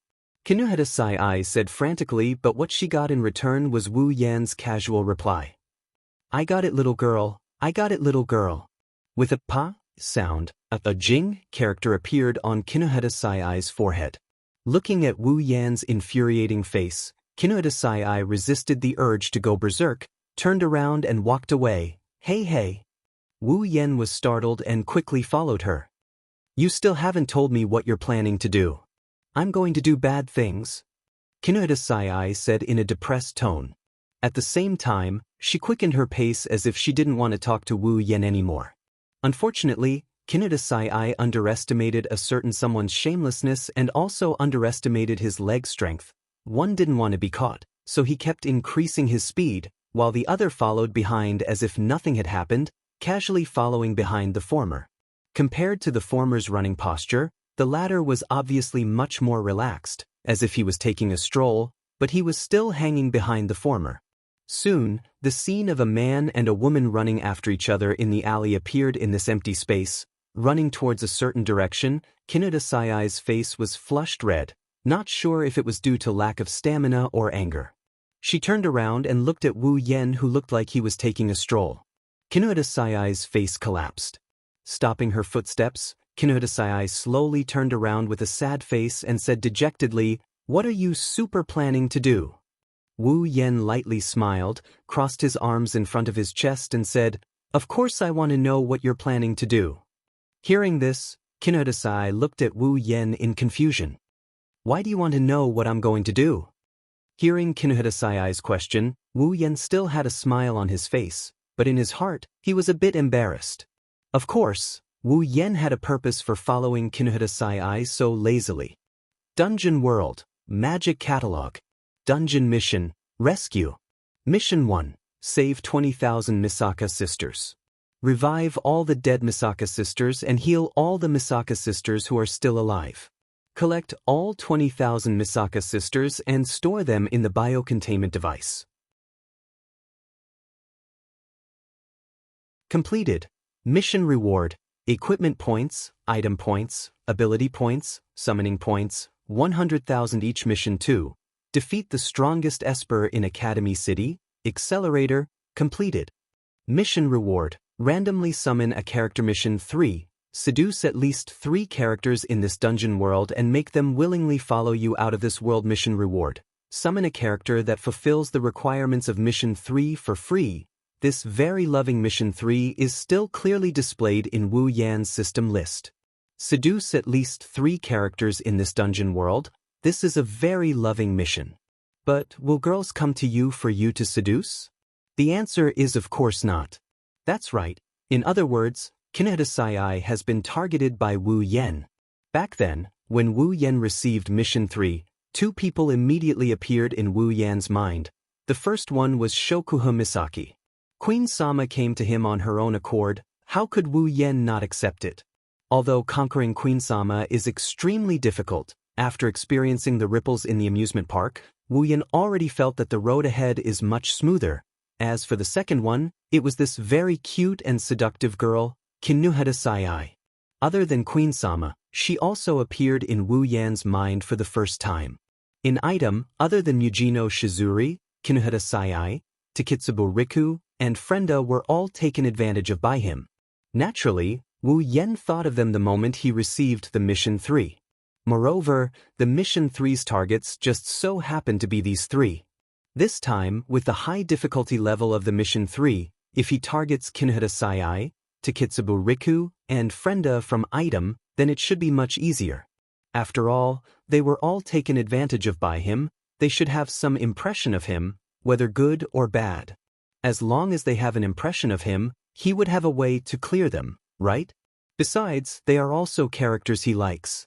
As for the fact that Kinohara Sai is 12 years old and Frenda is a standard infant, Wu Yen automatically ignored that fact.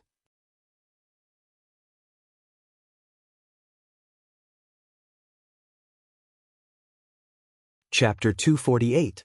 Kinohara Sai suddenly had a bad premonition. She felt a chill down her spine as if a pair of glowing green eyes were staring at her from behind. Kinohara Sai started to look around suspiciously, trying to find the source of the ominous feeling. Kinohara Sai didn't know that the wolf eyes that were staring at her was actually the wolf standing in front of her. Wu Yen naturally wouldn't say something like, "I'm here to woo you," but he couldn't find a reason to do so, so he could only shrug helplessly. "So are you going to tell me or not?" Kinohara Sai narrowed her eyes as her gaze slowly turned vigilant. "Don't tell me you're here to pry for information." Wu Yen rolled his eyes. "Pry for information? What kind of information would I pry for?" Kinohara Sai snorted coldly as she placed her hands on her waist and said proudly, "As the super dark unit of Academy City, there are plenty of people who come here to pry for information."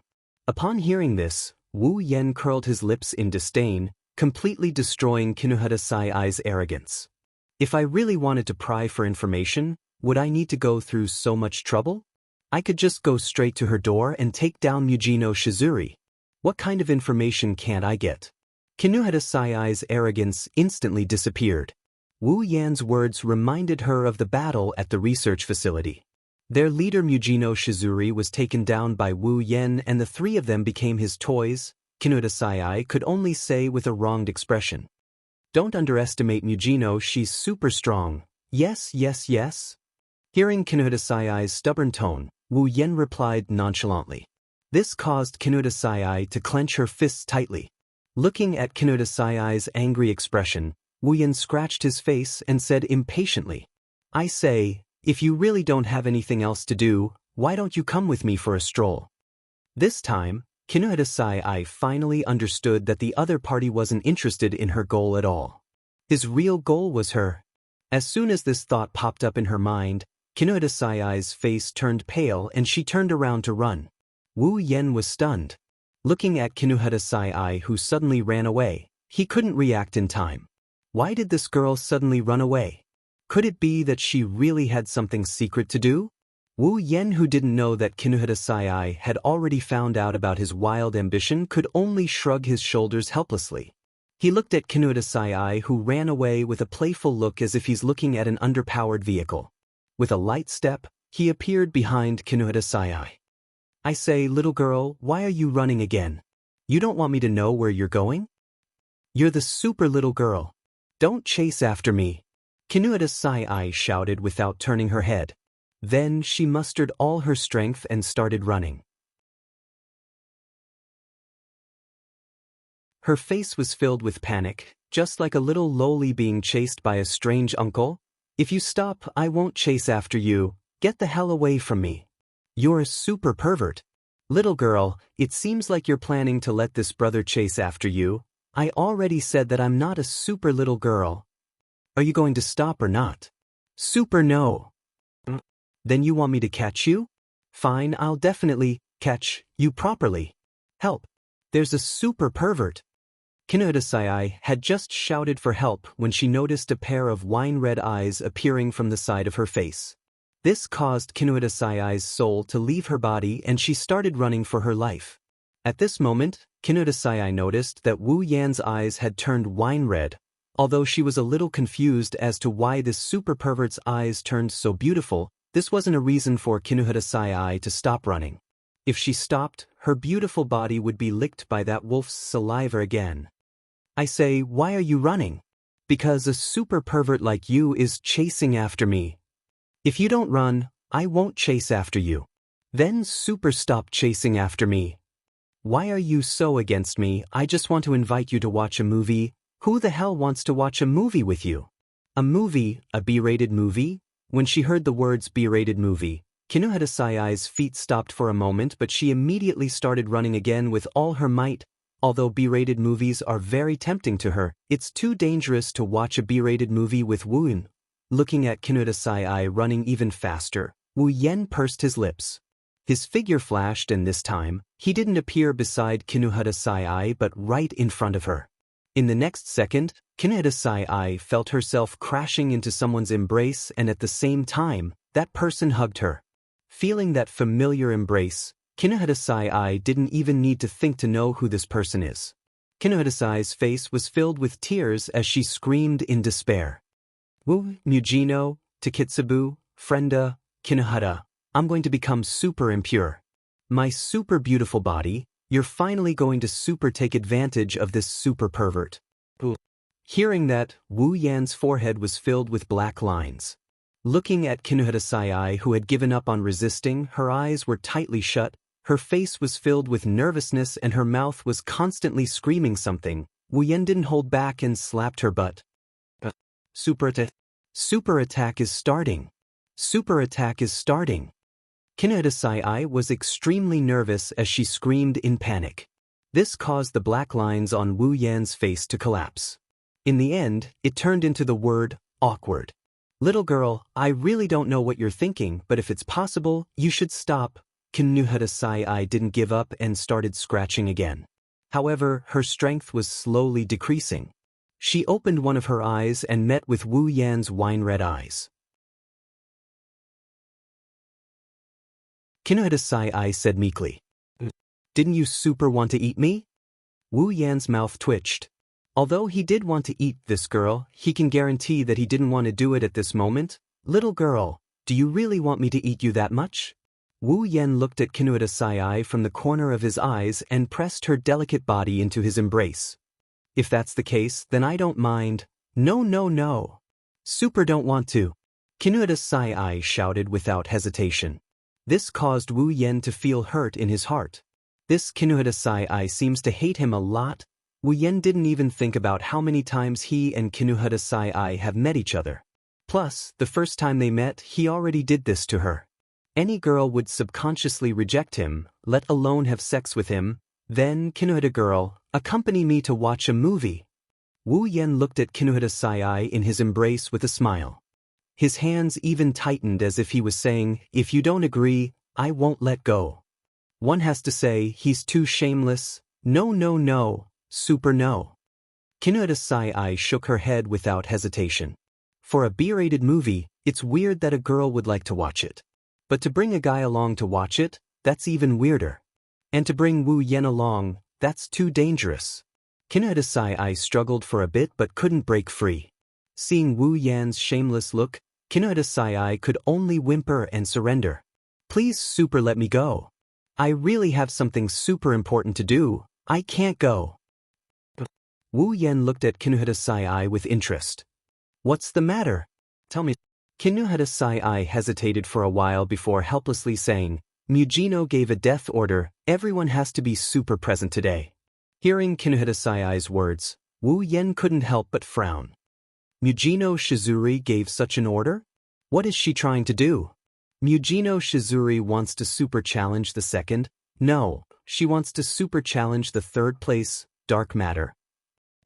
Wu Yan was stunned. Mujino Shizuri wants to challenge Kakin Taidaku? Kinuhata Sai nodded. Seeing this, Wu Yan's eyebrows twitched. He couldn't stay calm.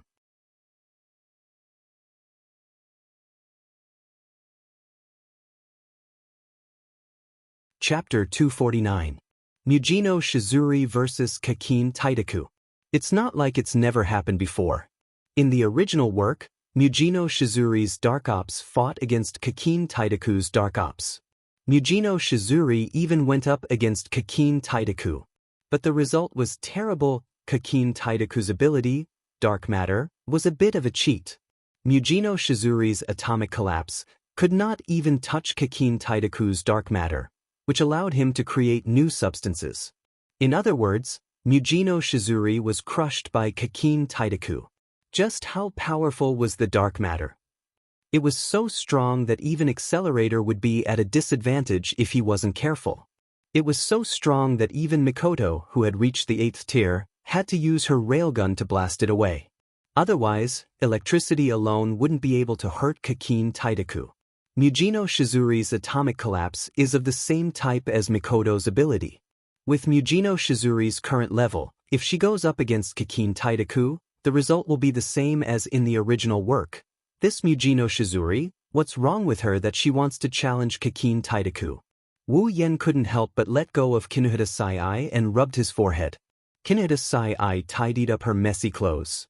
Hearing Wu Yan's words, Kinuhata Sai was unhappy. How could Kinuhata Sai not understand the meaning behind Wu Yan's words? He's obviously saying that Mujino Shizuri will definitely lose if she goes up against Kakin Taidaku. Don't underestimate Mujino. No matter what, Mujino is still ranked 4. Even if that Kakin Taidaku is 1 rank higher than Mujino, Mujino won't be that far behind. That's because you don't understand Kakin Taidaku. Wu Yen couldn't help but frown, and said to Kinuhata Sai in a serious tone, to put it bluntly, among the 7 LV5 players in Academy City, aside from Accelerator and Mikoto, anyone who goes up against him will die. Hearing this, Kinuhata Sai wanted to refute, but seeing Wu Yan's serious expression, Kinuhata Sai hesitated and said with uncertainty, Is it that powerful? Wu Yen helplessly nodded and said, let's put it this way, you know about Accelerator, right? According to the tree diagram designer's calculations, if Accelerator goes all out, he can kill the old Mikoto within 185 moves. Impossible! Kinuhata Sai jumped up. That super railgun, even in the past, was ranked 3rd. How could it be so weak? It's not that Mikoto is weak, but Accelerator is too strong. Wu Yen bitterly smiled and shook his head, and then he laughed. Of course, that was in the past. Now, Mikoto's strength has increased by quite a bit. Even if she can't win against Accelerator, she won't lose so badly.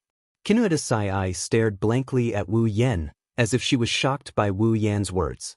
After a while, she squeezed out a sentence. This is also related to that super Accelerator. What does it have to do with that dark matter? That's the crux of the matter. Wu Yen sighed and looked at Kinuhata Sai. You know, if Kakin Taidaku goes up against Accelerator, then he will definitely lose badly. Kinuhata Sai let out a sigh of relief. However, Wu Yan's next words caused her to worry again. But, with the special properties of dark matter, even if he loses badly in the end, he will be able to force Accelerator into a disadvantageous position in the beginning. Say, do you think Mujino Shizuri can defeat Kakin Taidaku? If possible, please let me become his disciple. Kinuhata Sai went silent. She looked at Wu Yen. Her eyes were filled with worry. Then, wouldn't it be dangerous for Mujino Shizuri to go up against him? Unless Mujino Shizuri goes up against Kakin Taidaku in her high exertion state, then maybe there's still a chance of winning. Wu Yen looked at the worried Kinuhata Sai and nodded in admiration. This is the good thing about Kinuhata Sai. Even though she lives in the Academy City's Black Ops, where people eat people, she cares a lot about her companions, even if the companions she cares about don't care about her at all. High exertion. Kinuhata Sai went silent again. Wu Yen shrugged with a bitter smile. He understood why Kinuhata Sai went silent. Mujino Shizuri's Atomic Collapse was actually very powerful. Just like light, electrons could adapt to different situations, displaying the properties of both particles and waves. It possessed the ability to forcefully manipulate the ambiguous situation between the two. What was directly emitted was neither waves nor particles, but the electron itself. Even if an electron that was fixed in an ambiguous state hit an object, it would stay on the spot because it could not decide whether it would be a particle or a waveform. Originally, the electron only had a mass that was infinitely close to zero, but the effect of the stay would become a pseudo-barrier, and the barrier would hit the target with terrifying power at the same speed as when it was released. Thus, due to the excessive power of this ability, it was very unstable and required a lot of fine-tuning and careful settings. Normally, Mujino Shizuri would control the power of her meltdown of atoms to a level that she could endure. This was the so-called low-output state. A researcher in a certain research institute in Academy City once said that if she didn't have her survival instincts restricting the output of atomic collapse, in other words, if she fully unleashed the power of atomic collapse to a high-exertion state, Mujino Shizuri would be able to instantly kill the third-ranked railgun. But in reality, if Mujino Shizuri really did that and completely removed her survival instincts restricting atomic collapse, then her own body would also be shattered by the reaction of the high-exertion state.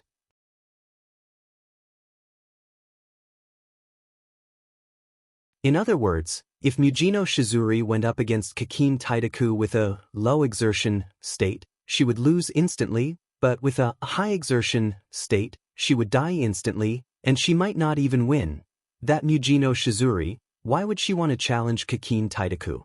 Wu Yen couldn't help but pat his cheeks, feeling a headache coming on. Kinuhata Sai told Wu Yen, Mujino used to hate Railgun a lot. She always thought that the reason Railgun was able to surpass her was because of Railgun's ability. In terms of military usage, Railgun was better than Mujino's. Plus, Railgun was a high school student, so Mujino hated her a lot. In the end, Kakin Taidaku was defeated by Railgun. Originally, the research institutes thought that the third and fourth ranked should be on par in terms of strength. But this time, the research institutes thought that Mujino's ability was weaker than Railgun's. Kinuhata Sai couldn't help but laugh bitterly at this. That's why Mujino hated dark matter so much. She wanted to prove that she could also defeat dark matter, to prove that she wasn't weaker than the second-ranked Railgun. Wu Yan's eyebrows twitched, he suppressed the urge to curse and slumped his shoulders. He knew that Mujino Shizuri hated Mikoto, but he didn't expect her to hate Mikoto to this extent. Those trashy research institutes, did they take the wrong medicine to come up with such a conclusion? Aren't they just trying to lure the arrogant Mujino Shizuri to her death? What should I super do now? Kinuhata Sai clenched her fist. Super tell Mujino not to go? But with Mujino's personality, she'll definitely super think that I'm looking down on her and kill me with a meltdown atom. I say, are you that worried about her? Wu Yen couldn't help but ask. It's not just because of Mujino. Kinuhata Sai shook her head. Frenda and Takitsubu might be super dangerous as well. Mujino Shizuri, you're really something. Aren't you just trying to provoke this brother to make a move? Speechless helplessly, dragging down the three girls he's already decided on. Mujino Shizuri. Wu Yen sighed and he said something that made Kinuhata Sai flabbergasted. Looks like it's time to get rid of Kakin Taidaku. You're tuning in to the Passion Pages YouTube channel. We're so grateful for your support and don't forget to subscribe to join us on this incredible journey through captivating stories. Your generosity through donations truly makes a world of difference, as it's the primary source of revenue that allows me to expand and enhance this channel for you. Thank you from the bottom of my heart for being a part of this adventure.